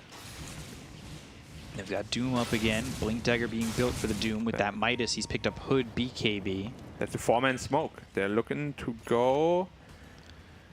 Potentially find Armel. Yeah, that would be a big kill. Got Blink Dagger on Cuckoo. RP onto one, skewer him back. Boy, he gets destroyed. It's not going to be enough, and they will end up getting that kill. Bach swashbuckling towards them. It was 3 hits from the Wraith King. He just got absolutely blown up. 0 armor items for now on the Doom. Well, he has Phase Boot. I don't know if you want to count that or not. It's +4. I think he got 2 shot by the Wraith King. Yeah. One for 955, the other for 260. And they're going to the Roche Pit. They know there's no Pango roll and no Doom. They can't contest this. Maybe they make a way in with an arrow and Carl, a leap careful. and a chance. Oh, you need that Aegis. They're going to try and time it. Enchantress leaps in. He's dodged it. Tim's on it again. Oh, no, wait. He gets out of this. Tim's. Come on. They're going to look after Bach. They've got the stun. The Soul Mine is out, and they'll get the kill here onto the Pangolier. But Tim's, he'll leap away, still holding onto the second life. Gabby's Tempest double ripped to shreds. 23, though, losing life, but doesn't lose his first life. There's a Pangolier buyback also committed at the very end of the fight. And he's getting tipped for Okay. All right, really? That Roche, that was all on Carl. Like, you know the Mirana position, you know exactly he's going to shoot an arrow from there. And you're the one who's supposed to pick up the Aegis. Yeah. So he gets arrowed, Mirana leaps in with the godlike timing. Just look, this positioning of the Lash. You can't be there. You're going to be on the right side. Make sure you can take the Aegis. Well played by Tims. Wow. And he gets out too. Yeah, the fact that he survives. Usually you see a play like that and they're immediately dead. It still looks sad, though. Look at his inventory. Tranquil Boots earn wand Aegis. Aegis. Oh, yeah. He's like, but he's got 1,800 gold. Yeah, he'll be like, I'm going to push out lanes now, guys, because I feel safe. don't think they're going to kill me twice. Until they will. Until they Because do we it very know quickly. Wraith King is going to 2-hit you. And 2 + 2 = 4, and your 2 lives are gone. Yeah. Because math. Easiest It's math good. I've ever done in my life. Hell yeah. Another smoke up. RP's And up again. who's right here? It's Oh, Tims. they got him, though. So 1 He got destroyed so hard. and okay, Yules Dyer's stunned and dead. Nice, 5 Wraith heroes, King didn't though. actually right click him a second time. RPU's now on the buyback of Bach. He's gonna die. And he's Okay. dead for 70. That shuts And down tips his game. again. And Bach tipped up. I hope he's... That tip jar's full. bottom Yeah. tower is under attack. And I hope he's mentally immune to getting tipped. Because he has been getting psychoanalyzed right now. Yeah, a little bit. And if you get psychoanalyzed, you're in trouble. Lash on top of the Grim. Yeah, Boomy pushing Easy out, kill. and he's just easily killed off. Blink dagger on Lash, actually. I love that a lot. I do that every time against an Arc Warden. Blink on top of him. He's like, oh my god, what do I do? I can't go anywhere. And he dies. This is the thing, like, feels like we're just waiting for what we see in a typical Arc Warden game. And we've said it already once before. It's just farm, farm, farm. The other team takes advantage of the entirety of the map. The rest of your team, besides the Arc Warden, really doesn't get a lot of net worth out of the game. And then you're defending Arc Warden versus the world. And then from there, it's, you know, toss up if you can do it. Makes me wonder why they chose to go with the Arc Warden out of all heroes. Doesn't even particularly counter any hero they have. It's not like there's a Medusa or TB or anything like that. Kind of just like an, okay, I like Arc Warden, let's go. Yeah. Radiant's middle tower is under Like, I attack. don't know if this Arc Warden can do the damage onto the Wraith King to get both kills, because he's got that shard now, and He's getting close to Scotty though. Once Scotty's online, Wraith King's gonna feel quite a bit more uncomfortable. it's just everything around him too, seems like. And they haven't be able gotten to a double deal with Doom off yet. Is under attack. Another No. smoke attempt, but White one is right there. He's like, oh my god, I know exactly what you guys are planning. And you don't want to Sentry doom him, down, and you can't arrow kill him. misses. Dyer's bottom tower Fire is Snap under Cookie actually sends him closer. 23's coming over, and TNC are the ones who want to run again. It comes back to TNC just kind of botching initiations. Yeah, the support positioning from White one has been spot on this game. On his enchantments, he knows exactly what he needs to do and when to do it. Mac now picked up a pipe, just going pure aura. And it's a 5-man smoke. Something we rarely ever see in Dota because it's super obvious. Right. No one's pushing out any sort of lane. Grimscope is showing top though, Pango showing mid, and they're going on the Pango again. Dyer's bottom Yeah, they want to go get Bach. Shockwave looking for the skewer. Kuku actually didn't land it, but they still have the Wraith Fire Blast and the Fire Snap he got Cookie. Oh, caught! it lands onto Armel. RP's there. He popped the BKB for nothing. No. 23 with the double kill. Botch after botch here from TNC. They're trying to push out bottom with the Tempest double. That ended, and now they lose 2 lives on the one of the Pango, one of the Doom. This is high ground, potentially a set of racks. They have to be careful. This Arc Warden high ground defense is immense. Like we have seen it many, many times. Skewer on the Tempest double. Got the clone. Get Clone some is gold. gone. Wraith King is getting low. But he's got that second Nice life. toggles. is under attack. How many times can he toggle? Again. Middle tower has They're not really committing to try to kill him at all. He's got the second life, and it's only a 40-second cooldown. I feel like he could survive that long. Soulbind comes in, Phantom's Embrace, but you don't have the Doom to follow this up. They've got the Silencer already gone. How unfortunate was that though? Armel blinks in, gets hit by a cookie out of all things. And after the stun duration, pops BKB but gets RP'd, and this Wraith King is just shredding him to pieces. It's actually, they need armor items and they need them now. Tempest double, it seems to get dispatched pretty easy. But here's Scotty now. Like he just took down half of Lash's health, all by itself. Which is usually a good sign for the Arc Warden. What does he need next? Damage. I just want to see damage. Daedalus, Butterfly, something like that. You could also build BKB but I just feel like you want to be more threatening with your Ooh, clone. I like this idea. They're going to throw the Tempest double bottom once again, and they know that they've gotten someone to react to it a couple times, so they're setting up for somebody to come bottom. Yeah, but at the same time, they've had so many botch initiations that this is a scary attempt. And Wraith King has a double damage rune. Yeah, so, oh my gosh. How much is he for? He just crit Like, 1200. kill him at all. He's got the second life, and it's only a 40-second cooldown. I feel like he can survive that long. Soulbind comes in, Phantom's Embrace, but you don't have the Doom to follow this up. They've got the Silence they're already gone. How unfortunate was that, though? Armel blinks in, gets hit by a cookie out of all things.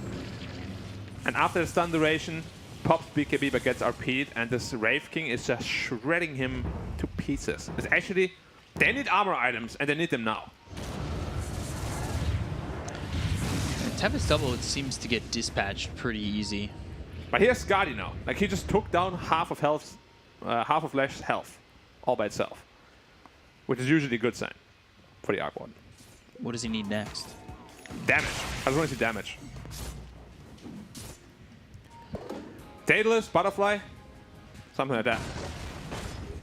You could also build BKB, but I just feel like you want to be more threatening with your clone. Ooh, I like this idea. They're going to throw the Tempest double bottom once again, and they know that they've gotten someone to react to it a couple times, so they're setting up for somebody to come bottom. Yeah, but at the same time, they've had so many botch initiations that this is a scary attempt. And Wraith King has a double damage rune. Yeah, so, oh my gosh. How much is he going to be hitting for? He just crit like 1200. And it's without DD activated. Okay, so 1060 without DD. But DD doesn't double all of them. So about 1800 crit damage. So This Grimstroke is going to get one hit. Yeah, before reduction, he'll get one hit. I feel even after reduction, this Grim is going to get one hit. 30% of 1700. So Close. what, that's 480. Yeah.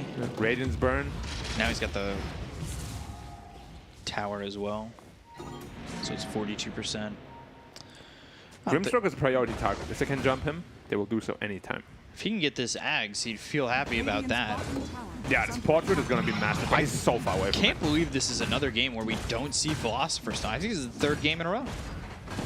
Well, the devs know that the item is broken, so the drop chance is actually lower than the others. Radiant's bottom tower has fallen. That's a fact.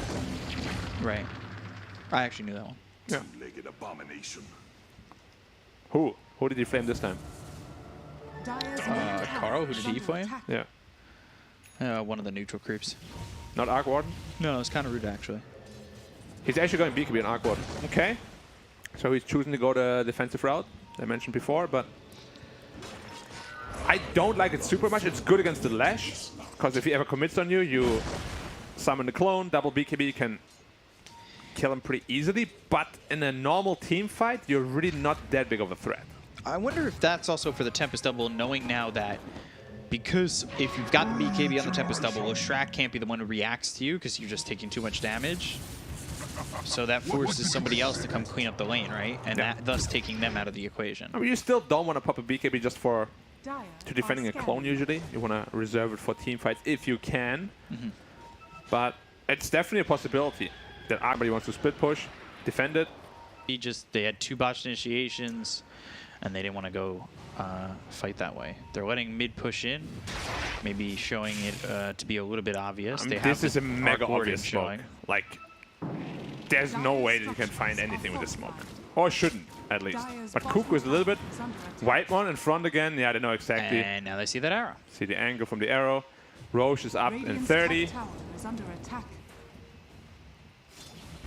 The problem now is that Bok is basically just a support. Same net worth as the other two supports. And he has not been scaling after that Diffu. He bought back, died again. Get the tier 2 bottom. I will say he's got the Blink Dagger though, and that usually makes it a little bit better when you're fighting as this Pangolier, if you can jump into the fight with the Rolling Thunder. It does. Roshan up in 4. If they see it right away, they gotta react fast on TNC, because this Roshan's gonna die fast. Oh, he backed out of it. Oh no, they don't see it right away. It's a big mistake. They could be hitting it already. That's another 4-man smoke. 5-man smoke. He sees it. Carl's gonna come in, go into the pit. There's a DD for He's out Wraith of King the again. pit. It's always like that. Every time. Every time out of the pit. Blink, War Stomp. On Arrow White Venom's on. Embrace. They do get the kill. The Soulbind goes over onto the Wraith King for a second. He's got double damage. He's tanky. And Tempest double just It's not gets that tanky. shredded. This actually does look funny. All right, now Roshan's wide open. You don't have to roll. It is going to be a 4v5. Arrow comes and hits a skeleton. 23 by himself, gets disarmed. That'll extend how long this takes. They have to be careful. They don't want to get another Roshan stolen here. Double damage has about an eighth of its duration left. Oh, just casual crit for 1600 on a Roche. Inkswell doesn't pop on 23, but he'll Wraith Fire Blast this Tempest double. 23, he's kind of been left by himself, but the team They might right jump by into Doom on him. him now. They've got the Reincarnation available. The Doom's looking for it. BKB gets popped. He's going to go forward, and the BKB gets popped by 23. That's a lot worse for the Doom. Because Doom needs that BKB to be able to get a Doom off even. It's just Wraith King. too long to get that, you know, that swing down on Doom. Yeah. Now, as soon as he popped BKB on Wraith King, he knew that he can't kill him. And this should be now a free Roche in about 10 seconds or so. Arrow flies in, spots that they're Spark out. Wraith as Tempest well. double coming in. Now they've got the MKB. On the okay, that's a lot of damage increase on the Arc Warden. Tempest double getting skewered, a lot of attention being focused there. 10 seconds until it's back up. Roche just wondering why they haven't finished him off yet. Soulbind comes out one more time. They have to Venom's take everything Embrace, right and now away. Oh my god. they're not going to go. Now they're going again. Roche sitting low, waiting for the opportunity. The Tempest Double's there. They've got the Rolling Thunder, but the Aegis is picked up by Carl. Rolling Thunder's starting to break up this fight a little bit, but they'll get the kill onto the Tempest Double. They'll look over at Bach. Can he get out? Swashbuckle, Cliff, Fire Skewer. Snap Cookie, and the Skewer stops his TP. Bach, he'll die again. He got the And shard though. Does pick up the shard. Did he get cheese? No, Lash has Aegis Lash cheese. has Aegis cheese. He got the shard. Which is going to who?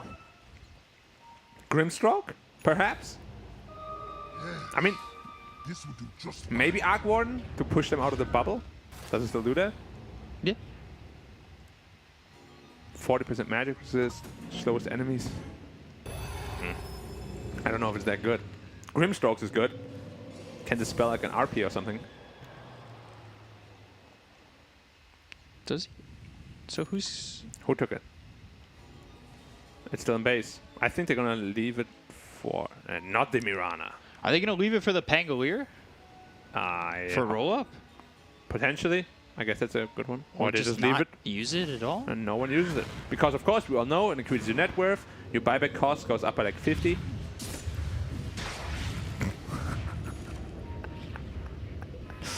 Nah, I think it's gonna be Grimstroke picking it up.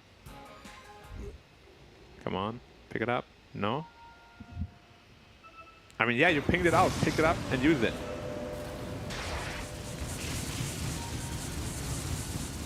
Oh, He got it. he's holding it. Oh, he's not using it. He used it, yeah. Yeah. Woo, we got there. All right. God. Surprised it took so long. Yeah, I would love to hear the conversation that led to that. MKB picked up here for the Wraith King of 23. Now he hurts a ton as well. Well, he already did, but Aided. hurt some more. He hurts a lot.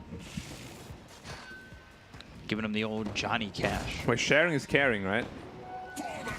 He's sharing his damage. Dire are So scanned. is he gonna do the gem Axe technique? is going to be up here for the Grimstroke. He didn't do the gem technique. Oh, is it going to be? He buys out. Oh, boy. Carl spotted him. Boomy now needs to get out of here. He needs to make it out. If he doesn't, then Inkswell. oh, he got him. But the spell. Top tower. So he's able to run. But He's got no the TP. stun.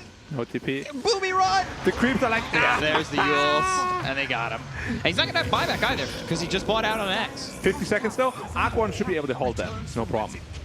Timeout Edict Explosions picked up for the Leshrac. And that goes through the Arc Warden bubble. Prize is mine. And that's 80 or 70 per second. Oh, total. They've disarmed this Wraith King. All right, now look at the Edict go. Score again. It's just so easy to kill this Tempest. Now Edict. So much damage. Okay, never mind. Clear. Mirana! And Tips, very dead as he gets hit by that shockwave. And they have no way to deter this Wraith King from hitting the Rex. Yeah, so they're going to get themselves at least the set, come down bottom, 6 seconds left on the Grimstroke. They don't know he's got Ags yet. They'll move forward onto the Tempest double. Rolling Thunder comes in. They're going to buy back here onto Tims. They'll look over as Armel moves in, but doesn't get the Doom off. Pops the BKB. They're trying to get the first life out of his hands to start. So now they've got themselves this Dark Portrait, but it's already taken care of. They got the Doom onto the Wraith King. Do they have the damage coming in from the Arc Warden? Fire Snap Cookies, given the cheese. It's in his backpack for now, and the Doom just deters the push. It doesn't lead to TNC taking or winning a fight. Yeah, that's usually what we see. Like, either you Doom someone else or you wait for the second life of the Wraith King to Doom him. But as you said, they have just no way of sticking on top of him. He walks out, his ult is back up in 5 seconds, and now they're like, all right, what do you have now to defend? Nothing. Yeah, Doom on cooldown for They still have Aegis also. He just blinks in with the overwhelming blink. Carl with an overwhelming blink to slow them down. Gotta relax. Might be in too deep, but he does have an Aegis to work with. Nice. To avoid the dodge. arrow. Swashbuckle slowed up now. They've got the blink as well as the War Stomp. Can they even get the first life out of his hands? Cuckoo ends up missing the blink as well as the skewer, but they've taken themselves the melee racks over in the bottom lane. Stroke of Fate comes in. Carl getting low. They land the stun on a Bach. He ends up dead once again. They've got themselves the Aegis out of the hands of the Leshrac. They're taking the Tempest double with the arrow flying in, but that's not going to hit anybody on the side of T1. Overwhelming blink away. 23 with the flicker. He's hit with that Phantom's Embrace. The blink forward. Rolling Thunder coming through, landing onto 4. Bach needs to be careful. He just bought back. And 23 is trying to sniff him out. And he might still. The creeps Bach sniffed him out. Getting caught here by the creeps. 23. Phantom's Embrace might be what keeps him alive. Flicker to avoid the arrow. And he does just make an escape. They've got the Swift Blink now in the Arc Warden. Gabby's Tempest double up top. Looking to break through this back door and take a top tier 2. But they are still down 2 sets of racks. I guess we were right with our analysis of the game state. Just sit in base, wait until it happens. Every time. Every Arc Warden game. Yeah. At this point, it's kind of a tradition, right, with the hero? Both seasons, too. Yeah. All regions, too. I think there was like one good Arc Warden Carl, game. you may not want to take this fight. BKB moves into the air, and Gabby's Tempest double. Will either go for Carl, and he's taking out half the life on that tier 3. Yeah, but there's now no more wave now after this one. Now the question is, as T1, do you want to play it slowly, wait for the next Roche, Ooh. or do you want to go in right away? Tempest double didn't make it. Where creeps were killed? Yeah, the range creep. Okay, because otherwise the tower would have been gone probably. Carl And was Wraith there, King is but just I think destroying it's it, and it's dead. So easy for him.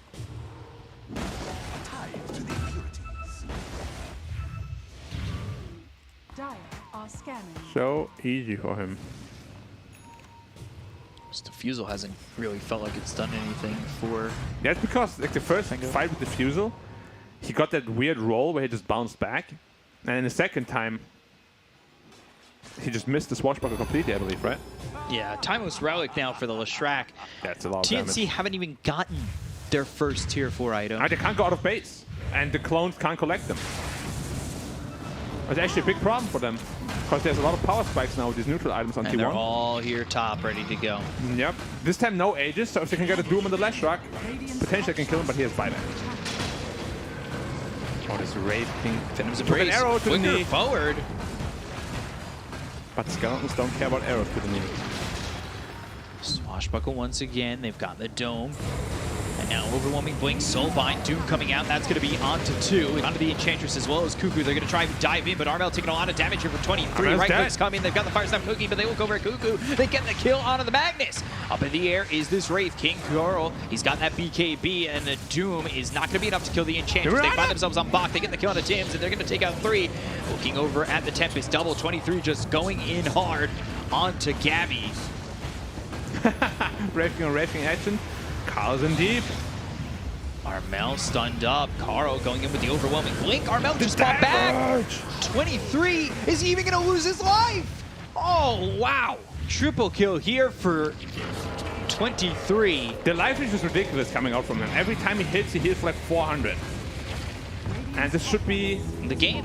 maybe they can do like some miracle defense. I call it miracle defense because he did that. Hey, Miracle did it all by himself. True, but they're just not getting through 23 at all. They're holding for now. Tempest double, overwhelming blink with BKB. He ends up getting stunned. Gabby's Tempest double trying to do damage, but it does none. There's Swift Blink now finished on Wraith King as well, flying in the Korea right now. They take out this tower very quickly with the Diabolic Edict. They've got themselves the Soulbind once again. No Doom to work with for a Zoning minute. kisses. Mortimer's Kisses zoning them back. The right click one onto Whitemon. It does some decent damage, but it's not going to do enough. They've got the Ancient exposed. They have the Hex available on this Leshrac. Edict in 2. And 23, he's just going to be sitting here going for the victory. The Abyssal Blade is out on the Gabby, and they should be able to take this throne. Although Whitemon, he survives for a little bit longer. Right click's coming in, Rolling Thunder out, creeps pushing in. They get the kill onto the Enchantress. Rolling Thunder now hits onto the Wraith King. But he jumps forward, and the Tempest double trying to do the damage on the car with the BKB pop. They've got themselves the dome up again. Swashbuckle disarm, Stroke of Fate coming in, Flicker. It's going to take the disarm off, and now they're going to go in with Tim's. Well, dead. Once again, down for 50, and there it is. The Edict takes it. T1 take game 1. I do not know why they drafted this lineup. It went down the usual Arc Warden hole, yeah. I was like, okay, our early game looks quite decent. Oh, we lost one team fight. All the way in the base. It seems that Arc Warden games always go the same way. We've watched this story Season 1, Season 2, and I don't think, other than maybe once, we've seen it go any other way. You take up a lot of farm as Arc Warden, the rest of your team falls behind, it becomes a, hey, can we hold high ground? The answer is no, because the rest of the team has the entire map to hold. It was a very tough game from the beginning, from the draft, because like you basically first to the Doom, they responded with Wraith King, but you didn't pick a good carry against Wraith King. Like Arc Warden, as I said, was picked without countering anything. Yeah. Didn't end up working at all. Yeah, I don't know what they wanted to do with that Arc Warden, but you know who might? The panel. So we're going to throw it back over to you guys, break it down, take it away. I don't think anyone knows what to do with that Arc Warden. Yesterday in China, we saw a Broodmother attempt to make space for their team's Arc Warden. No dice. Same thing here. This Arc Warden just seems like a liability every single time it gets picked. But it's a 3-game series, and my theory was that this was a Game 1 kind of draft from TNC, where they're like, okay, you know, we can try to do a little spice. Okay. We'll put a little spice in it. But and they then did play Arc Warden before. TNC is a team that plays it. I didn't like that he went for 2 raid bans in the lane. You aren't really there to dominate the lane. The moment you finish your Midas, you're out of it anyway. I guess you get it because Magnus deals way too much damage and it's kind of hard to last it against him. But still, it delays your Midas way too much. And overall, Arc Warden as a hero, as counterintuitive as this sounds, he does not play well from behind. If you have an advantage with this hero, you can actually take games fairly easily. Someone needs to keep them busy while he's farming. If the game's not going well, is that hero Doom? Probably not, because he's cooldown dependent. But we saw Broodmother try that in China yesterday, and it still didn't work. Yeah, but that Brood lost her lane. She was keeping herself That is busy. true. She wasn't really doing anything as well. Also, how many double Dooms have we seen this game? Not too many. Yeah, compared to the previous series where the execution was really on point. Even just the second game where Doom didn't have a Grimstroke to play with, he kind of dominated the whole game. Also, Pango, like, not really convinced by his performance. Going for a Diffusal Blade, I don't mind that, but you need to be able to take a couple of good fights once you get it. Some interesting buybacks as well from him. Yeah, Bok using a buyback Quadruple tip. and then using a couple of bad swashbuckles. I get it. I get it. Yeah, I think part of the reason that we didn't see many double Dooms is because Doom was being played from mid, and you can only double Doom from the off lane. That's what it seems like, because your mid laner needs to go in. No, Pango was like, oh, you know, Doom, you go in first. I'll figure out who to roll on afterwards. It's only allowed to double Doom if you're from the off lane. It's a hidden mechanic. It's not a hidden mechanic. It's actually in the email that you didn't read. Oh, the email that I didn't read, right. Yeah. So, yeah, Wraith King this time around decided to go for Armlet into Radiance. Arc didn't die Arc did not die a single time. But his his clones were dying. Yes. That's a very bad thing. Yeah, like, if you see that your carry didn't die throughout the whole game and you lost the game, this is a very bad sign. But to go back to the Raid King talk, you know, finishing the armlet and then being able to farm the Ancients with Empower, which is something that he can't do. Skeletons just die to the Ancients. I think that's a pretty big deal. And once again, 2 supports from T1, really stepping it up. Also, I don't know how many times. We've also seen some interesting build on Last Yeah, Track. overwhelming Blink. Lesha, how'd you feel about that, Lacoste? Love it. You go in and the slow, you are setting things up for a stun. I don't mind that. And then lightning on top of Plus it. gives you a lot of HP, makes you survivable against the Arc Warden clone. It's not bad at all. The build so. Yeah, I think part of the reason that we didn't see many double Dooms is because Doom was being played from mid, and You can only double Doom from the off lane. That's what it seems like, because your mid laner needs to go in. No, Pango was like, oh, you know, Doom, you go in first. I'll figure out who to roll on afterwards. It's only allowed to double Doom if you're from the off right, lane. it's a hidden mechanic. It's not a hidden mechanic, it's actually in the email that you didn't read. Oh, the email that I didn't read, right. Yeah. So, yeah, Raid King this time around decided to go for Armlet into Wait, Radiance. Arc didn't die a Arc single did not time. die a single time. But his illusions were, his clones were dying. Yes. That's a very bad thing. Yeah, like, he if you fed quite a see bit. that your carry didn't die throughout the whole game and you lost the game, this is a very bad sign. But to go back to the Raid King talk, you know, finishing the Armlet and then being able to farm the Ancients with Empower, which is something that he can't do. Skeletons just die to the Ancients. I think that's a pretty big deal. And once again, 2 supports from T1, really stepping it up. Also, I don't know how many times. We've also seen some interesting build on Last yeah, Track. overwhelming Blink. Lesha, how'd you feel about that, Lacoste? Love it. You go in and the slow, you are setting things up for a stun. I don't mind that. And then lightning on top of Plus it. gives you a lot of HP, makes you survivable against the Arc Warden. Whitemon on point with the Enchantress, breaking smokes the clone every single time. Every time. Every single time. You can't defend even with it. It just gets skewered into them. That was a lot of 300 gold over and over again in the pockets of T1, allowing them to get a pretty solid first game victory. Can they get the second one? Can they clinch a playoff position? Gonna have to go to a quick break before we find out. Stick around. We'll be right back.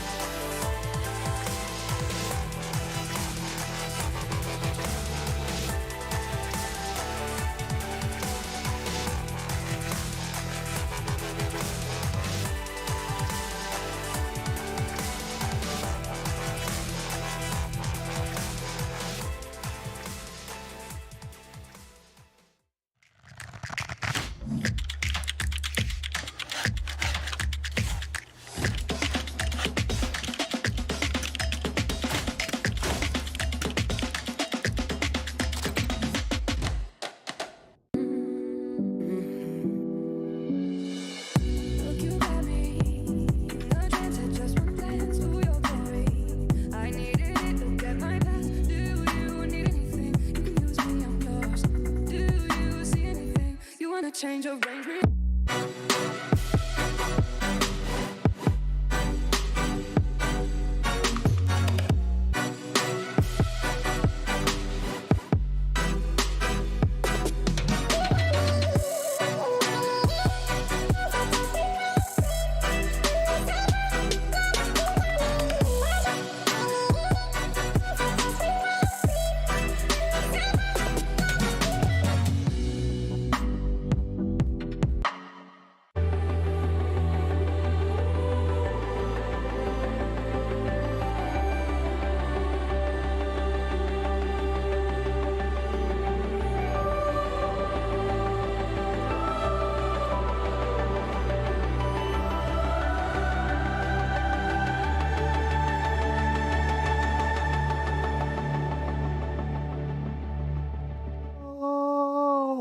welcome back to the Southeast Asian Upper Division final game, potentially. I don't know. Potentially. Depends all on Master Cuckoo. What can he cook up for game number 2 versus TNC? Or perhaps TNC need to do less cooking. Perhaps they cooked a little too much in that first game. A little bit too much spice. A little bit too much. They're stirring the pot. Too many cooks in the kitchen. Too many chefs. Too many chefs. Too many chefs. Too many cuckoos in the kitchen. Oh man, too many cuckoos. Whoa. Now that's a content piece. Ooh. Too many cuckoos. Do we want to see another Arc Warden game? No. Probably No, not. absolutely I not. feel the hero has been losing Get him most out. of the time, even in the other regions.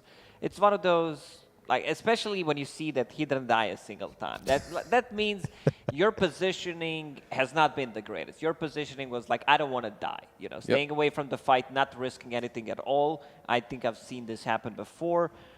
Something's just off. This should not happen. In a game where you lose, your carry should die. Yep, I've seen many an anti-mage end my pub games with 0 deaths and like, guys, what was the problem here? I'm like, bro, you're the problem. It's okay to die. That means that you were getting into the fight. No, you weren't the one feeding, so you're obviously not It's the all problem. about the KDA at the end of the day. I don't know. I'm sitting on some comfortable 60% with Arc, but the hero is garbage. Just plain and simple. This patch, not up to him. Because for a few patches already. Yeah. You can make him work, but it's just so difficult. Black said that the era of the 1v5 carry is over. Yep. Yeah, for sure. Because we've seen even the Tricore lineups, everyone wants to be able to scale. Reason why we see like CK being played on the off lane, where he's a strong laner and he also scales. But you need to have a good support duo if you want to make that work. Yeah, and Arc is just taking too much off of the map. Just Yeah. like Tinker, right? Like you have one wave constantly pushed in by him, plus he's chilling somewhere around the triangle, means he's taking that too. Oh, this is T1's best opener. Like, I believe Snapfire plus Lion. I'm still getting the flashbacks from the game when Carl went 0-4-0 on Puck. 5 minutes in, and then this exact support duo, Snapfire plus Lion, managed to win the game. At the end, They won the lane. No, but no, then no, they Carl, won the game. They won. Oh, okay, fine. They won the game. They Carl managed to make a comeback, didn't die a single time. Yeah, after Carl went that. like 14-4 after the Yeah. 0-4. You know why? Because of the support. True. By the way, TNC might decide to take that puck or probably not take it, probably ban it out in the second stage. If you don't want to play against that Snap plus puck combo, Especially that was if you've already got a Centaur. exactly why. You have the Scent, you want to ban out the puck, the Mars usually, plus Snapfire is good with them. Void is also an option that you can think about banning out. But let's see what TNC will cook up. If they want to pick up a support, they still have a lot of success with Mirana. If they want to have a nice stun combo. They can snatch that Enchantress as well if they want What to. happened to Jakiro? Why is like Jakiro? I don't think I've seen a single Jakiro pick. No. Even North America, which usually has the softest spot for Jakiro, has not been picking the hero. I think Warlock basically just took over. And there's the Mirana. They go with the Mirana Centaur. Yeah, Jakiro Void and banned out. there was one other support that I'm surprised. I think I saw one Jakiro with Void in a game recently. Wasn't a pub, one of the DPCs. I was playing a game the other day. No, one of the DPCs. Don't even see the hero in pubs anymore. Yeah, I think that his original claim to fame was being a pushing support, and you just don't need pushing support these days. Same reason why Shaman fell off. Yep. Let's see, T1. Actually, it's kind of difficult for T1 to ban anything out right now. TNC have shown their offlane combination 4 and 3, but that's it, right? And they do well individually, and they don't synergize that greatly with anything, right? So because of that... I can give you some comfort bans that TNC have been playing a lot. Tiny, Gabby's most played hero. Okay. The puck that you mentioned. Okay. But they can also take the puck. They can also take the puck. Yep. I would love Tiny. Support's very... Lion squishy. Snapfire gets some strength. They ban out Dragonite, so they might be setting up for the puck. Yeah. Will this be like Mars and puck bans from TNC now? A Lifestealer instead. Okay, Lifestealer versus the Centaur makes some sense, right? And the Ursa is already banned out in first phase. There isn't a better core versus Centaur, I believe, right now. When it comes to the lane, Lifestealer should be the best. What about Timbersaw's banned out, but Yeah. how do you compare the two? I mean, position 1, right? Oh, okay, yeah, fair. Yeah. Timber probably the best when it comes to taking down these bulky boys. In chunky South ones. America, we saw Beast Coast in their closing game attempt to play Monkey King, and boy, does that hero not look good right now. So I think Lifestealer and Ursa are pretty much your only options against Centaur if you want to lane bully. A Terrorblade ban. Is this some Medusa maybe avenue for T1? It's also an option. Could be setting up. They have a decent amount of control with Medusa. Still yet to see. Lion, Shard, level 20, giving mana to Medusa. This is Yeah, we what I haven't want seen to that see. yet. We have not seen it. We've seen somebody trying to go for it, but in the end, They lost the game. we had the two heroes in the same game picking up the Shard. Just didn't happen. You know what hero I do not want to see? Rubik. Game loser. And they ban out the Medusa. So they read T1s. Like sometimes you put yourself with this ban, right? You know, bad spot. No, here's what you do. Ban out AA, pick up Morphling. That's also an option, definitely. Like I said, 23 Savage. If you need to win a series, you give that man Morphling. Or PL, that's still in the pool, right? But not great versus Centaur. We have seen him do. We've seen Centaur with Radiance, Crimson Guard, Bloodstone. What That else PL is there? didn't touch him the whole game. Literally unkillable. That was the cuckoo. That was the same teams playing, right? Yep. Yeah. It was Exactly. 23 Savage's PL who was like, bro, what do I do against this?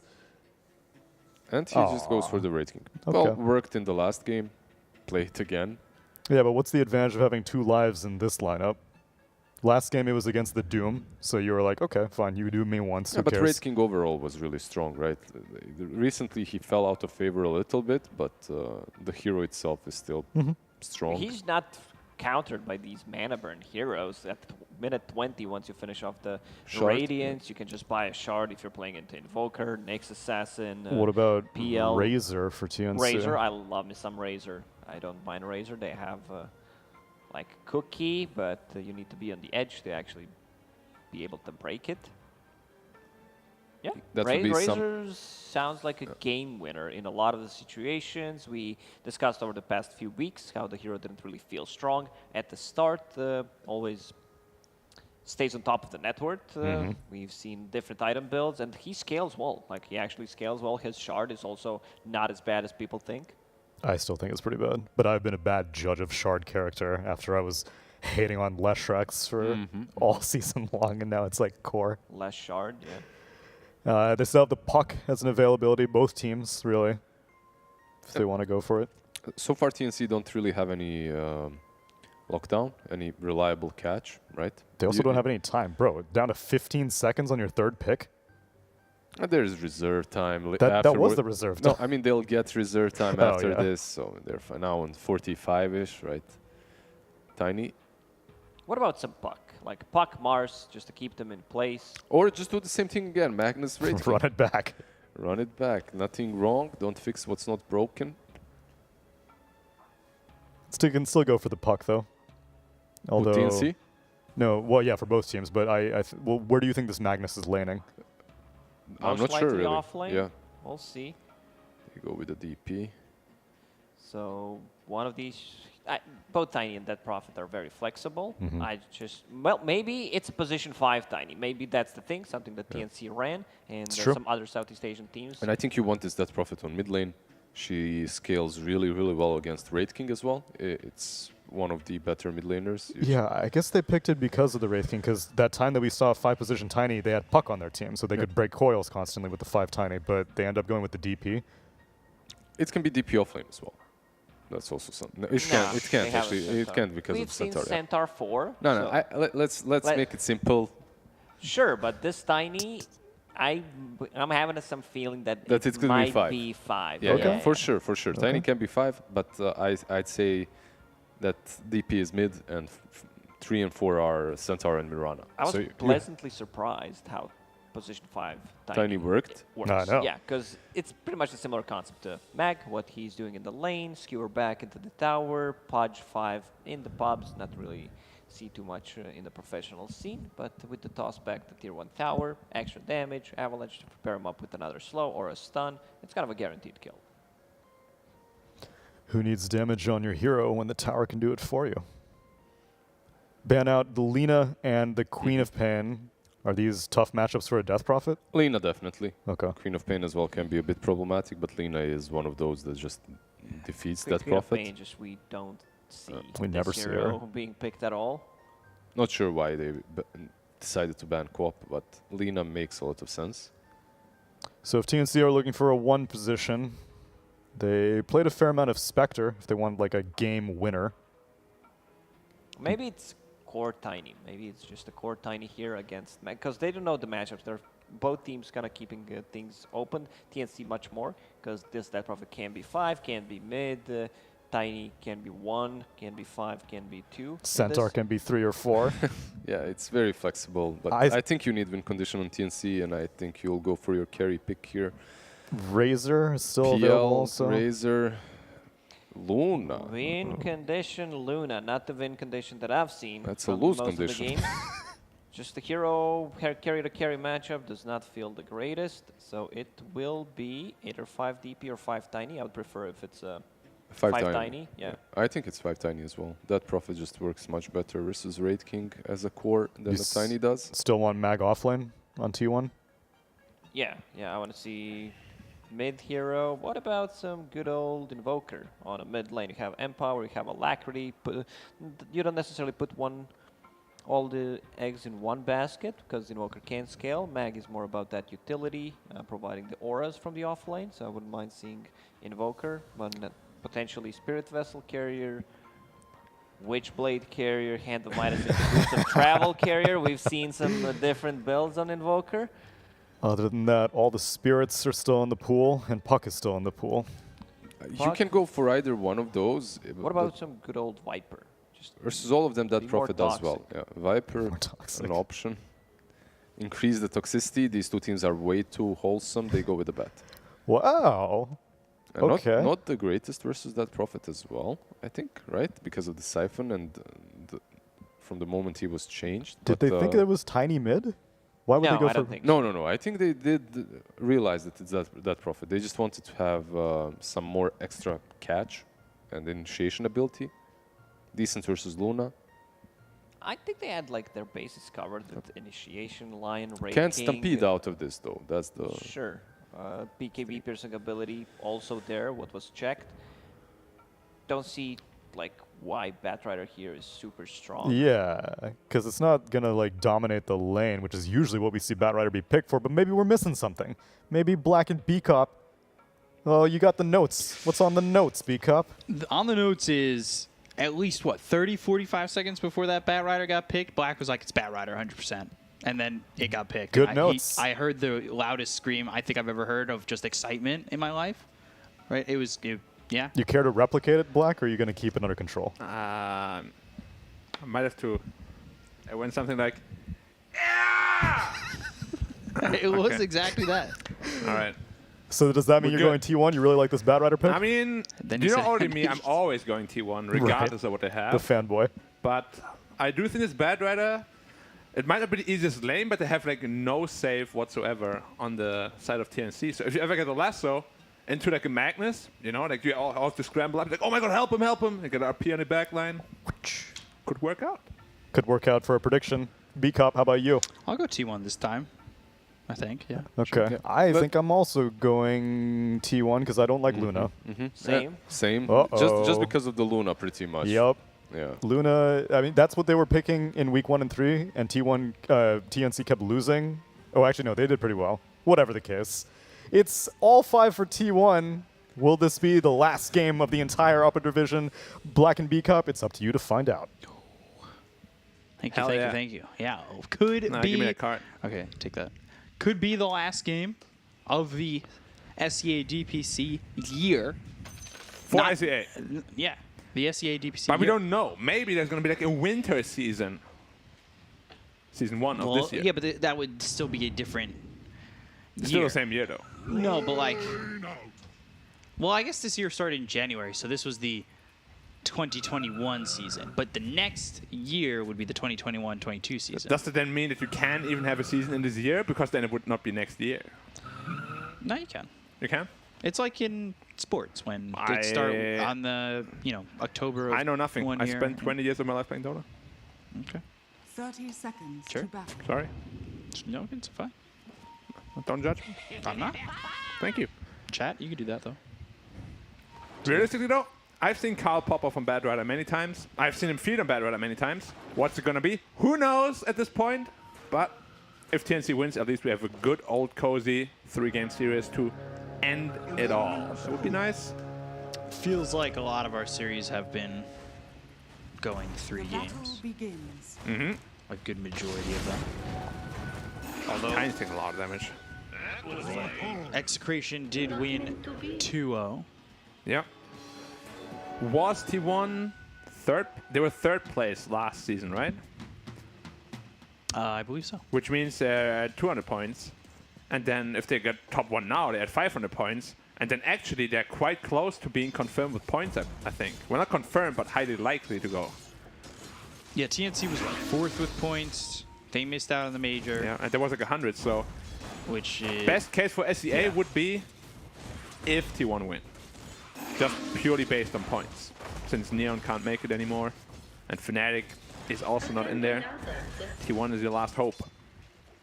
Yeah, it's kind of crazy that a whole region might end up with... 1 TI team? Yeah. Yeah. Like the entire system originally was built so there's 2 from each region. But the way it's worked out... Might potentially not be, yeah. We have to wait though. Wait and see. Still nothing confirmed yet. First spike down bottom as we take a look at 23 back on the Wraith King. This is, I agree with the panel. I love this support duo. A lot of lockdown for this T1 side as well. Yeah, a lot of playmaking also. I mean, they have BKB disables, they have instant hexes, they have 2 BKB disables even. A lot of damage coming out from the Bad Rider. Or nice double impale down there. Getting some good Harris damage going. Not meant to be. They need to be a little bit careful. Centaur, though, he gets tanky, given the opportunity to just get a little bit of farm in time. I don't know if you'll have Tims exactly just stay around anyway. Yeah. Have to be very careful down there. But also we have to look at this T1 lineup. It's not a lineup that's going to win you the early game. If anything, Magnus is more of a mid-gamer, same as Bad Rider, and really same as Wraith King. So all T1 wants to do in the early game is sort of a damage control. Make sure you don't lose the lanes. Like, you're supposed to be in a little bit of a deficit, but just don't fall behind too far. Right. That's your goal here. A lot of damage into the Centaur here. The Fire Blast, and with the Skeletons, they just did not have the line to follow that up with another stun. Otherwise, they might have had that kill for first blood. Yeah, potentially. How is this lane supposed to go here for Armel up against Carl? It's pretty DP favorite. Well, it used to be at least. After the DP nerf, it's probably a little bit more even. And he is keeping up in CS so far. We've seen a lot of Bad Riders struggle, especially in lane. But yeah, like the biggest selling point here for me is that they have no save against Lasso at all. Whoever you Lasso is more than likely going to die. Yeah. And if you want to save him, you are going to be huddling up and trying to save him. And then just game-winning RP can come in. I love this sort of setup. Same reason why I like Void and Bad Rider on one team, for the same reasons. You pull a guy in, the back line clusters up, get a good chrono in. He has to be careful on DP. Couple more stacks, he could potentially die. He's going in right now. Yeah, he's going to try and go through on mid immediately, the TP out. A lot of damage though. Yeah, still burning pretty hard. If they maybe even had Snapfire rotating, they could have had a kill again. Yeah, just need one stun. Stop that TP, stop that escape, and just lock him down. 23, we'll see if he's afforded the amount of space that he got in that first game. It's going to be hard to replicate a similar performance. Score. Score back, Boomy.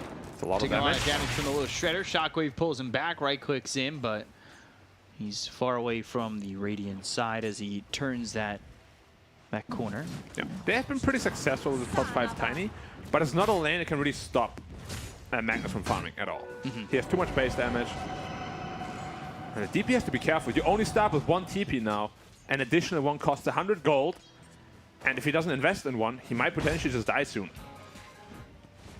Hey, you step up onto the high ground to get too many stacks of that sticky napalm, you're asking for a lot of trouble.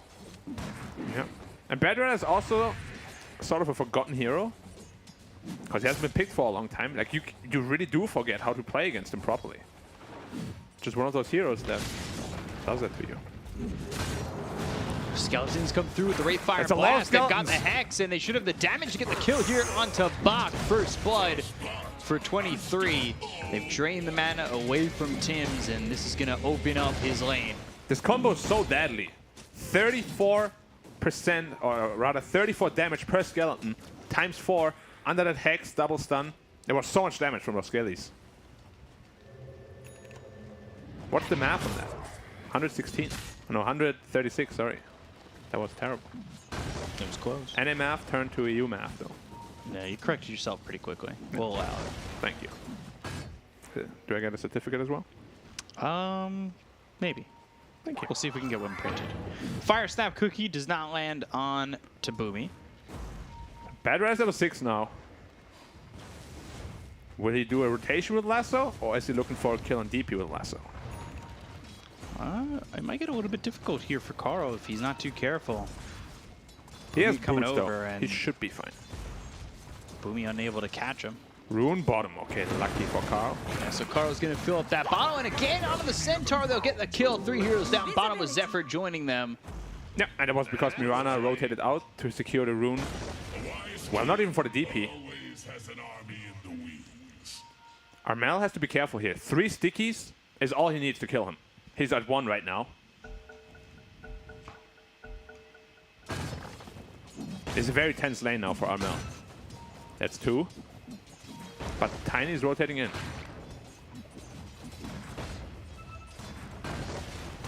And they're going to put some pressure on this bottom tier 1. They have the skeletons to push in. Centaur doesn't have a TP to come back to lane, actually. They have the little shredder. They'll have the right-click damage coming out from 23. I mean, they have enough to tank all this, and now Centaur finally, he's going to try and TP in to make something happen. Avalanche comes out, arrow, not going to land, and they land the Earth Spike toss. Hope Stomp should be the follow-up. Fire Snap Cookie, they've got the stun onto 2. Right click for this Wraith King, just enough damage to get the kill there on the White Mom, but it's a lot of commitment just for his support. Makes you wonder if he would have lived if he used his Fairy Fire or not. That was a tough decision either way. And they're making some stacks once more for the Wraith King here. We still have yet to see a Lasso. Or a DP rotation even. He could be rotating to the side lane. As I said, they smoke up. Are they looking for the Bad Rider here? They are. It's really a game-winning kill. This kind of thing. Well, not game-winning, but it's important. Avalanche coming in. They've used the Exorcism. Carl trying to find a way out.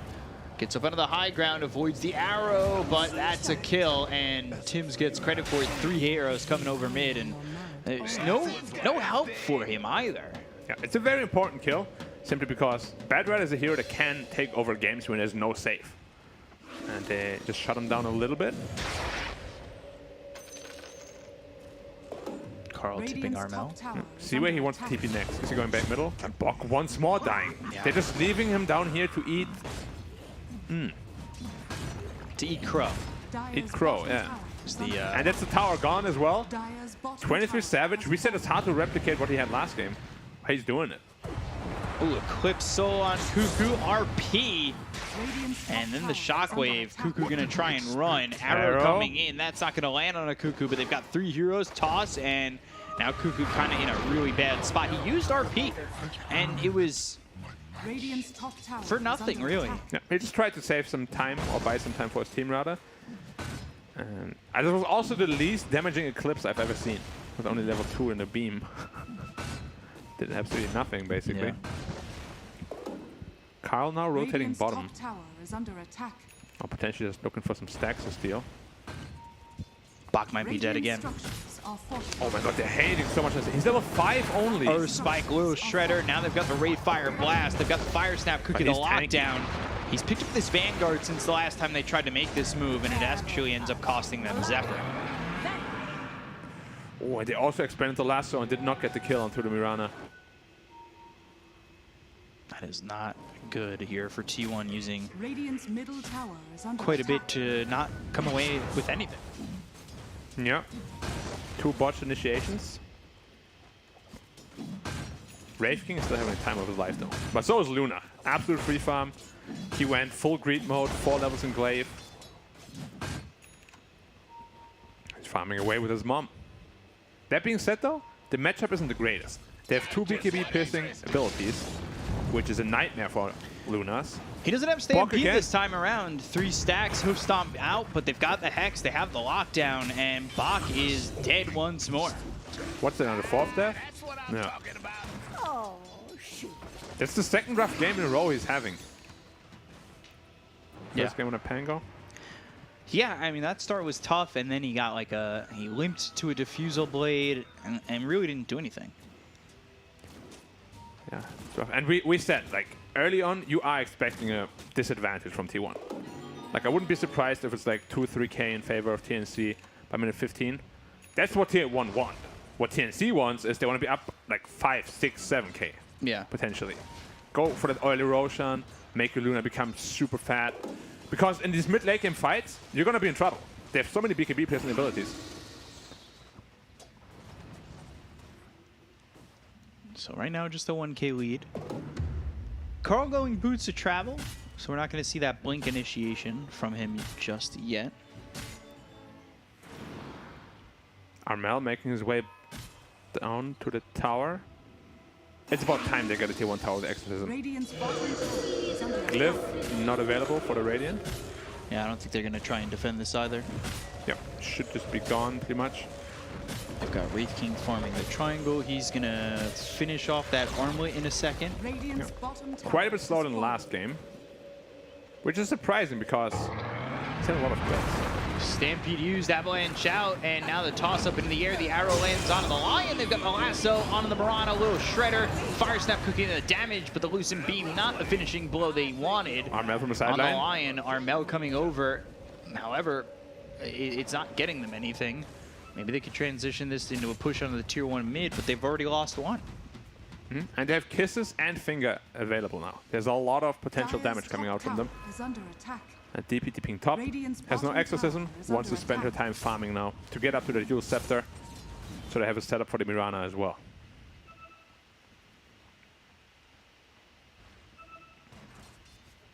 So TNC, a little bit of a slow start for them. A little bit, but they're still doing what they need to do. It's just the question will just be in the mid game, is it enough? Yeah. Is what they've done enough? At the mid game, will they be fighting harder? Will they be fighting stronger? Will they be fighting any faster?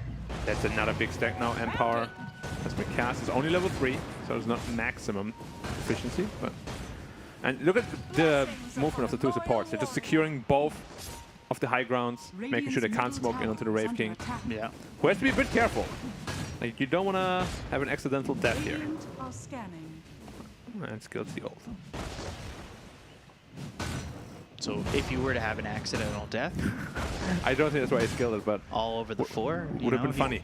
He'd be okay. Yeah. And the enemy team wouldn't know about it. They're smoking in on top of him right now, though. If he can pop it on Boomy by himself, that would be massive. And he does. Avalanche and the toss, they'll get the reincarnation out. Ooh. Yep. Lasso in 10. Not available. No blink to catch up to him anyway. No. This doesn't feel like enough just yet from TNC. The Luna is getting very fat, though. At least. But so is Wraith King.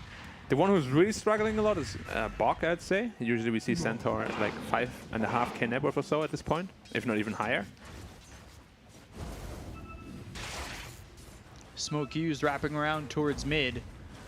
Carl would be a big killer once more. They're going on him. And in the lasso. Wow, they baited him. They actually didn't get it. Fire Snap cooking, Stampede used. He ends up dead. They've got the glyph. They want to take this tower with the Exorcism. They have RP. They tip Boomy, they tip Bach, and thinking about the RP. Kisses are coming in. Mortimer's Kisses, those are thrown forward. Gabby's taking a lot of damage. Yeah, he's taking a lot of damage. Earth Spike out. They've got the RP. That's Their committed finger. onto Armel. The Eclipse comes down. They're looking for the arrow. They get the kill on a Carl. They'll end up taking out Armel. It's a trade. Boomy, though, tossing up this Lion into the air. Whitemon falls, and they do end up with a little bit of a victory there. There was a 4v5 though, keep that in mind. Wraith King was farming away at the top lane. And his strong timing is still going to beat his Radiance. Like, with the arm that he can fight, but he still doesn't want to. Especially not without his reincarnation. Bok again. He doesn't have Stampede. No, he doesn't. Bach. Bad Rat is also dipping in. Yeah, they want to just go for him. They've got the skewer. He goes the other way, and now they should be able to get this kill, and they will. Okay. Poor guy, man. I'm sure we're seeing a lot of bots right now in chat. Dire's top tower is under attack. Alright, that was lame, but that's the name of my game. Being as lame as you can every time. At some point, it will be funny. 100% of the time, it works every time. Yep. Tiny almost with this Blink Dagger. You've got, Radiant's bottom I think, tower is Lion under attack. wanting a Blink Dagger next. They have a Yule Scepter to set up a potential arrow here. It's a lot of Blinks that might be coming out. Magnus, Bat Rider, Lion. Yeah, Wraith King, potentially. Thank you, my beauties. Luna, though, still comfortably sitting at the top of the net worth. That is the one saving grace here. Avalanche toss, Zephyr, Starstorm, and the right clicks. Oh! Still gonna die there. If there was a miss hit, maybe he lives. Earth Spike comes through onto the Death Prophet. They've got the Hex that hits the Mirana. And they'll toss Lasso. Cuckoo right onto the Luna. They've got the lasso, but there's the Yule. Skewer back onto the tower. Nice This is a score. problem. They don't have RP, but they got the stun out onto the Magnus. The two-man Earth Spike, they'll get the kill on Boomy as well as Gabby. Whitemon again. The pullback. Just landing it every single time. They've got the silence. Can Wraith he King get stop. out? Oh, that was Wraith so Fire close. Blast right at the last second. Armel trying to run. Spirit Siphon stunned up again by the Earth Spike, and they'll get the kill. 23 now on a killing spree. That was so well played against by Whitemon. And mid lane, Bad Rider in trouble. Carl. Going to make it out. Good flame break. He will. There's just nothing going right for TNC. Whitemon there, out of his mind. 2 double man impales. See if they can. They try to dive them, but Magnus and Bad Rider are just ready for it. They're on top of the Luna. An amazing score after this lasso as well. Wraith King TP's in, and it's just all over. And he pulls him back with the shockwave. 0.2 seconds on the TP. Look at how close that was. And, Is that the sound you make when you hit TPs? Or hit stuns on TPs? no, it's just the Wraith Fire Blast. He kind of charges it up with his hand, doesn't he? Yeah. Brings it in. Like a little photon ball. Photon? What's the, how do you pronounce that? Photon? Photon? I don't know. I feel like I say it's stupid, though. It's a 1K lead for T1 now. Yeah. Not what TNC wants. That is at not all. what they wanted at all. And now Radiance completed on the Wraith King. No BKB inside yet for the Luna. Still quite a bit away from it. And this Radiance burn damage is going to cause quite a bit of problems. What do they do if they just lasso the DP? He's the only threat right now. You lasso him, pull him in. You can even expend the RP if you want on him as well. It's going to be very problematic. There's the Radiance. Yeah. Wraith King now 700 ahead of him. Stampede pop for what? There was a panic Stampede. They weren't even close to going on anyone. Yeah. Okay. And you've got these Blinks starting to formulate. A couple 100 gold until Magnus has his, Bat Rider has his, Lion, he's The Skeletons quite close. get the kill. Boomy did not manage to deny the tower. No, Skelly Bros got it. Wraith King double damage and he's pinging out Roshan. Radiant's bottom tower. It's a tough Roche fight. I don't know if they want to commit to this. Okay. Bad Rider is really the centerpiece here. Bad Rider and Magnus. If you get a good lasso off, you will crush this fight. Oh, they're already here on TNC. But they're kind of just going in and out. They're fumbling around. Roshan is almost dead. You gotta go in, guys. They need to go in. Bach tries. Fire Blast. They've got the Flame Break. Arrow. That'll come all the way across. They've got the lasso. The Aegis is going to be picked up by 23. They get the kill on Bach. They look over at this Death Prophet now. DP. They're draining his mana. They might get the first life out of 23, but he's armor toggling Nice and Taro. surviving. They get the kill on Armel. Tibbs jumps in, but he's still not going to kill this Wraith King. 23. He has Reincarnation anyway. They fully commit on him. He has Reincarnation. He has Aegis. Wow. If you kill him once, then what's gonna change? Nothing. Absolutely nothing. Yeah, he has 3 lives, literally. Bok was close to stealing the Roshan. I actually can't believe they just got the Roshan for free. Luna just doesn't feel comfortable fighting at all without that BKB. So Luna kind of feels similar to the Arc Warden in the last game. Yeah, it's just, but they picked it into it again. Yeah. They had all the tools they needed. So with that fight, Lion, blink. Batrider, blink. And Magnus actually Going has for a blink, as well. but he wants another one. Double blinks. I mean, this game is only gonna get harder for TNC from here on out. Like, you had the really strong timing. Maybe this BKB on Luna will change something, but again, you have 2 BKB piercing Disables, yeah. Yeah. Sometimes 2 Snapfire also goes for blink. When you get that shard, blink in, scatter blast. I mean, even support Snapfires. Yeah. The shard is so good with Blink. It's such a good stun. Because I'm you push him actually- away, you cook him after. Yeah, and I'm trying to pay like super attention to how the supports play that out because I'm trying to pull it off myself. It's not that hard. You just blink next to a guy, It's shoot the him away. confidence thing. Yeah, okay. You know, no, well, you feel like you barely survive. You want to jump in Block and just kind again. of scatter blast. Stomp comes in at the right timing, and now he'll stampede away. That was lucky. Like, he just lost all his luck. He used it all up for this entire year. He stomped a line as he blinked in to try to hex him. The whole year? Yeah, it's all gone. He's got a major coming up. Well, they can win it with skill. They don't need luck. Okay. Luck is more, oh, there's a bubble gum on the floor. Do I step on it or not? He's going to step on it. That's the worst. It is. But he might still win the major. Potentially. Yeah, I would trade that. Bubblegum and Shu versus major. Oh, yeah. Hell yeah, any day. They smoke without the Wraith King. Little mistake. Dire's middle Still wondering. So why he's just Magnus walking up has 2 without blinks. smoke. Oh, they Blink got Hex. Tiny. They still want him. Arrow doesn't come in and land, but they got the 2-man host stop coming out from Lasso Bob. They're back. going to go with the DP. Exorcism. They've got themselves the lasso onto the Death Look at Prophet. the They get the kill with slide. a finger, and he just gets blown to bits. On the back line, so they've got Tims as well as Bach trying to make something happen. The Fire Staff Cookie actually goes back towards Gabby. Now they've got themselves the lockdown with the RP. They get the kill on the Luna.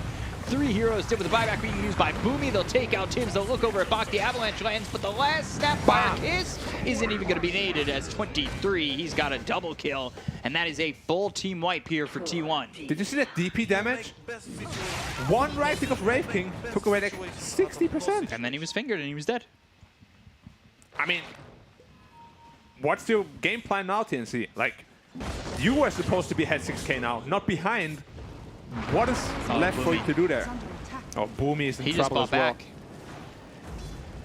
Oh my god, he's gonna get a lot of stickies on him. That Cobalt wanting to get involved. He needs to toss him away, but he can't. 4 stacks. Oh, he's burning. 5 stacks. And dead. Oh, I thought he stole it on. Armel's here too. All right. Well, I'm not sure you want to be here if Wraith King gets on top. Blinken too. Dire's middle tower is under attack. Screw up as well. That was a dieback, by the way, from that. It was. Now they're 8K ahead. Wraith King, what is he building into? Into a BKB. I like that. You really don't need more damage. Like, look at this DP, please. How he explodes. Blink, Hex, Tiny. Sure, Tiny dies, but the blink last on the DP is really the important factor of this fight. Look at it. Wraith King goes in and BAM! One click and the finger. Boom. Wow. Dire's structures are So fortified. much damage so quickly. And they just play this fight perfectly again. Yeah. I mean, in China, against LGD in particular, Magnus is a first phase ban. Yeah. Because it is so potent. You can still buff up another hero with you, especially if it's off lane. Dire's bottom It's just- tower has This fallen. Wraith King is hitting so much harder than he usually would. It's crazy to think that T1, after 3 matches, they were 1-2. And we kind of thought that they limped in or limped out of the starting gate. They had a 2-0 over Lilgun, who ended up going 1-6. They lost to Smart Omega and Boom. Boom being the team that gets relegated after today. Wait, they actually lost? Yeah, Boom ends up being relegated in that tiebreaker. Damn. And, you know, I don't know if this wasn't the T1 we were seeing in the beginning. No, but even last season, they started off in a similar fashion where they're very cold at the beginning. The longer the season goes on, the better they become. Of course, then at the major, they fumbled a little bit. But this team just needs some time to warm up. I guess these 6 league formats are very good for them. 6-week formats, sorry. I still wouldn't mind if it was a double round robin. Hell yeah, I wouldn't mind either. Rave King. It's smoke and smoke action. Oh my god, Luna is all by herself.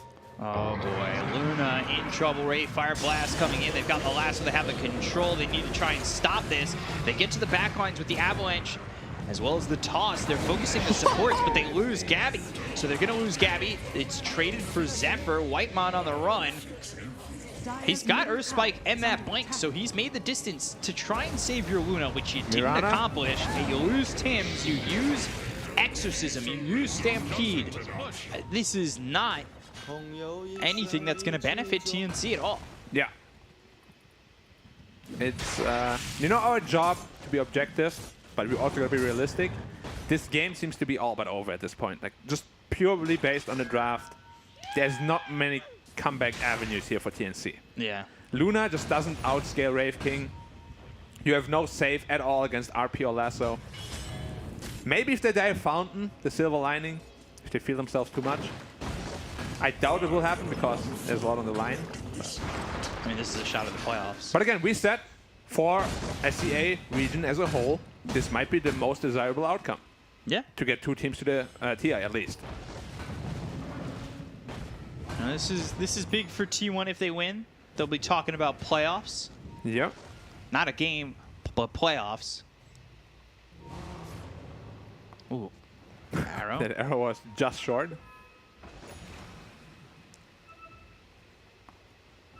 Alright, I mean, they're gonna stick together as 5 now. That's the only play they have. Yeah. Bad Rider. He just picked up an Ether Lens. Invisibility. We can get a Philosopher's Stone. Oh, he's going super aggressive. Yule's Flame Break. They go to Dust Mirana. on the other side. Mirana caught. Whitemon, how many stacks does he have? He's got 4. You'll not live to see. Like, this Rave King crit sound is actually so satisfying when you know he's gonna hit hard. The animation, too. When he jumps into it and just slams it down on you. Like, he's putting his body weight into it. Because that's not a sword. That's like a club. They've got the lasso coming out of the Luna once again. Gabby with the flame break on the low ground. RP from Cuckoo on 2. Boo-hoo for TNC because they lose 3. A nice ha-ha-ha from Carl in the chat. I guess he's very happy about the outcome of this game. Wow, and well, you said no fountain diving. Cuckoo. Carl just in their face. He's just playing with them. He's feeding himself. Oh, an actual all chat ha ha ha. Yeah. I thought that was just a voice line. No, actual ha ha ha. Looks like I think they had some beef before, right? When they all tipped him. And he's like, I tip me now, TNC, or whatever he said. I think that was even in this season. Yeah, it was the season, right? Yeah, I think so. He's now like, look at me. Where's the last laugh now? 19K lead here for T1. Means they have a massive lead. Yeah. 19K on paper, infinity in reality. Giving the illusion rune to the Rave King, of course. Got that armlet, got that radiance. Double trouble. And one last desperation smoke here from TNC. See if they can find something. Arrow doesn't hit Carl, but you know, those missed arrows aren't the only thing that's going wrong for this TNC lineup at the moment, but that's the way the cookie crumbles. They're baiting right now, but Rave King is not the guy you can go on first. Magnus needs to die, Better needs to die, supports need to die. Can you wrap around? Whitemon has been really fast on those blinks. Oh, yeah. Like, he's on some good juice today. They try to jump in and make something happen. They blink in, and boom goes the dynamite. They just get nothing out of it. And they know they're smoked, 100%. They're not pushing out the lanes. They're all pushing into the base right now. This is the probably the most obvious smoke 2021. Not too much you can do, unfortunately. And now Roshan is up. TNC is going to be forced to fight there, no matter what you do. But you can't give away Aegis Cheese and the Shard. Who's the Shard go to? Lion? I like it on Lion. I like it on Magnus too. The Horn Toss is actually really strong. Oh, Roshan's not actually up. I thought he hit it. My bad. See, that's what happens when I stand up. I'm going to sit down again. Getting too excited. Roshan will respawn in 2, 1. Arrow. Oh. It lands. But it doesn't do anything. Raking lost some health from armlet toggling. Yeah, keep canceling it. It's very much doing everything. All right, last fight is now they're going to jump in. They've immediately been hexed. They've got the Earth Spike Lasso out onto the Death Prophet to use the Exorcism Arrow coming in, but that's not going to land on anybody that they wanted it to land on. It does hit Cuckoo. They've got the silence from Armel. Now continuing to survive. Losing Beam, moving forward. Finger used. Armel is dead, and they've got the Mortimer's Kisses coming down as Tim's leaps to the low ground. Blink in, hoof stomp onto Boomy. Gabby looking, trying to make something happen. They've got the Eclipse going in. They look for the RP that's going to land into Gabby. They're getting the kill on a Wipeout. They take the line. They've got Tim's maybe thinking about throwing another arrow. That comes in, but it's not going to save this Luna. They'll get the kill on a Bach. They'll take out Gabby. They find themselves Tim's. They'll get a triple kill for 23. And it's GG called by TNC. Indeed. And a 2-0 for T1 who locked down that playoff spot. Yeah, not at all how TNC thought this would go down, I'm sure. But as an avid T1 supporter, finally, they don't disappoint me. I thought you were going to give like the rock line right there. No. Finally, T1 has come back. No. To the Animajor. T1, finally. Thank you. Finally. Thank you. You've been vindicated. It was a rough game, just from a draft. You needed to be, like you were on a timer. We have seen, especially in the SEA region, if you're on a timer, most of the teams that are on a timer will end up losing because it just takes a lot of organization and very crisp gameplay. And it was T1 this time that delivered the crisp gameplay. Yeah. Also B-Cup. It's all over, dude. A big hug? Yeah. Oh, this is perfect. I loved working with you. We still have one more series tomorrow. We still have the other region. We can hug again tomorrow. One more that tomorrow. would be good. But for SEA, that's it. It's over. Done. That's the 10 count. It's over here in SEA. We have one more breakdown, one more interview. Maybe we'll even find out who Kaiser Soze is. But for now, we'll throw it back to the panel. Take it away. That's it. That's the finale for Season 2 of the DPC. And now all we have left to look forward to is the next major and the international. TNC, unfortunately, they fall to T1, but it's all good. They're still both going to the major, but T1 definitely feeling very, very comfortable with Cust and now a confirmed playoff slot. Finally, after a couple of tiebreaker matches, T1, they looked like the team that improved the most, I would say, from Season 1 with the addition of 23 Savage and just being consistent. I think that was the problem in Southeast Asia for a very long time. This time around, 2 good drafts just secured their spot as the #1 team in Southeast Asia region. They worried us a little bit at the beginning of the season, right? With the way they started playing, the way they started off, but the moment they gelled, the moment they figured out what works for them, they did look like the strongest team. TNC also, huge improvement in comparison to Season 1. So both of these teams should be satisfied with the way the season has ended. Obviously, they qualified for the major, and I'm pretty sure they're fine. TNC as well. Yeah. I'm pretty sure they're completely fine with this. They're satisfied compared to Season 1, where they didn't go to the major. Now they have a spot. They don't even have to go through the wild card. So that's good. Team that plays better on LAN, so I expect them to do good. There's a couple of things that need to be fixed, but other than that, it's a volatile region. You can't have 7-0. Not every team can have it, so it's okay. For this particular game, Batrider had no real counters. He could do pretty much whatever he wants. Also, didn't go for a BKB at all. Then he's really having a good time. Once again, Raid King with Armlet into Radiance build. Can farm the Ancients with the Empower. Comes online very quickly. Black talked about how TNC needs to stay ahead with this type of a lineup. They do. Carry to carry matchup once again. Luna falls right? short. Yeah. Always with Luna, you need to somewhat stay ahead, and you had some farm, but it wasn't enough. it wasn't enough in a game such as this one. The Mask of Madness SNY Dragonlance versus this beast of a Great King that has Armlet, Radiance, and AC. You just don't match up that greatly. I liked how that Prophet played this last fight. It just wasn't enough. He stayed alive through pretty much everything, but the buyback on the Centaur, the Stampede, still just not enough. They were way too far behind. Yeah, and as critical as we were of TNC's drafts in both games, it also feels like T1 had good drafts both games. It wasn't like they were just winning off of the virtue of TNC not being able to execute Arc Warden or Luna. That's definitely a big part of it, but I loved all their openings. We have been praising Zephyr and Whitemon as being the support duo of Southeast Asia, and they have continued to deliver even in this tiebreaker.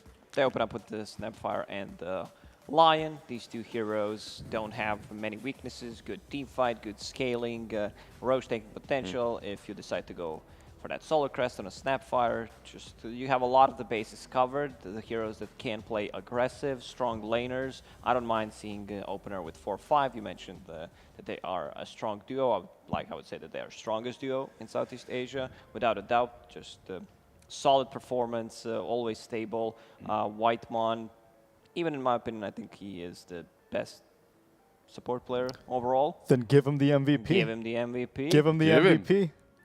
Definitely deserve it in this game as well. Do you know, well, maybe in the major when we have an interview with Whitemon, I want to ask him about his workout routine because of all the snacks that he's been getting and he's still keeping shape. So gotta ask him, you know, how do you keep up? How does he do it? He goes to hell and back and back again. Well, exactly, to snacks and back again. What's the routine? Snackmon. Snackmon, yeah. I want to hear, though, I want to hear from the mastermind. I want to hear Senpai, Master Cuckoo. May I please speak to you? Congratulations on a 2-0 victory versus TNC. How are you feeling? Hello? Can you hear me? Yeah, we can. Master, please. I think I'm feeling good. You think you're feeling good? Having a nice sip? Yep. Yeah. You seem like your whole team was doing good. Your Carl was having a great time that game. He was ha-ha-haing and all chat. I can tell that your whole season, you were saying that at the Singapore major, they didn't have the master. Now you have been training your players. What do you think that has improved the most over your team over these past 6 weeks? I think we learned from the losing, so I wanna lose, so we can learn. Then we come back like a king. Then now we're the best team for now. Yeah, you are the kings of SCA at the moment, which also gives you an opportunity to lose a couple of games in major, in playoffs. Yeah, maybe not too many. What team are you looking forward to beating at the major? I want to see the Europe teams because we're always screaming like the Chinese teams. So yeah, the top tier and maybe EG also. How much did you learn from screaming the Chinese teams? Because it seems that you guys really improved. Is there like influence coming out from Chinese teams, the screams and everything? I think we learn from them is like the discipline on the game. Because before, even we win lanes, we are like splitting on the map. So right now, if we win lanes, we have goal now. Unlike before that we are like a pub gamers. It's like individually strong, but that team composure is not so good. But right now, I think we understand how to play Dota a bit. Yeah, it feels that way. Your guys, I think you are the most improved over the course of the past 6 weeks. How do you feel about the situation with DPC points? There's a very real possibility that there might only be one Southeast Asian team at TI because the points have been so scattered. What's your opinion on that?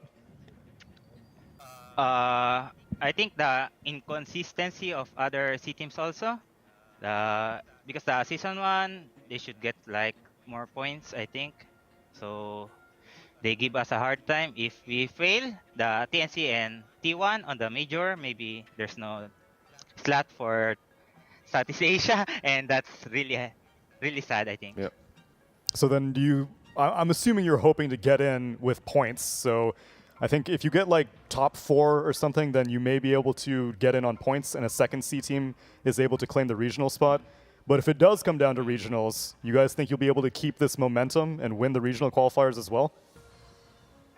I hope there's no new patch.